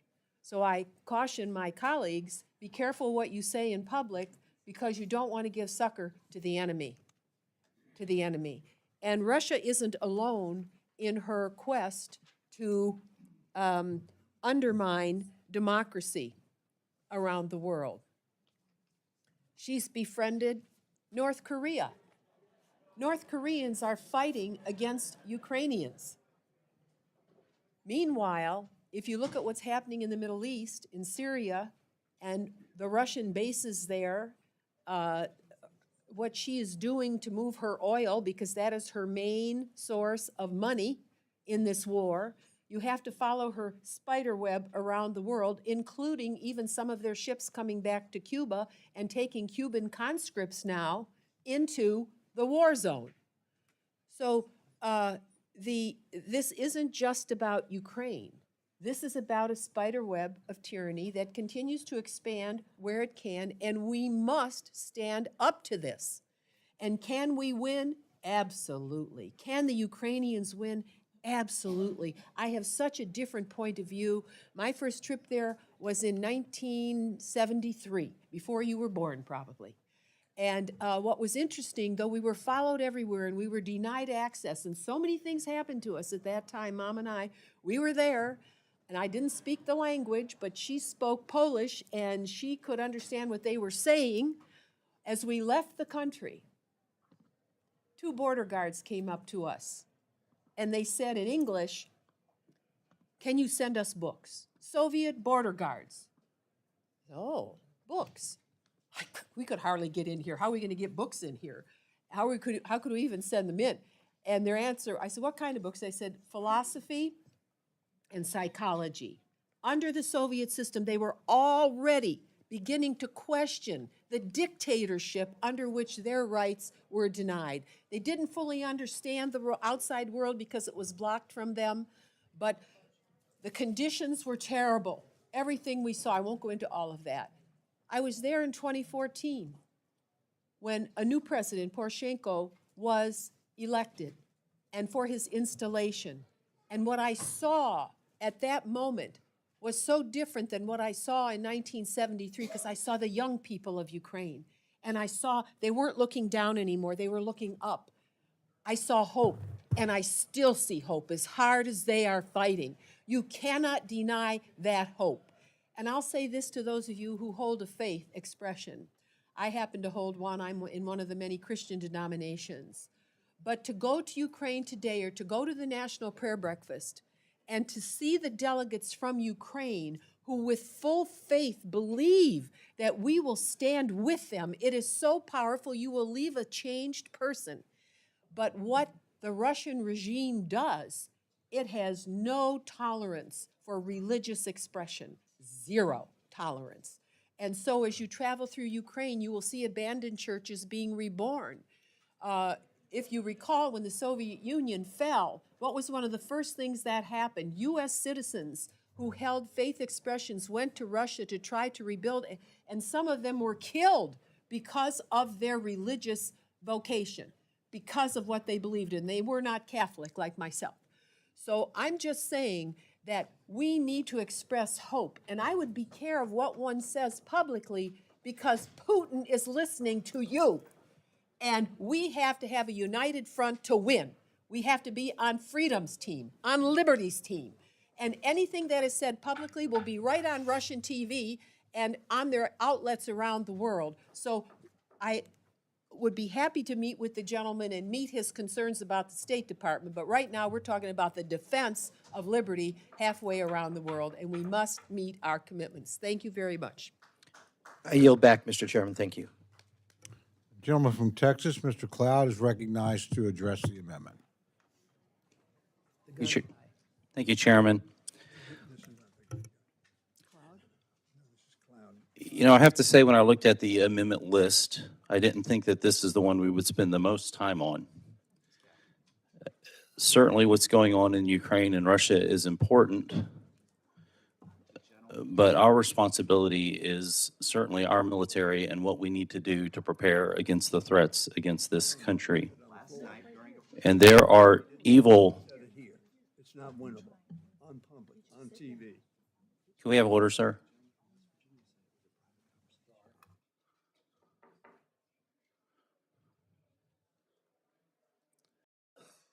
There is certainly evil all over the world. There's dictators all over the world. There's people being hunted, persecuted in countries all over the world. We cannot afford at this point to be the policemen of the world and still survive fiscally as a nation and be able to defend our interests. It's interesting because, you know, when I came on this committee, you heard about how collegial everyone is, and we hear that sometimes, but I hope we're taking notes because there's a collegial attitude across this aisle when we agree, but when we're not, the vitriol coming this way is that we're immoral, we're evil. It's not just that we see it differently, maybe we see a different way to find peace and security for Ukraine. Today, the Trade Secretary and the administration's working on a peace deal that would bring economic stability to Ukraine, and they would projected have 3 times a larger economy, maybe in 20 years than Russia, which would provide them a pretty good sense of stability. So there's different ways to get to a goal other than us joining every single war. We talk about not trusting the president, not trusting the members on this side of the aisle, and then at the same time say we were upset that the U.S. didn't respond when Russia invaded Crimea. Well, who was in the White House at the time? That was Obama. When did Putin invade Ukraine? That was under Biden. Okay, let's be honest about this. If we're going to talk about the moral capacity, maybe we don't want to fund every war that your administrations allow and start from weakness in leadership in the White House. We didn't have to be in this war. We don't want to be in a war. And for goodness sakes, we spent so much time on this. When are you all going to start caring about the American people? Some of us don't want to send our sons to war across the country if we don't have, or across the world if we don't have to. We don't want to send our tax dollars there. We are up against a fiscal wall. Look at what's happening in the bond markets. Look at what's happening. Our credit rating was just downgraded. We cannot continue to afford every war and survive as a country. There's other reasons why we need to find a different way to peace than continue to send our dollars, our military dollars that we need to use to rebuild our own military for all the other threats that would actually affect our nation even more. So please, let's stop with the feigned moral high ground on this issue. It's ridiculous. Some of us just really care about America first. It's more than a talking point. We actually care about the citizenry. We actually care about our kids. We want our kids to have a future. We want this nation to be fiscally sound and be able to pass on the blessings of liberty and the prosperity we've known to our kids and our grandkids. Thank you. Now yield back. Appreciate the gentleman's comments. Are there others wishing to address the amendment? A gentleman from North Carolina.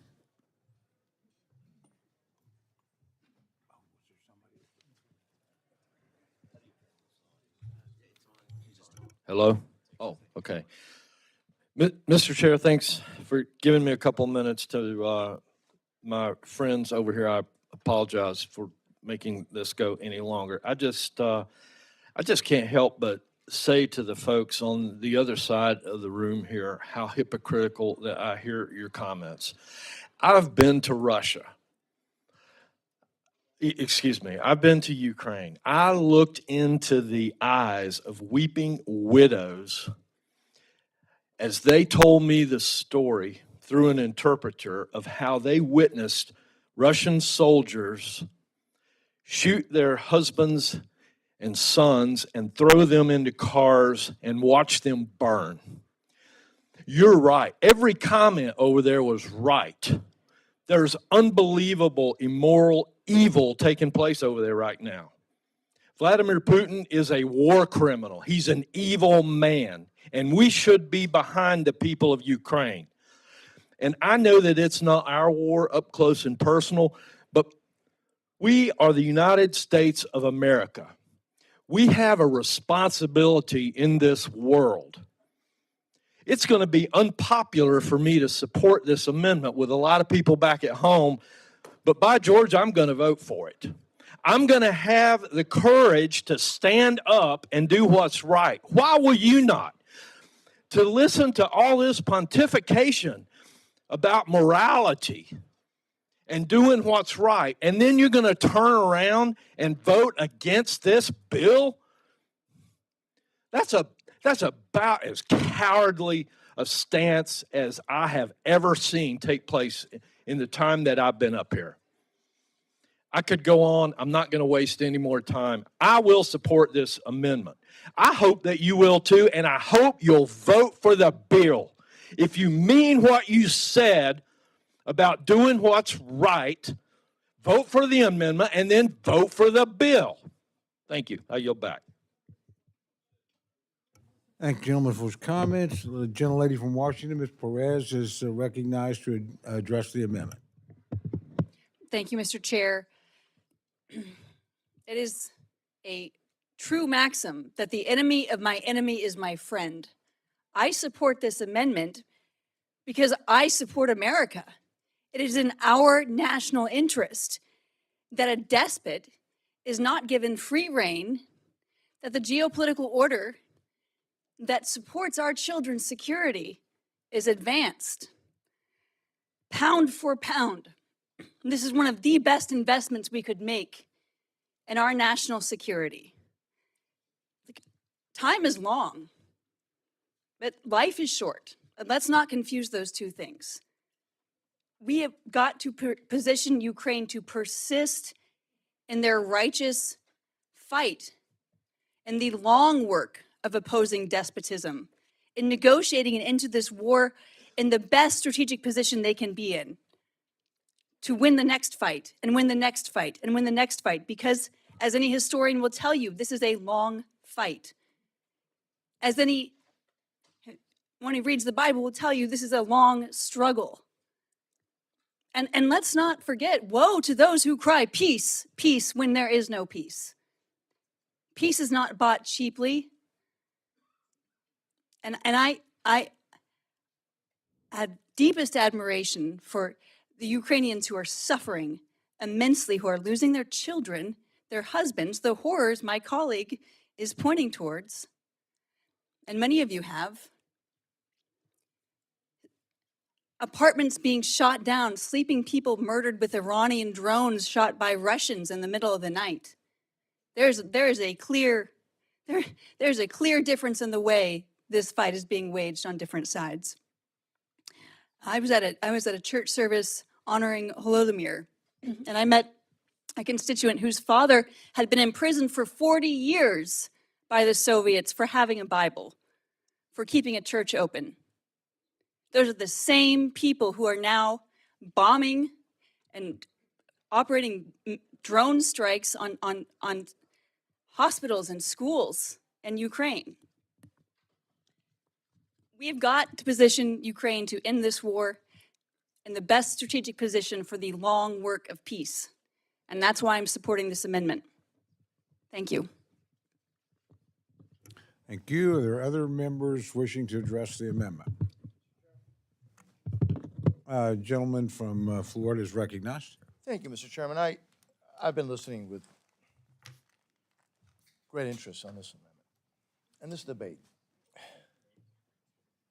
But some of the things that I've heard today are a little rich. I have great respect and admiration for Mr. Hoyer. And you know that I mean that, sir. I do. But it's kind of hard to swallow this, not you, Mr. Hoyer, some of the other things said, about how this is, the life and the fight for good and evil.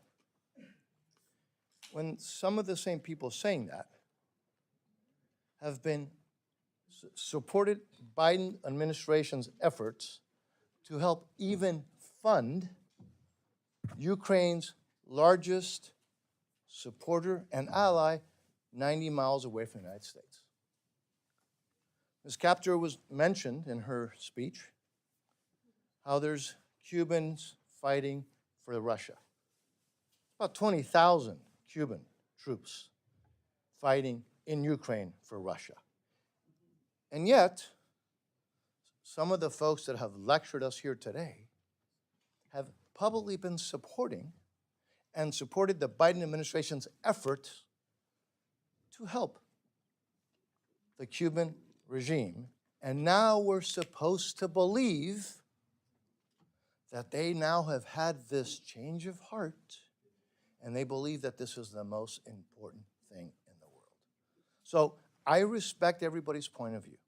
I am going to follow the lead of the chairman of the Defense Committee, who has a very difficult task of getting a bill that we can pass, that can pass the floor, so that we can fund our military.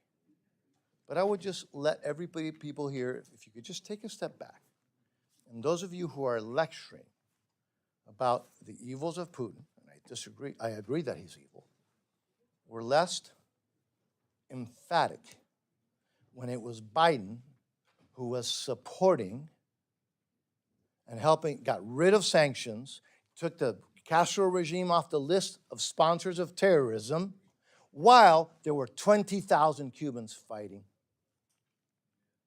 in Ukraine for Russia. With all due respect, it doesn't sound very convincing and very legitimate. With all due respect, I yield back.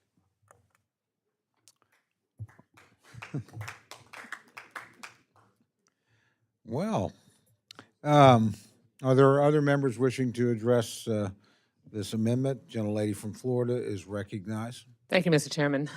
I wasn't going to speak until my dear friend decided to get up and say that and suggest that there's some relationship between the Cuban essentially mandated military who are essentially forced to fight on behalf of Russia. Or you could take it one step further, the doctors that are enslaved by the regime in Cuba and transported and trafficked to many different countries around the world, including in our hemisphere.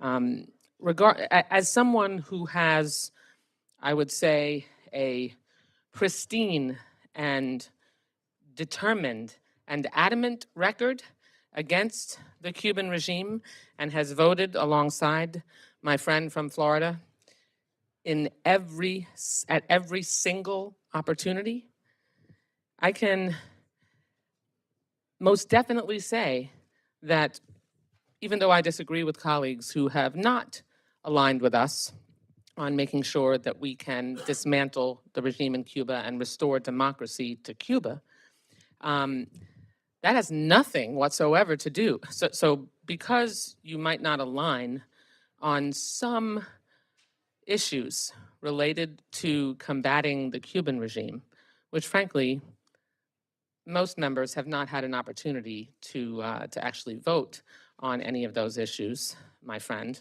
as you know, because those haven't come up on the floor in most recent years. At the end of the day, Russia, here are some basic truths. Russia illegally invaded Ukraine.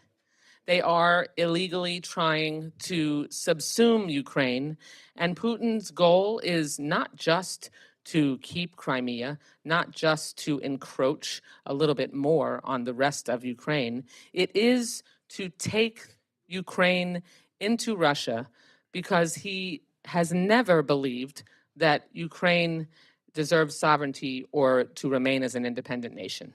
And besides the war crimes that he's committed, which have all been described over the course of this debate, we should be for democracy and we should be for sovereignty, no matter where it has been impinged. And so it's just disingenuous to suggest that you wouldn't believe in the genuine commitment of colleagues who are fighting and have been fighting for sovereignty and democracy and freedom in Ukraine, simply because there are some disagreements that I also disagree with on the relationship between the United States and another country. So that just doesn't hold water. It doesn't make sense. You're either for making sure that Ukraine is able to remain a sovereign nation, and the United States should be able to maintain and increase our commitment. By the way, we're not putting troops. We have not put troops on the ground or boots on the ground in Ukraine. We have simply provided them with defense capability and in some cases proactive military capability, which we should continue to do because we have Article 5 responsibilities to the rest of the nations in NATO that we need to live up to. You're either for that or against that, and it has nothing to do with the issue that you and I, my friend from Florida, passionately agree on. Thank you. I yield back and urge support of the amendment.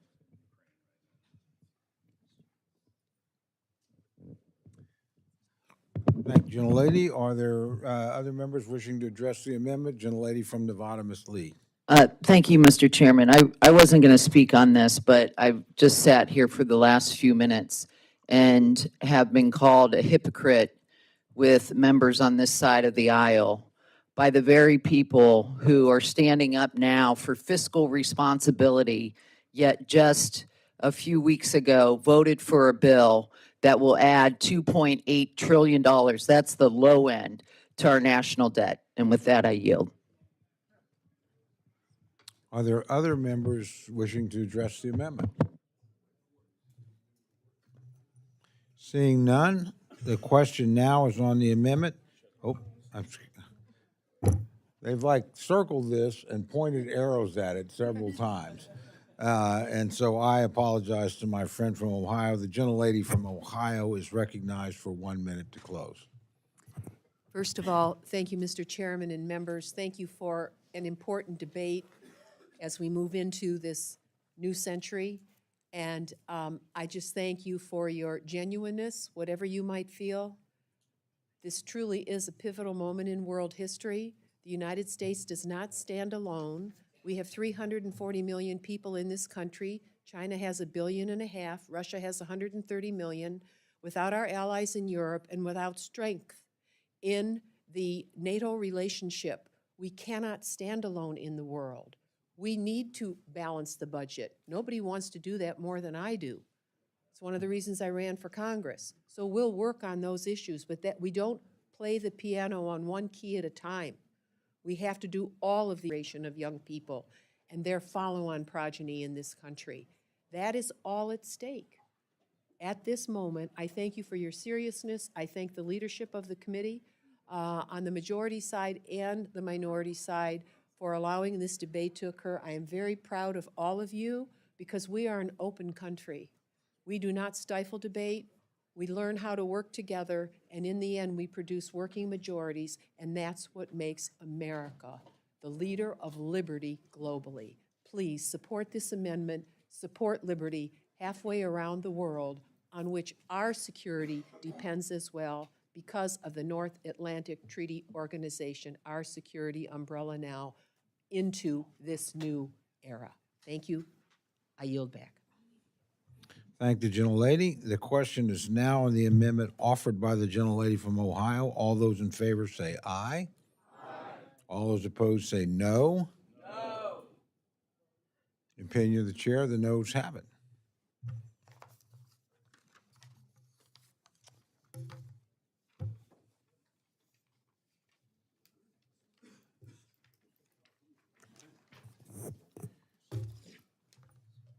The gentleman from Texas, Mr. Cuellar, is recognized for an amendment. The desk, and I ask that we dispense with the reading of the amendment. Without objection, the reading of the amendment is dispensed with, and the gentleman from Texas is recognized for remarks on his amendment. Thank you, Mr. Chairman, for the courtesy and all of the members. My amendment is the amendment that I'm asking that we add to every subcommittee bill. It's very simple, straightforward. I've talked to a lot of the cardinals and the ranking members. This amendment requires that the Department of Defense conduct performance and regulatory efficiency reviews. It also calls that we ensure prompt and competitive procurement and contracting, that they submit quarterly oversight reports, and that they develop updated performance measures. Just 4 quick points, members. As Mr. Simpson had asked me to keep this short so he can add this to his bill. Number 1, we have to measure what matters so we can do what works. We can't manage what we cannot measure.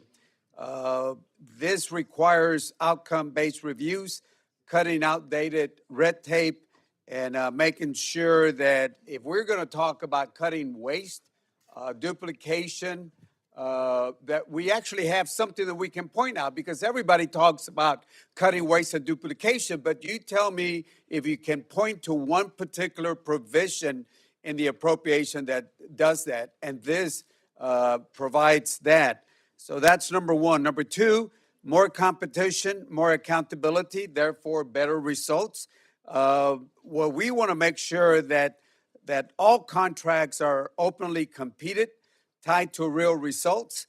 And if we can have a contract, and I can tell you in every single bill that we have contracts that are not on time and are not on budget. And if they're not on time and in budget, we should provide severe penalties to make sure that they're on budget and on time.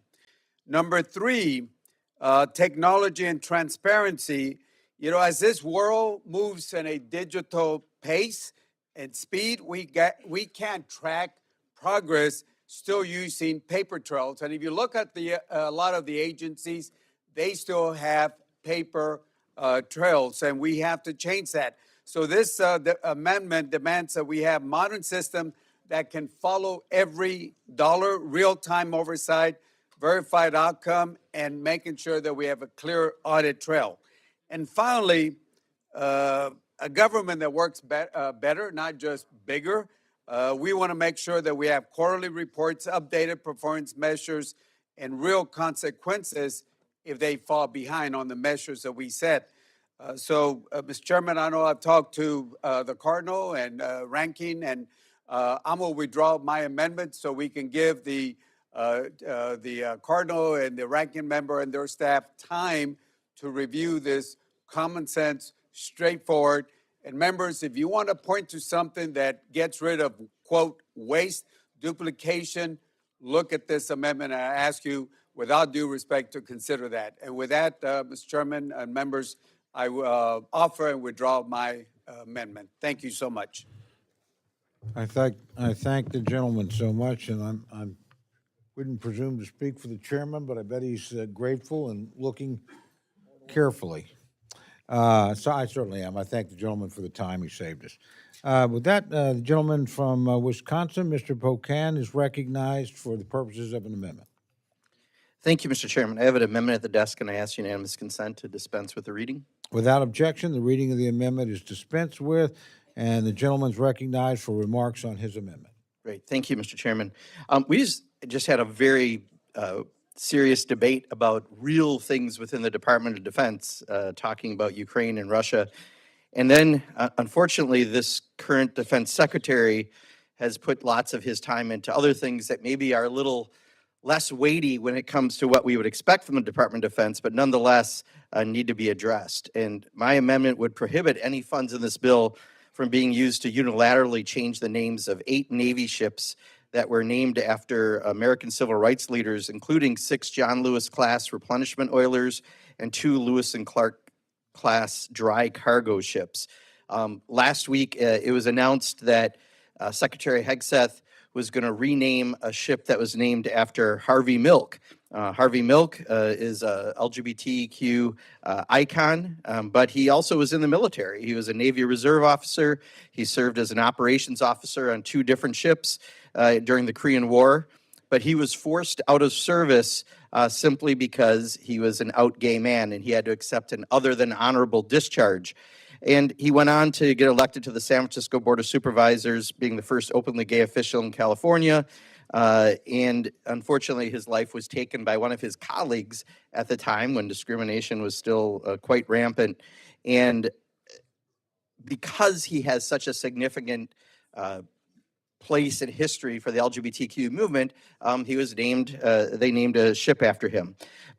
Now, it takes a certain kind of special to do that the first week of Pride Month. Clearly, Secretary Hegseth has so much free time between signal chats and everything else that he decided to do something this dishonorable at a time period he knew that it would get the woke reaction that I guess he was looking for. But he also said he might go after other ship names, including after Dolores Huerta, Cesar Chavez, Harriet Tubman, Thurgood Marshall, Ruth Bader Ginsburg, Lucy Stone, and Medgar Evers.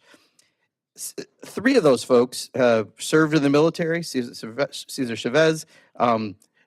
Harriet Tubman, in particular, enlisted in the Union Army as a nurse and later became a scout and a spy for the Army, helping to free over 750 people. These are all people that have significant merits to what they've done, and now for really nothing more than anti-woke ideology, the Secretary of Defense is going after this at a time we have much bigger things. Look, I understand Project 2025 is very big on CRT and DEI, and now we live in CTT instead, critical Trump theory.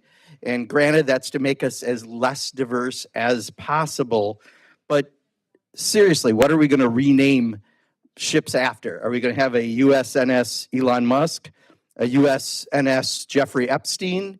If we really want to be diverse, how about a USNS George Santos? Because then the ship could also pretend to be an airplane and a weapon system, right? I mean, but the reality is, this is as ridiculous as I just made it to be having this kind of a conversation about the Department of Defense.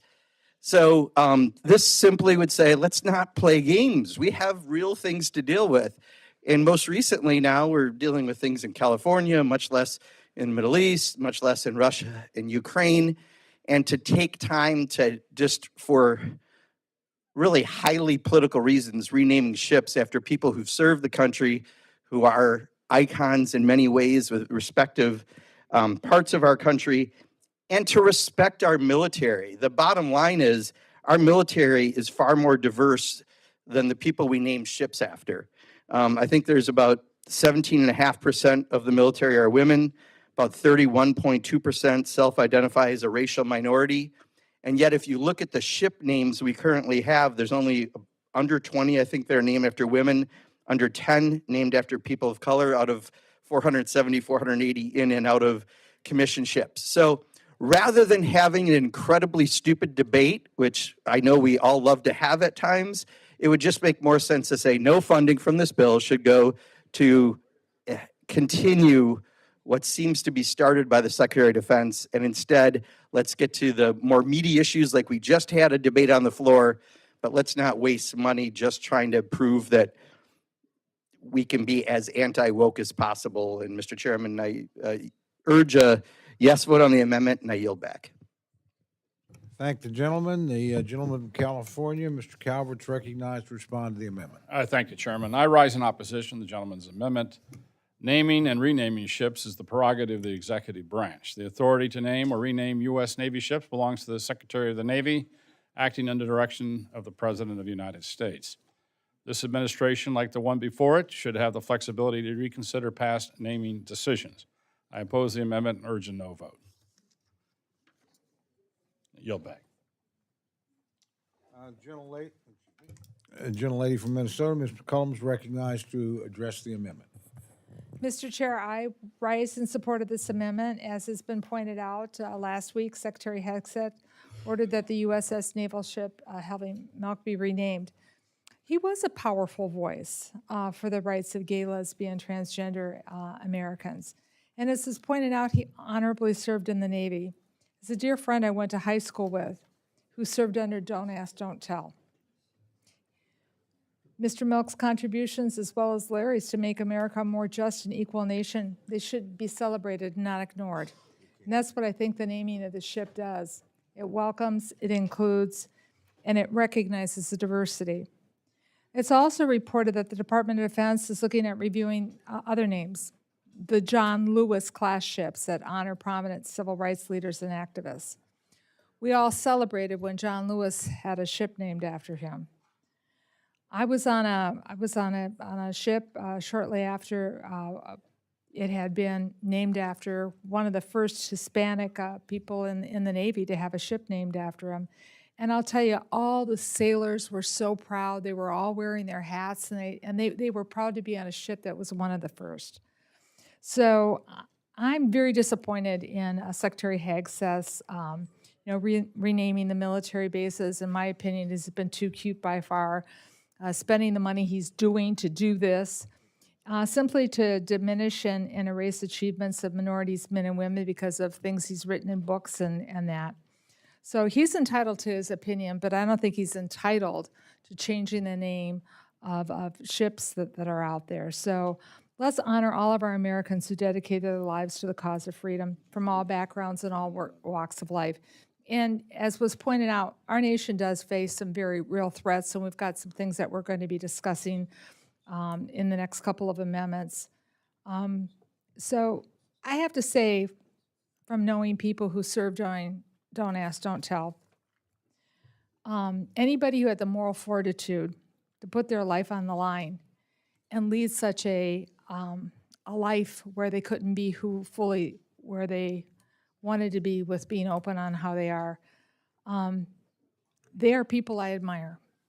And for me personally, seeing, taking away the acknowledgement of the diversity, not honoring Mr. Milk's legislature, service to our nation is really, really not the right thing to do. So let's support civil rights leaders that other presidents, other leaders, other DOD people have chosen to be honored by having the name of those ships. And let's not, go back and take it away. So I support this amendment, and I think Larry would want me to do the same. I yield back. Thank the gentlelady. Gentlelady from Illinois, Ms. Underwood, is recognized to speak to the amendment.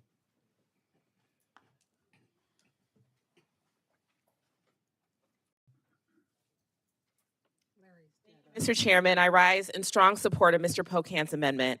To kick off Pride Month, Secretary Hegseth directed the United States Navy to rename an oil tanker known as the USNS Harvey Milk.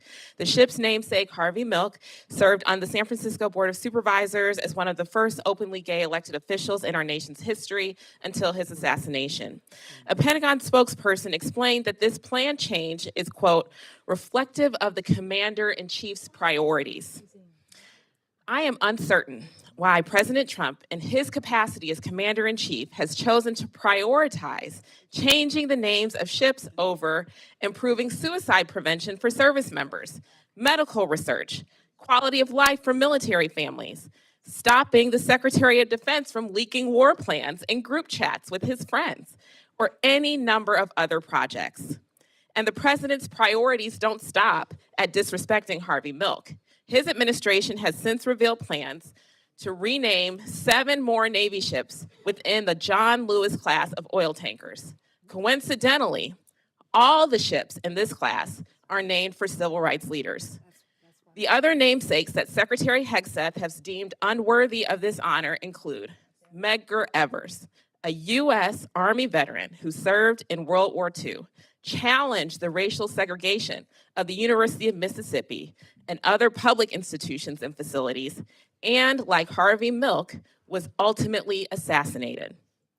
Dolores Huerta, and Cesar Chavez, co-founders of the union that would become the United Farm Workers, who fought for the safety, well-being, and dignity of agricultural laborers, and even Harriet Tubman, an abolitionist and suffragist who escaped slavery, went back repeatedly to help around 70 more enslaved people escape, and served in the Union Army as a scout and spy in the Civil War. Once again, it is painfully clear that the real goal here is to make sure certain service members feel unwelcome in our military and erase any history that doesn't reflect Pete Hegseth's identity or heritage. That doesn't help us recruit and retain a skilled and effective force. It makes us less safe. I urge my colleagues in joining me in voting yes on this amendment, and I wish them all a happy Pride. I yield back. Thank you. Gentlelady from Ohio, Ms. Capter, is recognized to speak to the amendment. Thank you, Mr. Chairman. I rise in support of this amendment, but wanted to use it as an opportunity to place the story of someone that I came to know in my district who's no longer living, who served in the China-Burma-India campaign during World War II and was one of the extraordinary Americans who helped load the atomic bomb onto the Boeing B-29. They called it the little boy, what they dropped. And I never knew his story. He was so kind to my mother and myself because her brother, my uncle, had fought in the China-Burma-India theater, which was horrible. And there was an association in our community where they all belonged, and I was invited as a congresswoman on the Veterans Committee to go to all the dinners, and they kindly invited my mother, and it was a great comfort to her to be able to speak to people, veterans who served our country at such a pivotal moment in world history. And I attended his funeral, Earl Hofsis, and I was totally taken aback walking into the funeral when his partner came up to me and said, you know, Earl always appreciated what you did, Congresswoman. He was very proud of your service. I said, I was proud of his. And he was one of the men that had helped load that onto the Enola Gay on August 6, 1945, as Hiroshima happened and the end of World War II occurred. Earl never talked to me about his partner. I had no idea. He never brought him to the dinners. It was unheard of. But I just think of him at a moment like this, and so in his honor, in his memory, of someone who had to hide who he was and served our community so nobly and was just the nicest man and such a veteran, that we live in an age and an era where people can be what they are and they don't need to hide. And so I just thank you for the moment, and you, Congressman Pocan, for offering this amendment, and as America becomes a better place. Thank you, and I yield back. Thank the gentlelady. Are there any others wishing to address the amendment? The gentleman from South Carolina. Thank you very much.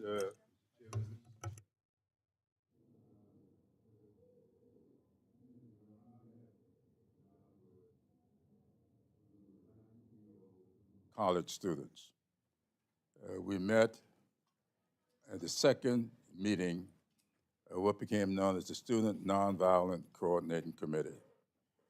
John and I became fast friends, and we had no idea back then that we would end up serving in the United States Congress together. Had no idea that we would both grow up, marry librarians. They became fast friends. John meant a lot to me. And when I saw his name on a list to be removed from a ship, I thought to myself, what are we coming to? What are we coming to? I guess Robert Smalls is going to be next. It was my great honor several years ago to go to the Baltimore Harbor and keynote the launching of the USS Robert Smalls, the only real hero of the Civil War, who served in this Congress for 10 years, served in the South Carolina State Legislature for 10 years, all after having been born enslaved. He was the author of the amendment that gave this country its first free public education for all. That was Robert Smalls that did that. He himself had been denied an education. He died still wanting to be educated. Today, I see Medgar Everett's name on a list. You know, I wonder when will Colin Powell's name go on the list? When will Colin Powell's names go on the list? This is not about partisan politics. Colin, who I knew very well, thought of himself as a Republican. I wonder when Chappie James' name's gonna go on the list. The first four-star African-American general. Nobody lowered the standards for Chappie James. They put in place DEI, a program to include Chappie James because he had been excluded from learning how to fly those planes that he became an ace at and became so good until he was the first African American to get a four-star general, to be a four-star general. I wonder when Lloyd Fig Newton name's gonna go on the list. He lives in my congressional district.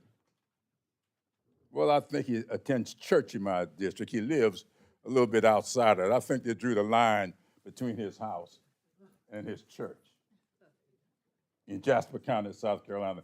Fig Newton, who became the first African-American to fly with the Thunderbirds. He still lives today. I still see him very often. I wonder when his name is going on the list. And what we're doing now is wiping the names of all of these people off of the website for the U.S. Army and Air Force. Something is wrong here. Something is wrong. Are we returning to the day when my 8 predecessors, there were 8 African Americans serving in Congress from South Carolina before me? The problem, Mr. Chairman, is there are 95 years between number 8 and yours truly, number 9. Why? Because of what this administration is doing today, trying to wipe all of these contributions off the slate and then say, y'all have never done anything. I can't tell you how many times I've heard people say to me and my colleagues, and in debate just 2 weeks ago, a Congress member made reference to the fact that people of color never made any significant contributions to this country. That's happening now. What are we coming to? I'll yield back. Gentleman yields back. Mr. Bishop, you're recognized.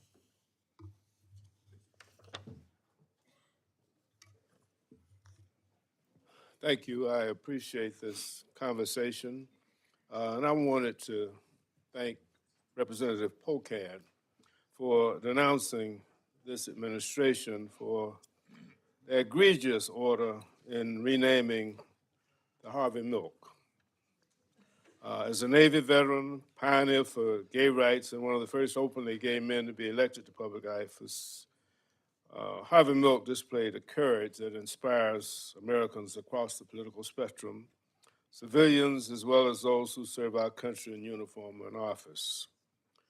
By waiting until the start of Pride Month to announce this naming, the Secretary belittled the service and the sacrifices of LGBTQ service members. It doesn't improve the morale of our troops. It doesn't improve our wartime readiness.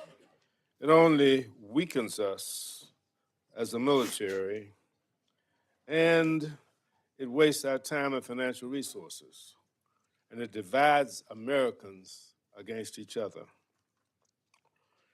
This administration has once again shown itself to believe that anyone who does not think, act, or look like themselves is somehow less American. The administration is attempting to reverse decades of progress for civil rights, moving our country backwards into a darker, more oppressive, and less free history. It seems that this administration will not stop with the renaming of a single ship. They've threatened to rename ship by ship, base by base, in a broader effort to erase the historical memory of the diverse United States of America. I associate myself with remarks of Mr. Clyburn and others who have spoken in support of the great diversity that is this country, the United States of America. It is our national ethos and in our founding ideals that all people are created equal, that out of many we are one. That's our great quest. That's what we strive for. And I urge my colleagues that we must direct our armed forces focus back to the real threats that we face, the threats that we face from our adversaries who mean us harm. So I urge our colleagues, and I urge us to oppose this divisive rhetoric and to preserve the true legacy of America's heroes, all of our heroes and our sheroes. We are one. We may look different, but we have the same values, the same ethos, the same desire for a better life under our great flag, the United States of America. With that, I yield back and urge the adoption of this amendment.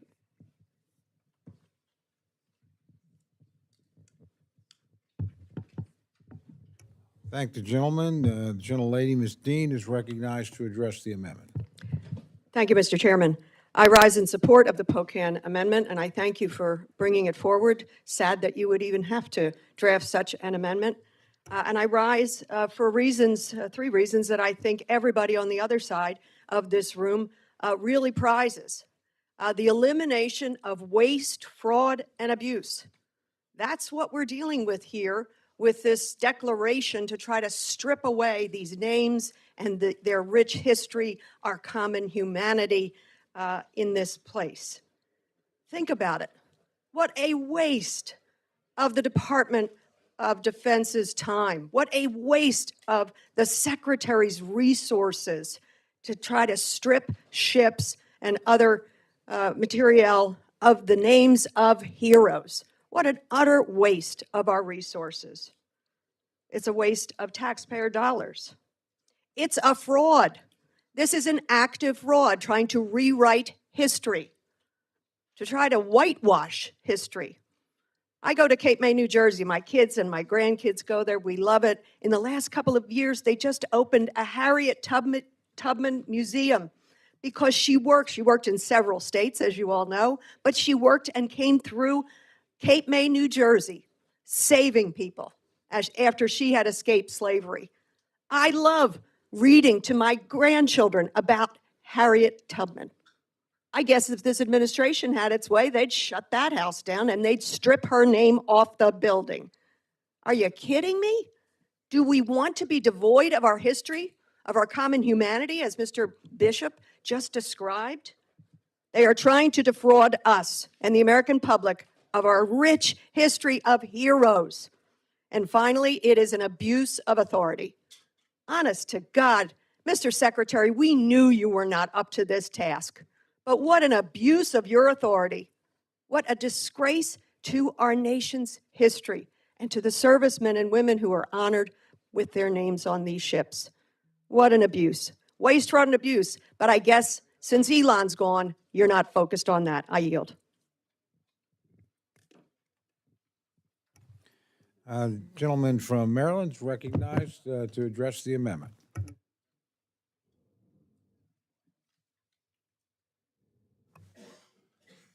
Like Jim Clyburn, John Lewis I knew very well. I walked across the Edmund Pettus Bridge. Some of you know what the Edmund Pettus Bridge was and is.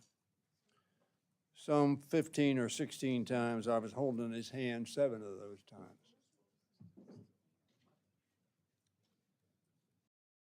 I'm not sure why this focus on CRT, on DEI. When we put our hands over our hearts, we pledge allegiance to one nation, under God, indivisible. Pledging that all of our citizens are indivisible. Not that some of our citizens are invisible, which this seems to be an attempt to accomplish. Last year I spoke of a movie that all of you ought to see. It's called The Help. It's about post-slavery, but deeply segregated America. And the help essentially was the help, not Mary or John, but the help. Not a named person, not a seen person, but a person who was experienced for what they were doing for the majority race in America. 1619, the first slaves came to America. And we are still trying to overcome that shame, that sinful act. And to take an action which, in effect, wipes away people who are different than we are, whoever we are. If we are indivisible, we are Americans. That's who we are. And if, as so many of the people that Jim Clyburn mentioned that are on this list in this amendment, who have done such honor to our country, notwithstanding what their country did to them, then we're a lesser people in a lesser land. I certainly hope this amendment is bipartisan. I hope that all of us believe that we are indivisible, that each of us is entitled to the respect and dignity which we earn, not as a color, but because of our humanity. So I would, again, I said it on the last amendment, we send messages. Send a message of indivisibility, of inclusion, not exclusion, of togetherness, not apartness. Vote aye.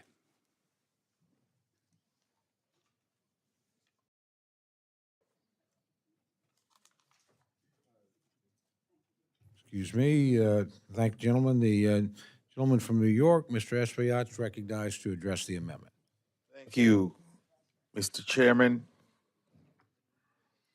This is a really an act of intolerance.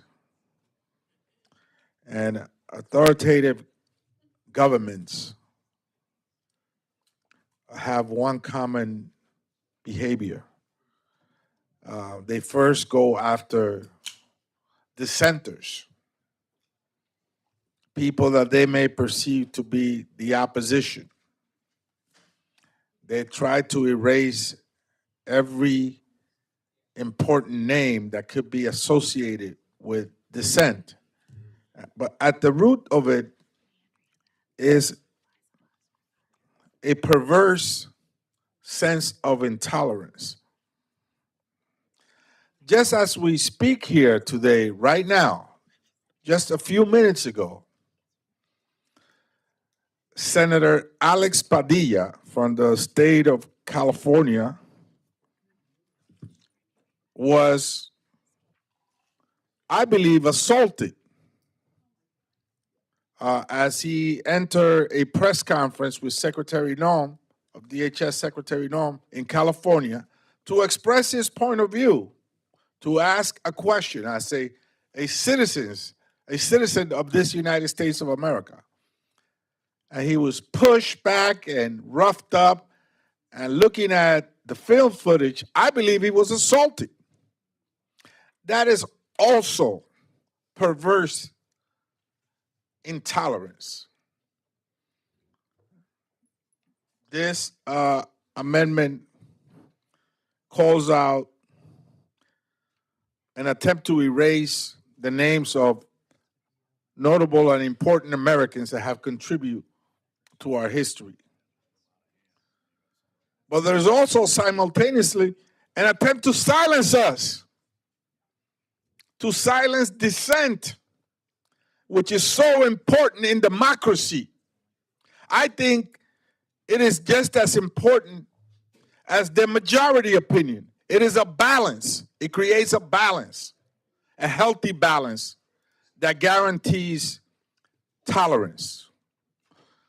So during this time where we're watching a sitting senator of the United States Senate be assaulted simply by attempting to express his opinion, we should be supporting this bill and reaffirming our commitment to democracy and the ability to dissent to preserve it. I yield back, Mr. Chairman. Thank you, gentlemen. Are there other members wishing to address the amendment? Seeing none, the question is now on the amendment. Oh, excuse me. Oh, I'm sorry. Gentleman from Georgia is recognized to address the amendment. Thank you, Mr. Chairman.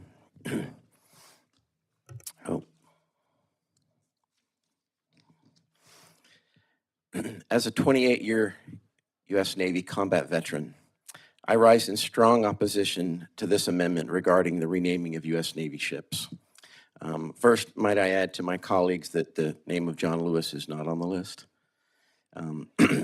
But this amendment would hinder the Secretary of Defense from prioritizing and refocusing the Pentagon's mission on the warfighter, ultimately undermining the morale, the readiness, and the cohesion of our armed forces at a time when such unity is more critical than ever. The naming of Navy ships is a sacred tradition, one that honors our nation's heroes, historic battles, and enduring values.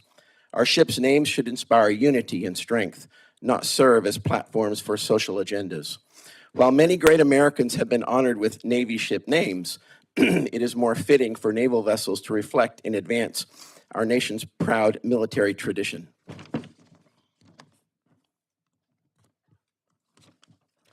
I have served on 3 incredible combat ships, all with iconic names: the USS Enterprise, the USS Midway, the USS Saratoga.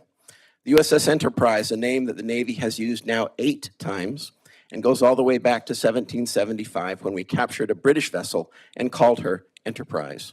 The USS Midway, named after the famous 1942 Battle of Midway, where we defeated the Japanese fleet. It was the turning point of World War II. And then the USS Saratoga, named after another famous U.S. victory, the Battle of Saratoga, during the War of Independence. Again, that was the turning point in that war. These names showcase naval tradition, warrior ethos, and inspire our sailors. However, naming ships after partisan activists like the USNS Harvey Milk politicizes this tradition and sends the wrong message to our service members. As a Navy veteran, I know firsthand the importance of a cohesive fighting force.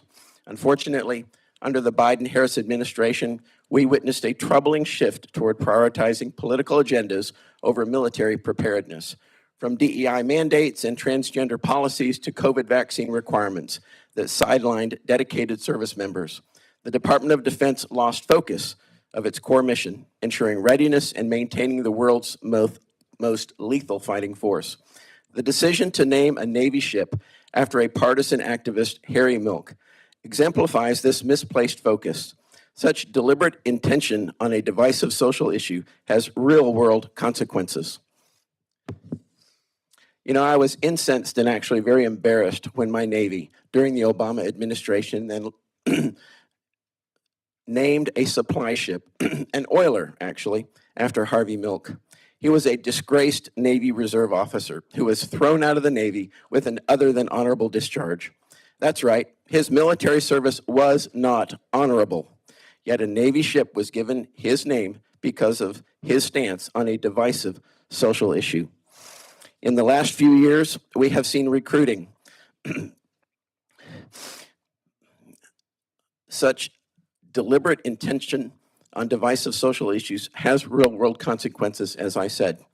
In the last few years, we have seen recruiting reach historic lows, lows that the Trump administration's leadership is swiftly reversing by returning the Pentagon's mission to our warfighters. Given recent progress in military recruitment, amidst flaring tensions across the globe, we cannot afford to maintain ships' names that distract from combat readiness. This amendment would tie the Secretary's hands, preventing efforts to depoliticize our military and to shift focus away from activism toward the needs of our sailors and the readiness of our fleet. Instead of debating ships' names, we should be focusing on investing in modernizing our capabilities, our shipyards, and ensuring that our Navy has the resources to counter our adversaries, particularly the Chinese Communist Party's massive naval buildup. Readiness, not politics, must be our focus. I urge my colleagues to reject this amendment and send a clear message. The U.S. Navy exists to defend our nation, not to advance divisiveness or activist causes. Let's honor our sailors, our veterans, and the proud tradition of our service by keeping politics out of our ships' names. Thank you, Mr. Chairman, and I yield back. Thank you, gentlemen. Are there other members wishing to address the amendment? Gentleman from Maryland is recognized. Thank you very much, Mr. Chairman. I rise just to associate my remarks with the gentleman from Georgia. Can't say it as eloquently as he did. He's a former naval officer. The purpose of the Navy and our military is not a woke agenda. It's to kill enemy. That's it. I'm sorry. It's an inconvenient truth. And anything that moves us away from that objective is a danger to this country. Now, I will tell you, I come from Maryland. I don't represent the Naval Academy, but I will tell you, when I first came to Congress, we would frequently have between 40 and 50 high school seniors who want to get a nomination to the Naval Academy. It dropped off once the woke military started. And anybody who doubts, I can send you the figures. That's like a poll of your district about what you, oh yes it is, sir. Oh yes it is. Believe me, as a former naval officer, I will tell you that is a poll of your district as though the people in your district think about the military and its role and the danger of sending your child into a military where woke is the goal. Not defending the country, not killing enemy, not defending yourself, not defending the person next to you, but woke is the goal. And having served in uniform, I can tell you that. I don't know, maybe you served in uniform too. I don't know. But when two people get up and say, we served in uniform for that branch, and tell you this is a problem, this is a problem. Now, this may not be the best solution, renaming the ship. It might not be. But I will tell you, it's a problem. The recruitment, We want objective figures. Let's look at recruitment across every branch but the Marines. Will the gentleman yield for a question? No, I won't. Okay. No, I won't. Well, It's that's all my right. 5 minutes. You add yours, I get mine. That's the way. Mr. Chairman, can you call the committee to order? The gentleman has the time. The gentleman's entitled to speak. See, people across the aisle don't have respect for military at all. At all. You should.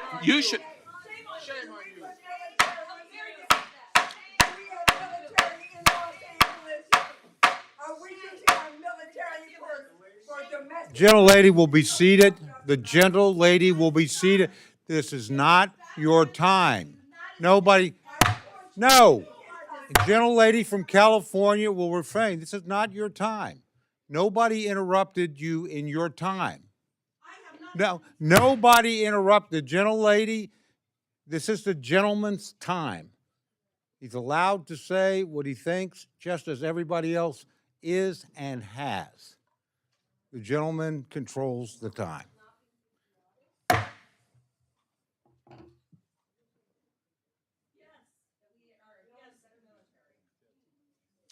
Look, I know it's inconvenient to hear. I know it's inconvenient to hear that decisions made might affect the ability of our fighting forces to win a war. But the facts are the facts. Again, I don't know if this is the right way to correct that problem, but I will tell you, a woke military is a problem. I guarantee you that the Russians and the Chinese do not have DEI departments in their military. And there's a reason why, because they are single-focused on one thing, and I would suggest that's what our military should be single-focused on. With that, I will tell. It is the gentleman's time. I know, When the Mr. gentleman Chairman. I have a finishes, motion. it's the gentleman's time. I have no problem, as Would long as not I have let an anybody opportunity. interrupt any of you. Any of you. It is the gentleman's time. He's allowed to finish his time. He's been repeatedly interrupted. It's the Mr. Chairman, I have gentleman's a time. parliamentary inquiry. It's the gentleman's time. You can hold your parliamentary inquiry when the gentleman. As long as my question is not ineligible, my motion is not ineligible once the gentleman sits down. That is why I am asking for a parliamentary inquiry. I would prefer the gentleman be allowed to finish his time, then I will come to the gentleman. As long as I can preserve the opportunity to make the motion that I would like to make, and it is not ineligible once the gentleman concludes. Would the gentleman remain standing after he finishes his remarks? If not, just sit down. I certainly will, and I'll address it right now. The rules of the House are pretty clear, that unless you talk about motive of a single member, that the chair cannot take down The gentleman and words. I have been I through know this that's before, what the request is so going to be. I But want to Mr. make Chairman, sure. I will be happy to recognize the gentlelady. Look, I can't read into the future. It's the gentleman's time. He's allowed to, you know. the Mr. gentleman Chairman, may I just don't proceed. want my motion to be ineligible. This is regular order. If I have a No, I do motion not that think is, this takes is regular precedence order. over what's The going it's on the now. gentleman's time. I'm not going to rule on a parliamentary motion off the cuff that I know nothing No. about. I'm not going to sit down. I'm not going to sit down because the gentleman impugned our entire group of members on our side of the aisle and said point blank that we do not support the military. And that is a wildly inappropriate, unacceptable remark. It is not part of decorum. And I would like to, Order, I would ask the gentlelady be seated, allow the gentleman to finish his and then I time. have a motion, Mr. Chairman. You certainly may lodge a motion at that time. It's the gentleman's time. The gentleman is recognized. Thank you very much. And I will only briefly relate that when CBS News broke this story, that we were contacted immediately by the news. Harriet Tubman's on a list. We said, okay, where's the list? Oh, CBS News didn't actually show anybody the list. They said a list existed. Never been confirmed by another source.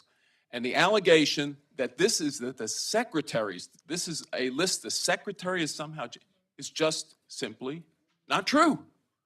Now, the Harvey Milk is true. And again, how they deal with that may be appropriate, may be inappropriate through this mechanism, but the rest of the list is certainly not at secretary level. And having been in the military, I know how this goes. You come up with an idea, you say, oh, let's think about renaming some ships. Some person pretty low down in the pecking order gets it, puts something down on paper, hands it to you, and you go, well, it's ridiculous. That piece of paper exists. That's what I think happened here. Because I don't think they're going to rename Harriet, and Harriet Tubman, of course, has not been built. It's only been projected. They're not going to rename it. But I will tell you, the Harvey Milk naming was the best example of the woke military, the most objective example. It's harmful to the nation's defense. This is an appropriate move. We should not tie the secretary's hands. I yield. Actually, I'm going to stay standing because the gentlelady wants to make a request to the chair. Yes, I do. Thank you, Mr. Chairman. I move that the gentleman's words be taken down. I will.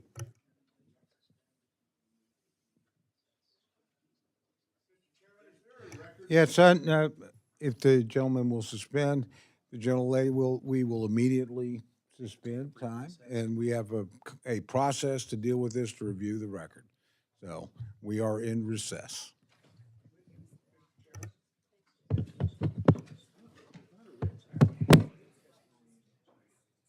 We have a process to deal with this.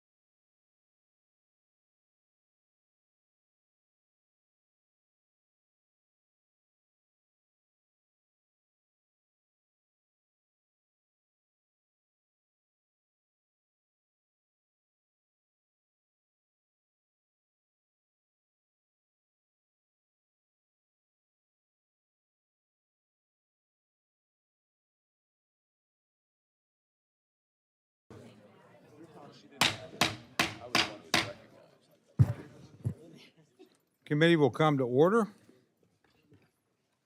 Give everybody a chance to take their seats. The clerk will report the words.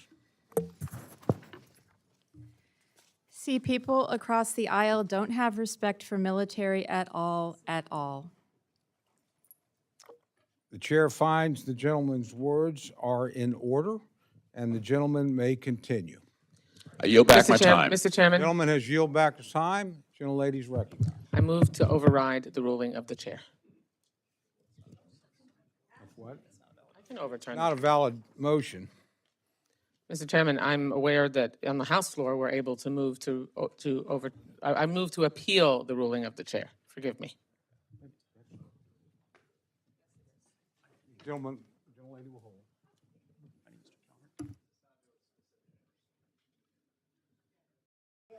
I move that we table the motion to appeal the chair. All those in favor say aye. Oh, wait. Aye. All those opposed say no. No. Opinion of the chair, the ayes have it. Roll call, Mr. Chairman. Roll call. Happy to have a roll call. Hands. I got 10. Now, there's a sufficient number of them raise their hand. Okay, call the names. Okay. Clerk will call the roll. Mr. Adderholt. Mr. Aguilar. Mr. Alford. That's correct. Mr. Alford, aye. Mr. Amadei. Mrs. Bice. Mr. Bishop. Mr. Bishop, no. Mr. Calvert. Aye. Mr. Calvert, aye. Mr. Carter. Mr. Case. Mr. Case, no. Mr. Siscomani. Mr. Siscomani, aye. Mr. Klein. Mr. Klein, aye. Mr. Cloud. Mr. Cloud, aye. Mr. Clyburn. No. Mr. Clyburn, no. Mr. Clyde. Mr. Clyde, aye. Mr. Cole. Aye. Mr. Cole, aye. Mr. Cuellar. Mr. Cuellar, no. Ms. Dean. Ms. DeLauro. Mr. Diaz-Balart. Mr. Diaz-Balart, aye. Mr. Edwards. Mr. Edwards, aye. Mr. Elzey. Mr. Elzey, aye. Ms. Escobar. Mr. Espaillat. Mr. Fleischman. Ms. Frankel. Ms. Frankel, no. Mr. Franklin. Mr. Franklin, aye. Mr. Gonzalez. Mr. Guest. Mr. Guest, aye. Mr. Harder. Dr. Harris. Dr. Harris, aye. Mrs. Hinson. Mrs. Hinson, aye. Mr. Hoyer. Mr. Hoyer. Mr. Ivy. Mr. Joyce. Mr. Joyce, aye. Ms. Captor. Mr. Lalota. Mr. Lalota, aye. Ms. Lee. Ms. Lee, no. Ms. Letlow. Ms. Letlow, aye. Mr. Levin. Ms. Malloy. Ms. McCollum. Ms. Ming. Ms. Ming, no. Mr. Molinar. Mr. Moore. Mr. Morelli. Mr. Morelli, no. Mr. Mervan. Mr. Mervan, no. Mr. Newhouse. Mr. Newhouse, aye. Ms. Perez. Ms. Pingree. Ms. Pingree, no. Mr. Pocan. Mr. Pocan, no. Mr. Quigley. Mr. Quigley, no. Mr. Reschenthaler. Mr. Rogers. Mr. Rutherford. Mr. Rutherford, aye. Mr. Simpson. Mr. Simpson, aye. Mr. Strong. Mr. Strong, aye. Mrs. Torres. Ms. Underwood. Ms. Underwood, no. Mr. Valadeo. Mr. Valadeo, aye. Ms. Wasserman Schultz. Ms. Wasserman Schultz, no. Mrs. Watson Coleman. Mrs. Watson Coleman, no. Mr. Womack. Mr. Womack, aye. Mr. Zinke.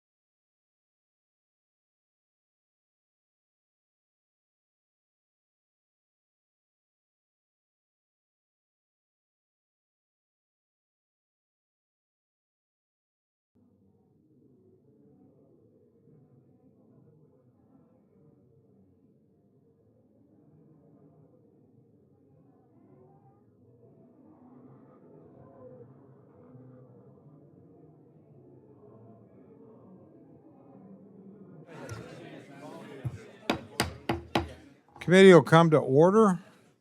We're going to resume here in a minute. A couple things. We'll resume Mr. Pocan's amendment, which is where we recessed to, I want to be careful how I word this, just in the sense I want you to do what you want to do. I really do.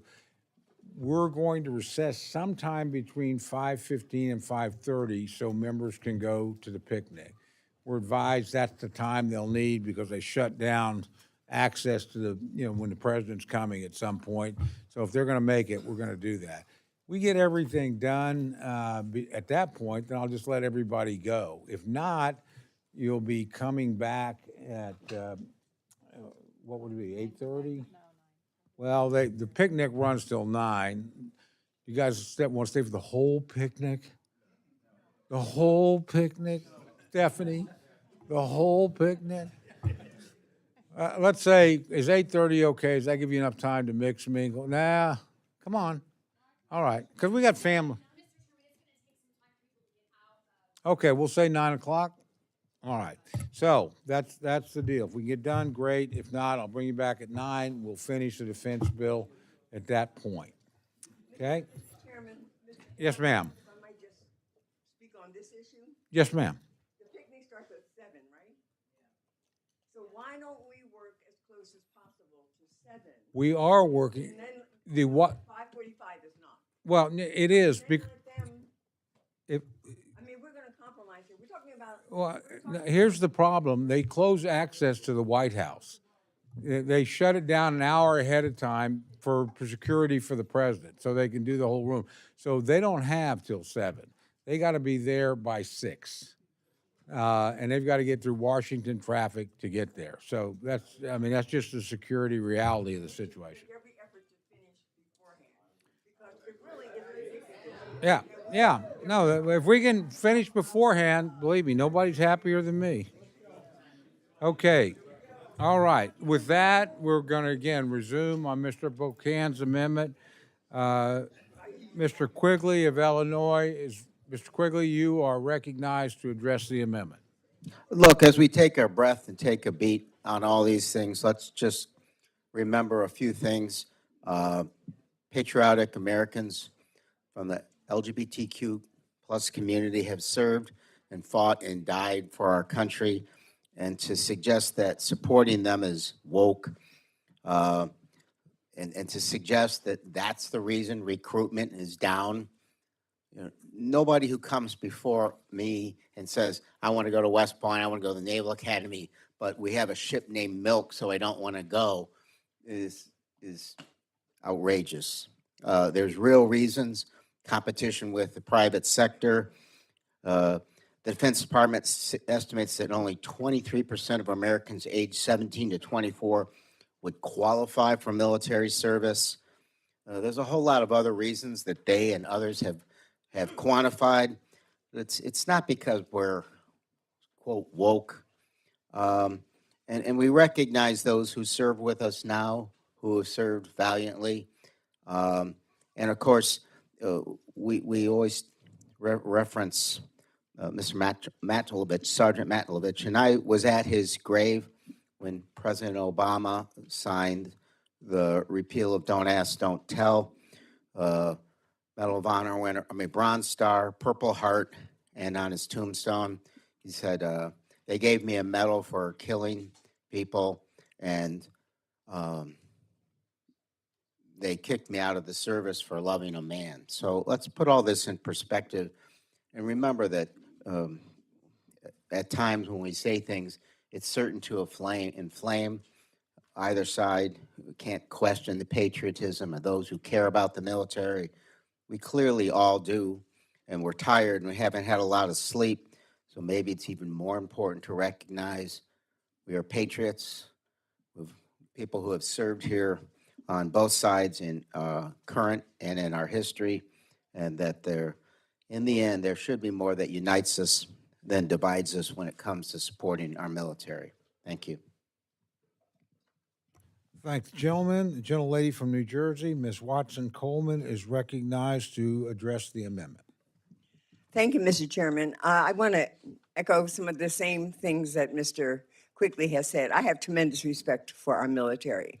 I feel badly that our military is being weaponized to be used in Los Angeles, or suggested to be used internally to this United States of America for reasons that are totally unnecessary.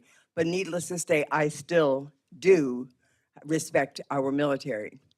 I am in support of Mr. Pocan's amendment, because the gentleman who was recognized was a hero on so many different levels, including his service in the service, as well as his public service outside of the service. And for folks to think that his name should be removed from a ship that carries our soldiers suggests to me that the problem is with them. It is not with Harvey Milk. It has nothing to do with whether or not he's deserving. It has to do with whether or not we are being guided and controlled by a bunch of homophobes. And that's unfortunate. This country we are experiencing such really tough, evil times right now. And I think that this, as a committee that typically is bipartisan and typically decent to one another, could set an example for our Congress and for our country. And so I'd like to yield the rest of my time to Mr. Clyburn. Thank you, gentlelady, for yielding me this time. I was a bit disturbed earlier when I heard the reference made to this side as being anti-military. I was married to the same woman for 58 years.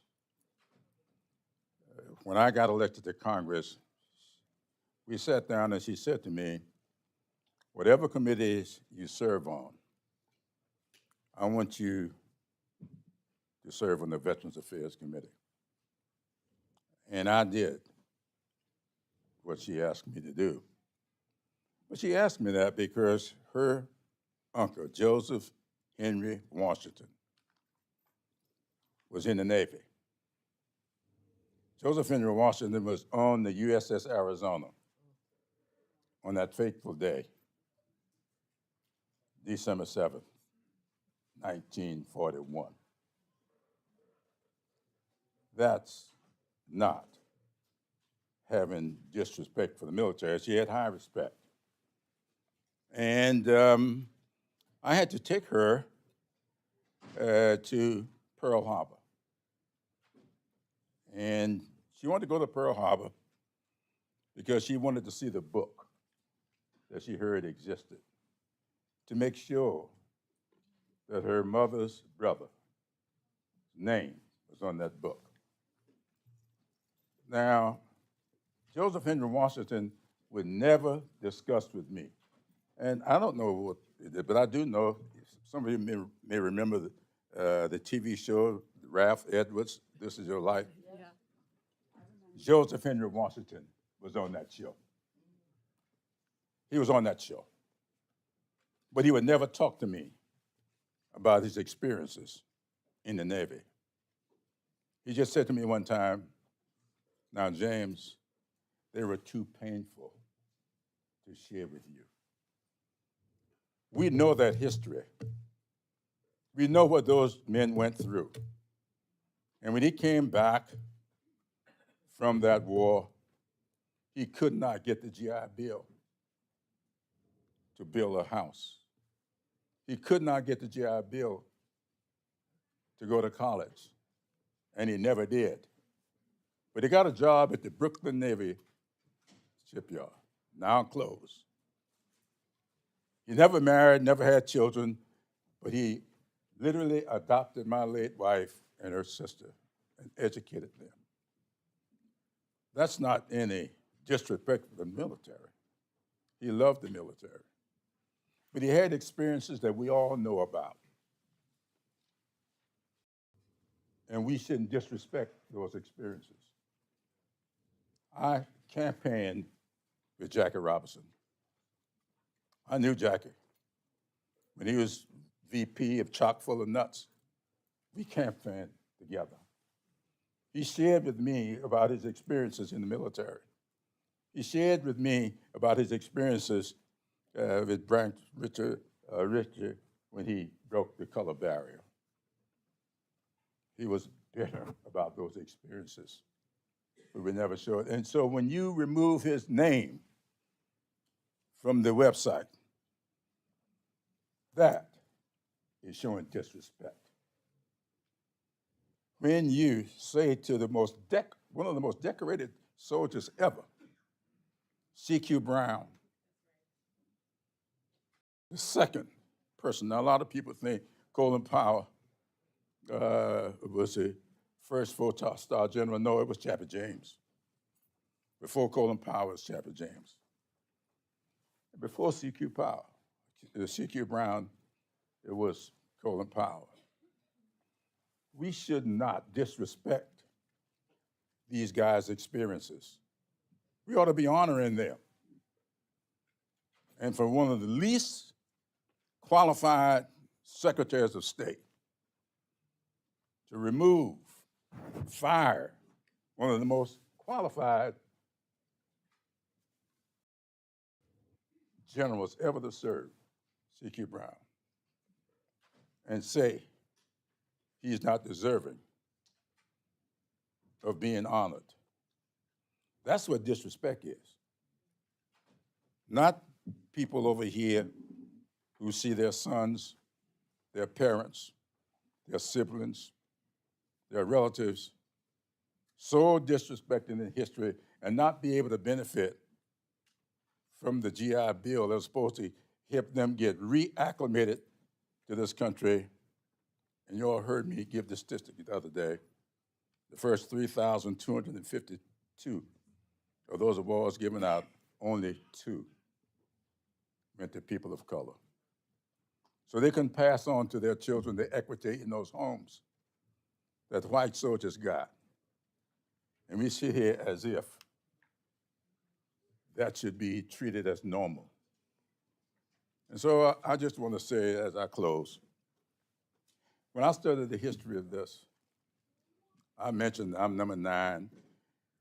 Number 6, 7, and 8 who served in this body all got indicted and all went to jail. Everybody talk about Robert Smalls. Robert Smalls was imprisoned. Why? As one of his opponents said to him, Smalls, we don't want to hurt you, but we got to have this seat. You lead the seat, and you'll be fine. That's what he went through. And you will tell me that we're going to sit here and disregard those sacrifices so that you and I can sit here free. They all went to jail on trumped-up charges. Number 9, 8, who I succeeded, died in Chicago having skipped bail to keep from spending 5 years in jail for nothing. Let's respect those sacrifices and stop pretending nothing like that ever happened. It did happen. I'll yield back. Thank the gentleman. Are there other members wishing to address the amendment? Not, gentleman's recognized for 1 minute to close. Thank you, Mr. Chairman. So this isn't about owning the libs or owning people. This is about respecting our troops. The way you respect our troops is you recognize 17.5% are women, 31.2% are racial minorities, and additionally 18.4% identify as Hispanic or Latino. And we have 6 to 8% of our ships that represent those folks. All the rest are for straight white men. And this move is something that disrespects a large number of our troops. And just to the idea that somehow someone wouldn't join the Navy because there's a ship named after Harvey Milk, the next time you go to a Donald Trump event, perhaps the picnic tonight, and they're playing YWCA or YMCA, that is a song by a gay band about gay men hooking up romantically. And while you're dancing to it, if it doesn't turn you off from Trump events, I think the same logic is true. You can still join the Navy if a ship is named after Harvey Milk. And I yield back, Mr. Chairman. Thank you, gentlemen. The question is now on the amendment offered by the gentleman from Wisconsin. All those in favor say aye. Aye. All those opposed say no. The opinion of the chair, the noes have it. And the amendment's not agreed to.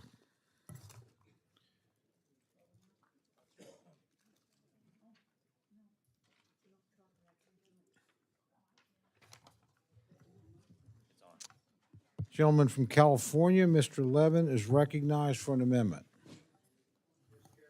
I have an amendment at the desk, and I ask for unanimous consent that the reading of this amendment be dispensed with. Without objection, the reading of the amendment is dispensed with. The gentleman from California is recognized for remarks on his amendment.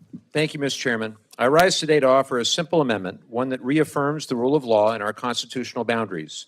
It states that no funds in this bill may be used in contravention of the Posse Comitatus Act, a law that has stood for nearly 150 years, protecting this republic from the misuse of military power on American soil. Passed in 1878, the Posse Comitatus Act is not some relic of a bygone era. It's a cornerstone of civilian governance. It says that our military cannot be used for domestic law enforcement except where specifically authorized by Congress or the Constitution. The principle is simple. We do not turn our warfighters into police officers. Our founders were deeply wary of standing armies and how they could be used to enforce the will of the powerful over the rights of the people. That's why the Constitution gives Congress, not the president, the authority to raise armies and set the rules for their use. When Congress debated the Posse Comitatus Act all the way back in the 1870s, one member of this institution put it plainly, and I quote, "The purpose of this bill is to place the Army where it belongs, in the service of the nation, not in the affairs of the people," end quote. This wasn't about politics. It was about preserving liberty.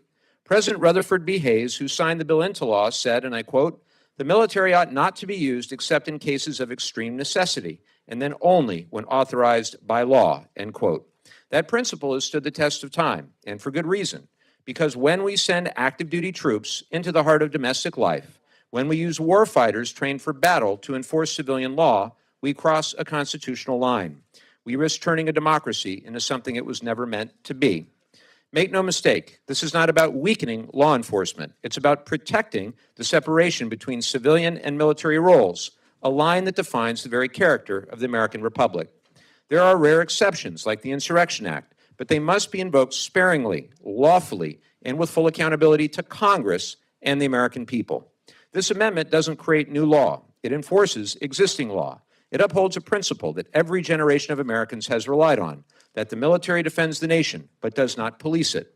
James Madison warned us that, I quote, "The accumulation of all powers, legislative, executive, and judiciary in the same hands may justly be pronounced the very definition of tyranny," end quote. Let us not hand that kind of power to any one branch, especially through silence. This vote should not divide us. It should unite us in defense of our Constitution. I urge my colleagues to support the amendment, and I yield back. Mr. Chair, would the chair entertain a motion? We're actually in the middle of the debate, Okay. so I would prefer to finish the debate. Gentleman has a motion. We can deal with it after that. Fine. Thank you very much. Gentleman from California, Mr. Calvert's recognized to respond to the amendment. Thank you. I rise in opposition to the gentleman's amendment. Interesting on the history of the Posse Comitatus, since you brought it up. Posse Comitatus, as you probably know, was put into law at a time in the 1870s, as the gentleman is correct, to remove the Union Army from the former Confederate states because they were protecting the black population in those states. And that was the beginning of the rise of the Ku Klux Klan in Bedford Forest. And what happened after that is a historical record. So the history of Posse Comitatus is not good. But saying that, I support Posse Comitatus. We shouldn't use that unless an extreme situation has been used very rarely. And I support Posse Comitatus. And I think most people in this room, if not everyone, feels the same way. So there's no room for vandalism that we've seen in LA or in other places in the United States. The Guard is there to protect the law enforcement or enforcing the law. LAPD is not able to protect every square inch of LA. Having the National Guard protect federal properties can provide relief so the LAPD can focus on their efforts on ensuring the rule of law is enforced. With that, I urge a no vote on this amendment, and I yield back the balance of my time. Thank you, gentlemen. The gentlelady from Minnesota, Ms. McCollum, is recognized to address the amendment.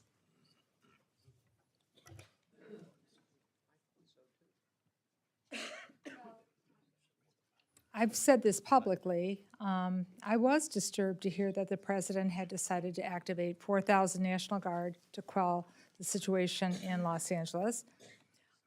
I believe it was premature and was an escalatory decision, not only to employ the National Guard troops in Los Angeles when not having been requested by the governor. Governor would have called him up if he needed him.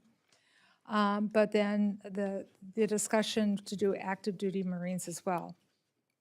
Everyone knows I'm from Minnesota. I was in the Twin Cities during the riots that followed the murder of George Floyd. They took place in my district. We had people come from all over the nation to disrupt our peaceful protests. Tens of thousands of protesters did take to the streets. And when some bad apples got in there and vandalized and broke the law, we wanted our law enforcement to arrest them and to bring peace. When our governor knew that our police departments needed help, immediately he made the decision to call up the Minnesota National Guard to protect life and liberty, but also to protect federal installations. At no point did we need Marines to be deployed. Our state and local law enforcement trained in crowd control worked hand in glove with the National Guard. It was seamless because we were prepared to do this and because the governor was able to do the unified control. So the fact that there's active duty Marines that have been deployed in America is disturbing. So I think the reaffirmation, what the gentleman from California just said, there is a role that could be properly used, but it needs to be used judiciously and it needs to follow the law. It's not the role of the military unless you're the military police and you wear it on your thing or your shore patrol to be doing any policing, and then they're only policing military. So I rise in support of this. And the other thing that I'm concerned about with this as well, Mr. Chair, and I mentioned this earlier in my remarks, just the use of this without consulting Congress, without having clear and present deployment goals, objectives in that Congress has signed off on, this is going to put a hole into our budget with what the Secretary of Defense has been talking about. So let's just take a deep breath. Let's go back. Let's support this amendment, and then we can have a discussion on how to move forward in the future. If the gentlelady will yield, I'm just looking through the language on this amendment, and just for the rest of the members to understand it, none of the funds appropriated by this act shall be used in contravention to the Posse Comitatus Act of 1878 as amended. I agree with that, quite frankly. So if that's as simple as the language is, and I don't think anyone here is going to rewrite Posse Comitatus. So if that's simply what it says, then I'm prepared to accept the amendment. Well, Mr. Chair, that was my point. It's to make sure that I just want to make a point. The United States Marine Corps has not been deployed. They are on standby. And if they are deployed, as I understand it from the Marines, they're only going to use the Marines to guard federal facilities. But at this point, they don't believe that it may not be necessary. But we'll see.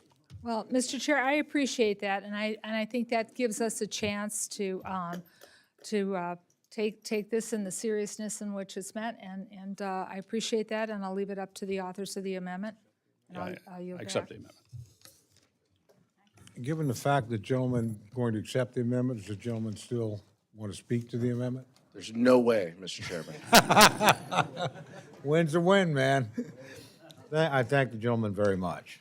So the amendment is accepted. Mr. Chair. Well, actually, let me voice vote. All in favor of accepting the amendment, say aye. Aye. Opposed? Amendment's accepted. Mr. Chair. Gentlemen. I have actually two motions now. My first motion, Mr. Chair, would to motion to reduce the speaking time to 3 minutes save for the close, which would be 1 minute. That would be fine by me, but this, I'll put this again to the committee. All those, are you fine with that? 3 minutes for any of the 5-minute speeches, obviously the normal 1 minute close and that sort of thing. Mr. Chairman, I'll second that, and I'll encourage my colleagues to say yes. However, there is one chair, and you are the chair, and we need to respect that you are the chair to enforce this. Other members trying to enforce time, banging their phone against the table to try to enforce time, should also not be allowed. So I'm fine with 3 minutes, but let's make sure that there's one chair in the room at any given time. I appreciate the gentleman's sentiment. I think there is one chair in the House. So if the gentleman, let's just leave it at that. I'm quite confident I'm the chairman. But thank you. Mr. Chair, That, we want to move to the next. I have a second motion, sir. Well, I will, Would you entertain that? okay, I actually will ask this as an expression of the sentiments, because I'm not going to force anybody to do something in terms of time limits that they don't want to do. That's exactly what we did last night, and I know there's bipartisan support on this. So, if you're all in favor of limiting us to 3 minutes and 1 minute, please say aye. Aye.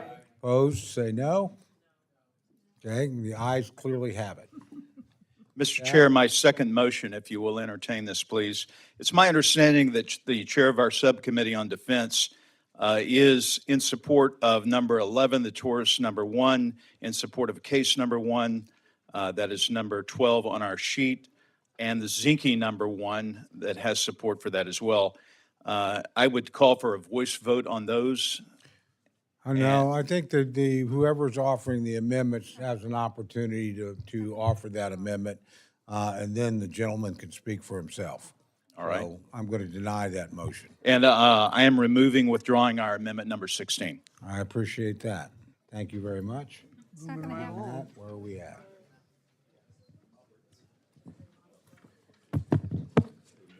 Okay, the gentlelady from California, Ms. Torres, is recognized for an amendment. Mr. Chairman, I ask for unanimous consent to dispense with a reading of the amendment. Without objection, the reading of the amendment is dispensed with. The gentlelady is recognized for remarks on her amendment. Mr. Chairman, I rise today urging support for a very simple amendment to ensure civilian DoD employees working overseas are provided with rape kits after they have been assaulted. This March, a policy change at DoD directed our medical personnel to stop providing rape kits to many civilian DoD employees working overseas. Who suffers from this change? Well, our DoD intelligence officers, law enforcement personnel, nurses and teachers, cooks, and many more in Iraq and Syria and so many other places abroad where DoD civilians serve with our uniformed military personnel. This committee must show our young civilian employees that we have their back, that their country has not abandoned them when they are raped. Every day, this policy remains in place. We're telling brave Americans that their service doesn't matter enough to guarantee them basic care when they become victims of violent crime. I urge the committee to support this important amendment, and I yield back. Thank the gentlelady. The gentleman from California is recognized to address the amendment. I thank the gentlelady for the amendment, and it's a good amendment. I accept it. Gentlelady from Minnesota, fine with that? I think that that's a fabulous idea, and we're showing we can work together when we have great amendments. Amendment's been seconded, and, but you still have the opportunity to vote. Gentlelady yield has back. the opportunity to close. I yield back to the chair. Thank you. Okay, all those in favor say aye. Aye. Opposed? Amendment is accepted.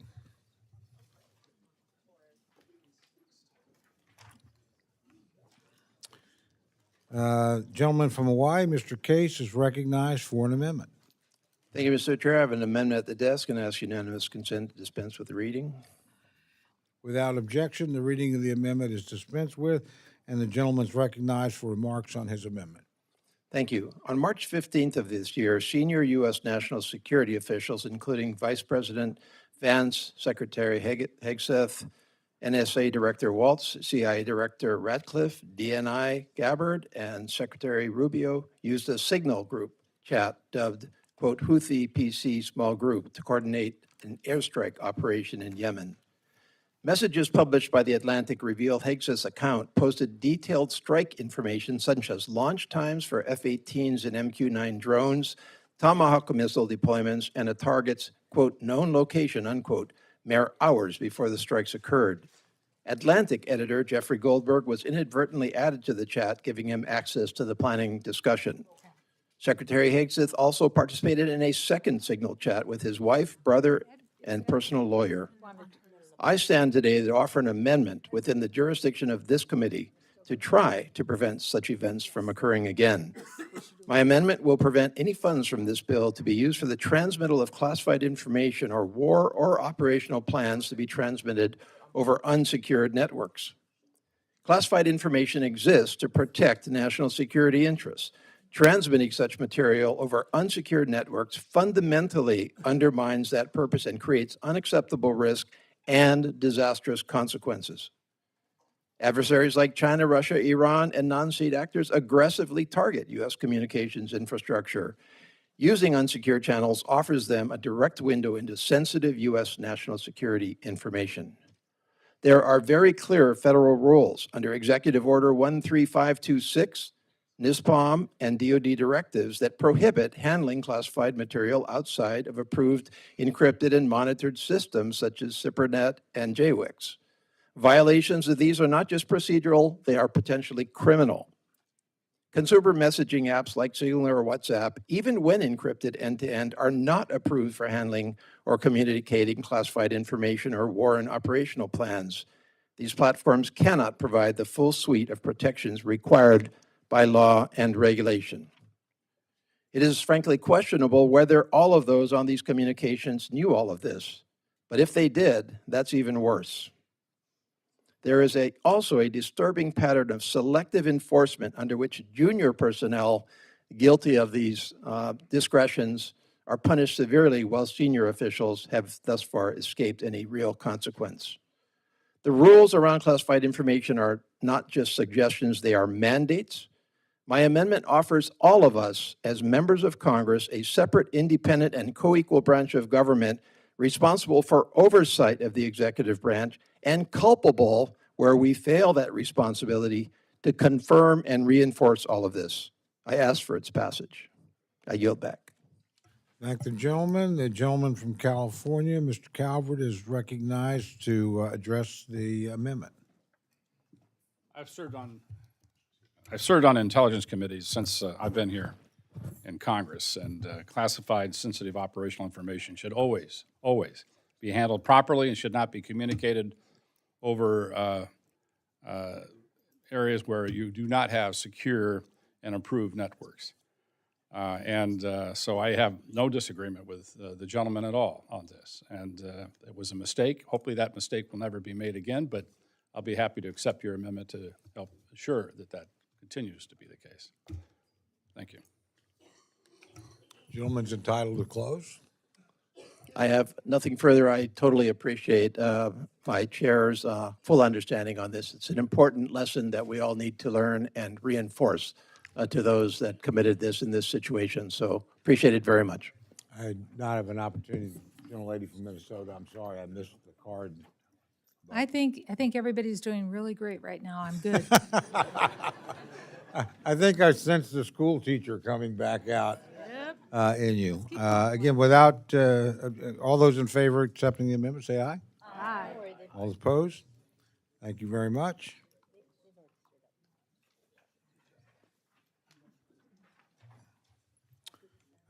Gentlelady from Illinois, Ms. Underwood, is recognized for the amendment. Mr. Chairman, I have an amendment at the desk, Underwood 1, and I ask unanimous consent that the reading of the amendment be dispensed with.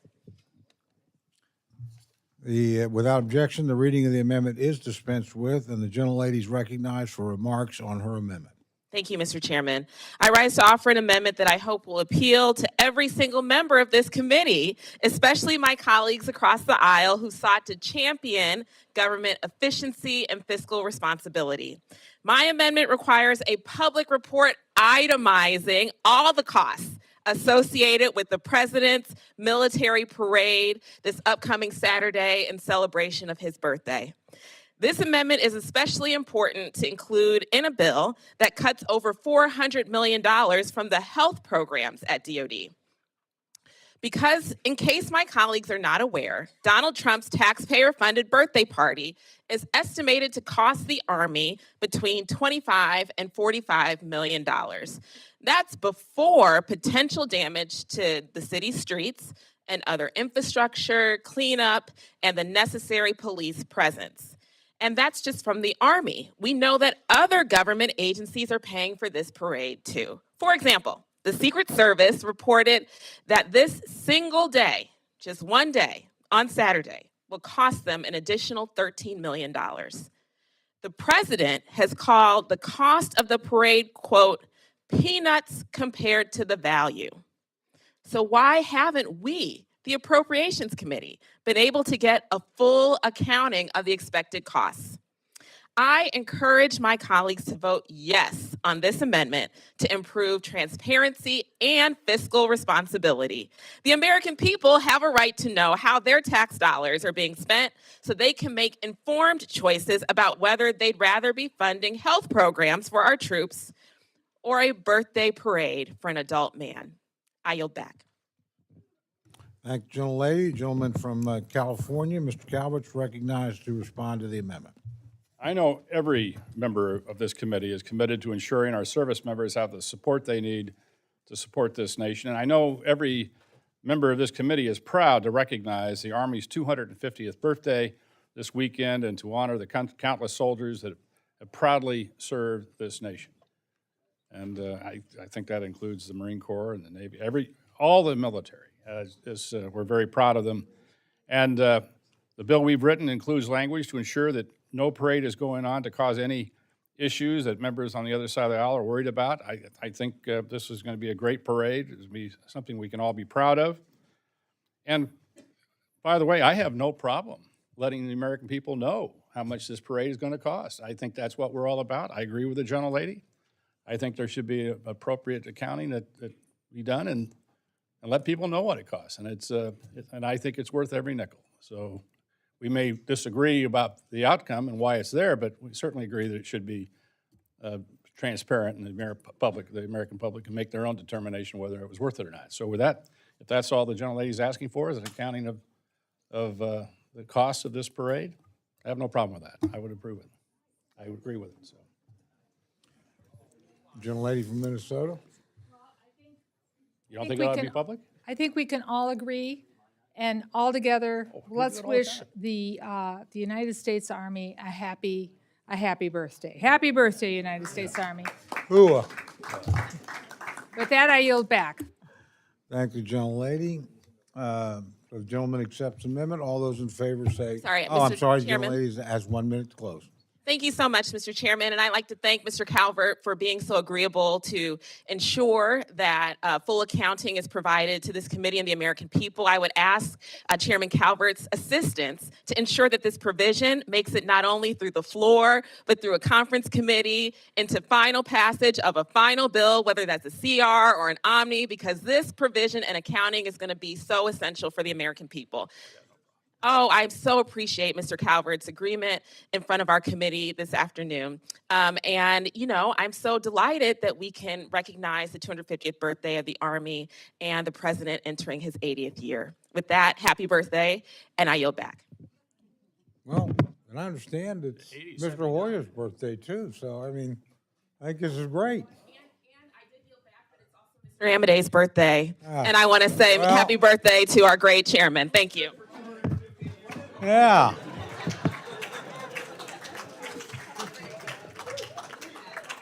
My God, this is just fantastic. Okay, all those in favor say aye. Opposed? The ayes have it. Let the record reflect I am not 250. Okay. Can I debate that? Gentlelady from Illinois is recognized for an amendment. Mr. Chairman, I have an amendment at the desk, Underwood 2, and I ask unanimous consent that the reading be dispensed with. Without objection, the reading of the amendment is dispensed with, and the gentlelady is recognized for remarks on her amendment. Thank you, Mr. Chairman. I rise to offer an amendment to preserve the history of decorated United States service members and to ensure that our Service Academy students and all Americans can benefit from learning about their accomplishments. President Trump and Secretary Hegseth have taken it upon themselves to purge the Department of Defense's websites and education curricula of information honoring some of our country's heroes. In the last few months, dozens of articles and web pages detailing the honorable service of service members throughout our nation's history have abruptly disappeared. This included the impressive achievements of veterans, including the 688 Central Postal Directory Battalion, known as the 688, a corps of Black women who devised a faster system for delivering mail to troops in World War II. The 54th Massachusetts Volunteer Regiment, a Black infantry regiment that fought courageously for the Union in the Civil War, and the Tuskegee Airmen, a squadron of Black military pilots who not only fought the Nazis in World War II, but also paved the way for the desegregation of the military. Secretary Hegseth has declared that diversity, equity, and inclusion is dead at the Department of Defense because it conflicts with his vision of a warrior ethos. But who embodies the warrior ethos better than the Tuskegee Airmen, who helped defeat Nazi Germany while also battling hostility and discrimination from their own brothers in arms? And if Pete Hegseth wants to learn more about warriors, I suggest he educate himself on the men of the 54th who survived slavery and lived to fight the traitors of the Confederacy. And of course, it's not only Black service members who are being erased here, it's also Native Americans like the Navajo Code Talkers I mentioned in my opening remarks. It's women of all backgrounds, like pioneering Civil War nurses and the Women Air Force Service pilots, or WASPs, in World War II. I'm looking at this list of veterans whose accomplishments are being purged from the schools and scrubbed from the websites, and at this rate, it seems the only people safe from Pete Hegseth's vision are the ones that look like Pete Hegseth. And that's what this crusade against DEI is really about. Because the opposite of DEI is not a warrior ethos. The opposite of diversity is homogeneity. The opposite of equity is unequal opportunity. The opposite of inclusion, friends, is exclusion. We already know that a fighting force that reflects our diverse country is critical to the security mission of the Department of Defense. We urgently need to recruit and retain all kinds of warriors, and our Service Academy students learn all the lessons that they can from those who served before them. But right now, Pete Hegseth's relentless dehumanization of veterans he does not care for is hampering the Department of Defense's ability to fulfill its mission. My amendment would help stop him. I ask my colleagues to vote yes, and I yield back. Thank you, gentlelady. The gentleman from California, Mr. Calvert's recognized to address the amendment. I rise in opposition to the gentlelady's amendment. The department moved quickly to eliminate diversity, equity, and inclusion programs that distracted from the mission of protecting our country. I know many of us support those efforts and believe that the department should be laser focused on modernization of our forces with the right equipment, ensuring that our service members have the support that's necessary. In instances where the department moved too quickly and inadvertently removed a reference to the honorable accomplishments of someone or some organization that served in the past, they have moved just as quickly to fix that. And that process is continuing, and rightfully will restore those materials as quickly as possible. With that, I urge a no vote on this amendment, and I yield back the balance of my time. Thank you, gentlemen. The gentlelady from Minnesota, Ms. McCollum, is recognized to address the amendment. Well, thank you. I rise in support of the amendment, and I almost called you by your first name, Mr. Chair Calvert. There's more work to be done. So in kind of preparing for this, I did a little bit of research. So I wanted to see what the Department of Defense had up about women. So the Department of Defense has a page that you can see, and it says, Military celebrates Women's History Month. And Women's History Month was in March, and that's when I was looking. And then I went to click on the link, and it's dead. So I thought, well, maybe it's me. I'm not great with my, clicks and all that sometimes. Tried it again. It was dead. So then I came in and I talked to the staff, and I said, let's find out if there's something wrong with this page. We couldn't get it to work here either. So then I made an inquiry weeks ago. Crickets. No response. So I'm going to support the amendment, but I'm going to tell you something that you might have read if you could get on the page. Any of you know about the Hello Girls, World War I, Pershing? Well, as Pershing was going through during World War I, he had this problem. The guys were laying all this, communications equipment, the telephone operators, but the guys couldn't speak French and English very well, and war plans and things were getting all messed up. So Pershing said, find me people who can speak French and English. So they went and found women AT&T operators. So they took an oath, and then they were told that they were, after they took the oath for the Army, then they were told that there was this internal memo that they were civilian employees, but they never signed a contract saying that. The women were required to purchase their own kits, including uniforms, shoes, hats, and insignias between $250 and $350 because they were told because they didn't have uniforms to fit them that they would have to buy their own. And by the way, their monthly salary was $60. They wore U.S. Army uniforms. They were subject to Army regulations. They were given honorable discharges. Because they were considered civilians. Congress fixed that. We went back and we recognized the Hello Girls, and we've done a lot of things to put them forward. But that's just an example of things that, our curiosity and how we've come farther. And that website's gone. So I support the gentlewoman's amendment from Illinois because I'm not a historian. You're steeped in it. You've got your PhD. I just have a 4-year degree in American history. But we should be able to access that. We should be able to share it. I should, as a history teacher, be able to go out on the website and find things like that. So now you know something about Pershing. He loved the women. He even took them to the front line after he was told not to because he did not want to lose the war. With that, I yield back. Thank you, gentlelady. Are there other members wishing to address the amendment? Gentleman from Maryland is recognized.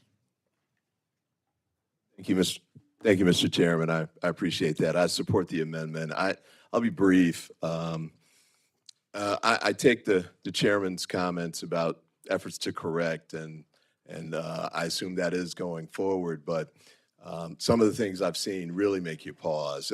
For example, the Naval Academy Library had pulled Maya Angelou, I Know Why the Caged Bird Sings, from their shelves. They left Mein Kampf on the shelves. They left the book called The Bell Curve on the shelf, which is, you might not remember, but about, 35 years ago, it was a book that came out and talked about African-American mental inferiority to whites. The critique of The Bell Curve was pulled from the shelves too. Now, whatever's motivating all of that, I'm not really sure because it really doesn't make any sense. I think we're supposed to believe in the free market of ideas and giving the competition, the truth will emerge. At least that's the hope. But certainly pulling those books, pulling history from the shelves, certainly isn't helpful to upcoming generations. Not knowing their history, not knowing what's happened, not knowing the truth really doesn't make any sense. And I think it's frankly indefensible. So let's support this amendment. Let's make sure we have all the information on the shelves. Let's make sure that future generations can read and learn for themselves and draw their own conclusions. And let's get the military off of this,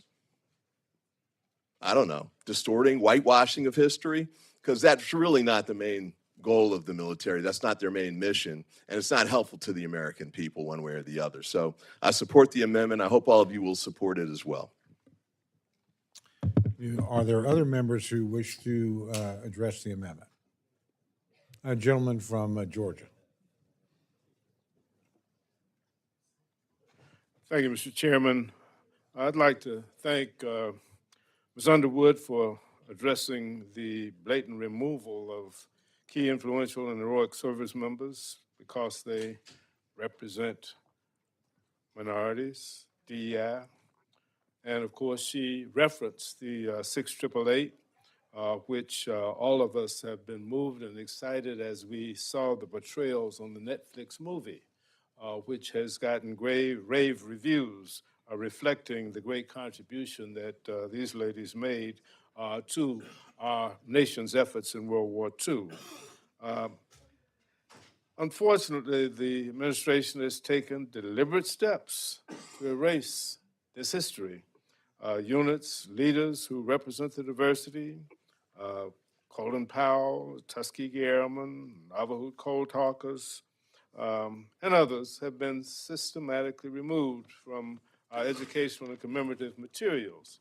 Now, I am fortunate to serve on the Board of Visitors for the United States Military Academy, and the chairman is here, Mr. Womack, and there's some incredible young people there, and the leadership and the curriculum there is just stellar. But the Department of Defense is now prohibiting students at the service academies, including the Sergeant Major's Academy, West Point, and the Seizure Services Colleges, from writing papers on women and minority figures. This is not only unacceptable, it's a disservice to every service member who deserves to see themselves reflected in the stories we tell and the leaders we promote. Representation matters, particularly in an institution like the United States Department of Defense. One of Secretary Hegseth's first actions was to remove leaders who embodied and represented this diversity. The result, not only is our history being erased, so are the present-day leaders who carry the legacy forward. And our service members are being told explicitly that they cannot honor or even study the contributions of trailblazers. We have to ask ourselves, who will be erased next? Diversity is not a threat, it's a strength. We should be embracing our full history, not censoring the parts that make some folks uncomfortable. The sacrifices and the achievements of all who have served should be celebrated and not sidelined. This amendment is vital, and a vote in favor sends a clear and unequivocal message. We see you, we value you, and we will not forget you, regardless of your race, your religion, your gender, or your background. Vote yes. Let's stand for inclusion. Let's stand for truth, for every American who has worn the uniform with pride. This is, I believe, our obligation to those who have served, and to those who are serving, and to those who will serve in the future. We need to create an environment of inclusion that represents and reflects the diversity of this great country, the greatest country on the face of the earth. I urge the adoption of this amendment. Thank the gentleman. Gentleman from Texas, Mr. Cloud, is recognized to address the amendment. Question? Call the question. I don't think you can call the question while we're in debate. Yeah, so are there other members wishing to address the amendment? Seeing none. Oh, okay, seeing none. The questions now on the amendment offered, what? Oh, I'm sorry. Oh, again, I'm sorry. Gentlelady, gentlelady is recognized for 1 minute to close. Well, colleagues, we've had a really robust discussion today about the way that we honor incredible American heroes and who gets to be honored and have their legacy live on in the pages of history. I understand we're in a political moment, where my colleagues across the aisle may not want to stick their necks out for these American heroes, veterans who have so capably and ably put it all on the line for the American people and the freedoms that we all enjoy. But one day we will have to stand up. And I look forward to voting yes. I encourage everyone else to do the same, because we cannot be a nation where only some people get to be recognized for their heroism, for their valor, for their sacrifice, while others are called to serve and sacrifice, and it goes overlooked. I hope you will join me in voting yes. I yield back. Question is now on the amendment offered by the gentlelady from Illinois. All those in favor say aye. All those opposed say no. No. Amendment of the chair, the noes have it. Roll call has been requested. Sufficient hands having been raised, the clerk will call the roll. Mr. Adderholt. Mr. Adderholt, no. Mr. Aguilar. Mr. Aguilar, aye. Mr. Alford. Mr. Alford, no. Mr. Amade. Mr. Amade, no. Ms. Bice. Mrs. Bice. Mrs. Bice, no. Mr. Bishop. Mr. Bishop, aye. Mr. Calvert. Mr. Calvert, no. Mr. Carter. Mr. Carter, no. Mr. Case. Mr. Case, aye. Mr. Siscomani. Mr. Siscomani, aye. Mr. Klein. Mr. Klein, no. Mr. Cloud. Mr. Cloud, no. Mr. Clyburn. Mr. Clyburn, aye. Mr. Clyde. Mr. Clyde, no. Mr. Cole. Mr. Cole, no. Mr. Cuellar. Mr. Cuellar, aye. Ms. Dean. Ms. Dean, aye. Ms. DeLauro. Ms. DeLauro, aye. Mr. Diaz-Balart. Mr. Diaz-Balart, no. Mr. Edwards. Mr. Elzey. Mr. Elzey, no. Ms. Escobar. Ms. Escobar, aye. Mr. Espaillat. Mr. Espaillat, aye. Mr. Fleischman. Ms. Frankel. Ms. Frankel, aye. Mr. Franklin. Mr. Franklin, no. Mr. Gonzalez. Mr. Gonzalez, no. Mr. Guest. Mr. Guest, no. Mr. Harder. Mr. Harder, aye. Dr. Harris. Dr. Harris, no. Mrs. Henson. Mrs. Henson, no. Mr. Hoyer. Mr. Hoyer, aye. Mr. Ivy. Mr. Ivy, aye. Mr. Joyce. Mr. Joyce, no. Ms. Captor. Ms. Captor, aye. Mr. Laloda. Mr. Laloda, no. Ms. Lee. Ms. Lee, aye. Ms. Letlow. Ms. Letlow, no. Mr. Levin. Mr. Levin, aye. Ms. Malloy. Ms. Malloy, no. Ms. McCollum. Ms. McCollum, aye. Ms. Ming. Ms. Ming, aye. Mr. Molinar. Mr. Molinar, no. Mr. Moore. Mr. Moore, no. Mr. Morelli. Mr. Morelli, aye. Mr. Mervan. Mr. Mervan, aye. Mr. Newhouse. Mr. Newhouse, no. Ms. Perez. Ms. Pingree. Ms. Pingree, aye. Mr. Pocan. Mr. Pocan, aye. Mr. Quigley. Mr. Quigley, aye. Mr. Rushenthaler. Mr. Rushenthaler, no. Mr. Rogers. Mr. Rogers, no. Mr. Rutherford. Mr. Rutherford, no. Mr. Simpson. Mr. Simpson, no. Mr. Strong. Mr. Strong, no. Mrs. Torres. Mrs. Torres, aye. Ms. Underwood. Ms. Underwood, aye. Mr. Valadeo. Mr. Valadeo, aye. Ms. Wasserman Schultz. Ms. Wasserman Schultz, aye. Mrs. Watson Coleman. Mrs. Watson Coleman, aye. Mr. Womack. Mr. Womack, no. Mr. Zinke. Mr. Zinke, no. Do any members wish to record their vote or change their vote? Gentleman from Tennessee. Gentleman from North Carolina. Thank you. Did you get Zinke? Okay. Again, are there any others? All right.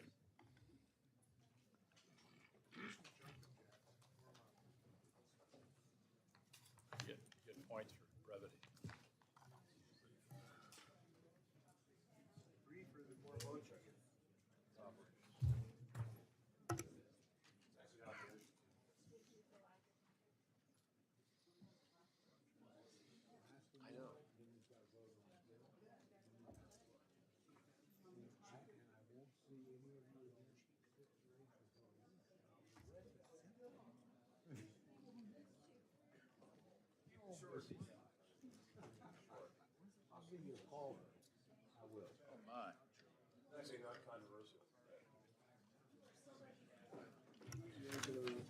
On this vote, the ayes are 29, the noes are 33, and the amendment is not adopted. Just so people know, we have one remaining amendment, then we have the vote on the full bill. Get through that, I will let you loose, and we will not see one another again for a while, unless you guys want to stop at 2:16 for a celebratory drink and cigar with my friend, the chairman of Defense Appropriations. With that, Mr. Zinke is recognized for an amendment. Mr. Chairman, I have an amendment on the desk and request the reading be dispensed.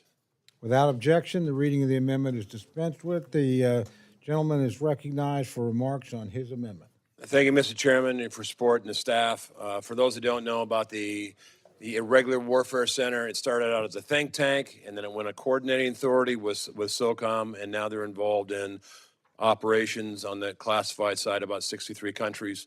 What they do on the unclassified side, irregular warfare, they look at target analysis, vulnerability, hardened sites, infrastructure.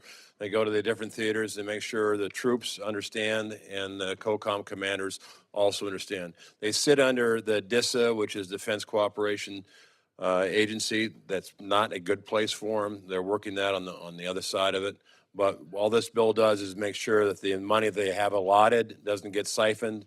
And because we don't have the J books, it just simply protects the $12 million budget that they have. With that, I'll yield. Thank It is operational. I thank the gentleman. Gentleman from California, Mr. Calvert, is recognized to address the amendment. Thank you, Mr. Chairman. If anybody understands irregular warfare, it's former commander of SEAL Team 6. So I will take his word for it, and I accept his amendment, and I think it's a good amendment. Appreciate that. All those in favor of the gentleman's... Chair. The gentleman is actually, I just wanted to know I do it on both sides. The gentleman is recognized for 1 minute to close. Close. Oh, Okay. Mr. Chair, you're taking away a great opportunity for the two of us to bond. I regret that. Gentleman's right. Yeah, Mr. Chairman, I do not oppose the gentleman's amendment, but I'm concerned that it might not fully address the problem he's describing, so I look forward to working with the chair on that. And on another note, Congressman Zinke, I do look forward for us to be able to work on something together in total unity. We've had our disagreements in the Interior Committee, and with that, I wish us all great success, and I yield back. Close. On a gentleman's behalf, he's pretty good on Indians. With that, question is now on the amendment offered by Mr. Zinke. All those in favor say aye. Aye. Opposed? Amendment is agreed to. Seeing no further amendments, I now recognize Mr. Rogers for a motion. Mr. Chair, I move to favorably report the fiscal year 2026 Defense Appropriations Bill to the House. Questions now on the motion to favorably report fiscal year 2026 Defense Appropriations Bill to the House. All those in favor say aye. Aye. All those opposed say no. In the opinion of the chair, the ayes have it. Recorded vote has been requested. Seeing a sufficient number of hands, a recorded vote is ordered. The clerk will call the roll. Mr. Adderholt. Mr. Adderholt. Mr. Mr. Adderholt, aye. Mr. Aguilar. Mr. Aguilar, no. Mr. Alford. Mr. Alford, aye. Mr. Amade. Mr. Amade, aye. Mrs. Bice. Mrs. Bice, aye. Mr. Bishop. Mr. Bishop, no. Mr. Calvert. Mr. Calvert, aye. Mr. Carter. Mr. Carter, aye. Mr. Case. Mr. Case, no. Mr. Siscamani. Mr. Siscamani? Mr. Siscamani, aye. Mr. Klein. Mr. Klein, aye. Mr. Cloud. Mr. Cloud, aye. Mr. Clyburn. Mr. Clyburn, no. Mr. Clyde. Mr. Clyde, aye. Mr. Cole. Aye. Mr. Cole, aye. Mr. Cuellar. Mr. Cuellar, no. Miss Dean. Miss Dean, no. Ms. DeLauro. Ms. DeLauro, no. Mr. Diaz-Balart. Mr. Diaz-Balart, aye. Mr. Edwards. Mr. Edwards, aye. Mr. Elzey. Mr. Elzey, aye. Mr. Escobar, Ms. Escobar, I'm sorry. Ms. Escobar, no. Mr. Espaillat. Mr. Espaillat, no. Mr. Fleischman. Mr. Fleischman, aye. Ms. Frankel. Ms. Frankel, no. Mr. Franklin? Mr. Franklin, aye. Mr. Gonzalez? Mr. Gonzalez, aye. Mr. Guest? Mr. Guest, aye. Mr. Harder? Mr. Harder, no. Dr. Harris? Dr. Harris, aye. Mrs. Henson? Mrs. Henson, aye. Mr. Hoyer? Mr. Hoyer, no. Mr. Ivy? Mr. Ivy, no. Mr. Joyce? Mr. Joyce, aye. Ms. Capter? Ms. Capter? Just please hold down the noise so members Ms. can hear. Capter, no. Mr. Lalota? Mr. Lalota, aye. Ms. Lee? Miss Lee, no. Miss Letlow? Miss Letlow, aye. Mr. Levin? Mr. Levin, no. Miss Malloy? Miss Malloy, aye. Miss McCollum? Miss McCollum, no. Mrs. Ming? Miss Ming, no. Mr. Molinar? Mr. Molinar, aye. Mr. Moore? Mr. Moore, aye. Miss Morelli? Mr. Morelli, no. Mr. Mervan? Mr. Mervan, no. Mr. Newhouse? Mr. Newhouse, aye. Miss Perez? Miss Perez, aye. Miss Pingree? Miss Pingree, no. Mr. Pocan? Mr. Pocan, no. Mr. Quigley? Mr. Quigley, no. Mr. Reschenthaler? Mr. Reschenthaler, aye. Mr. Rogers? Mr. Rogers, aye. Mr. Rutherford? Mr. Rutherford, aye. Mr. Simpson? Mr. Simpson, aye. Mr. Strong? Mr. Strong, aye. Miss Torres? Mrs. Torres, no. Miss Underwood? Miss Underwood, no. Mr. Valadeo? Mr. Valadeo, aye. Miss Wasserman Schultz? Miss Wasserman Schultz, no. Mrs. Watson Coleman? Mrs. Watson Coleman, no. Mr. Womack? Mr. Womack, aye. Mr. Zinke? Mr. Zinke, aye. Do any members wish to record their vote or change their vote? The gentlelady is recorded as yes? No. Gentlelady's recorded as no.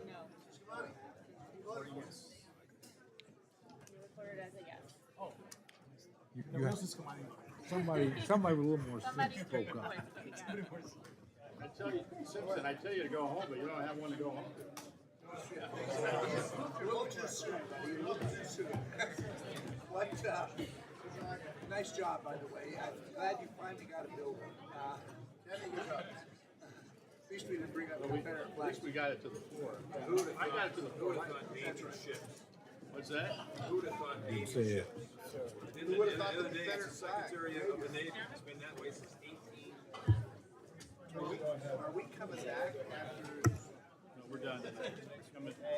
Finish it. Yeah, we'll come finish it back, but first we haven't, I gotta look at the schedule now, but we don't get done, but that's where we will do, we'll go back to that and then go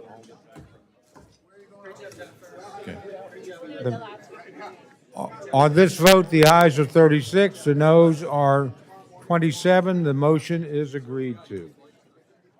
I ask unanimous consent that staff be permitted to make technical and conforming changes to the bill and report just approved. 3 days. Seeing no objection, so ordered.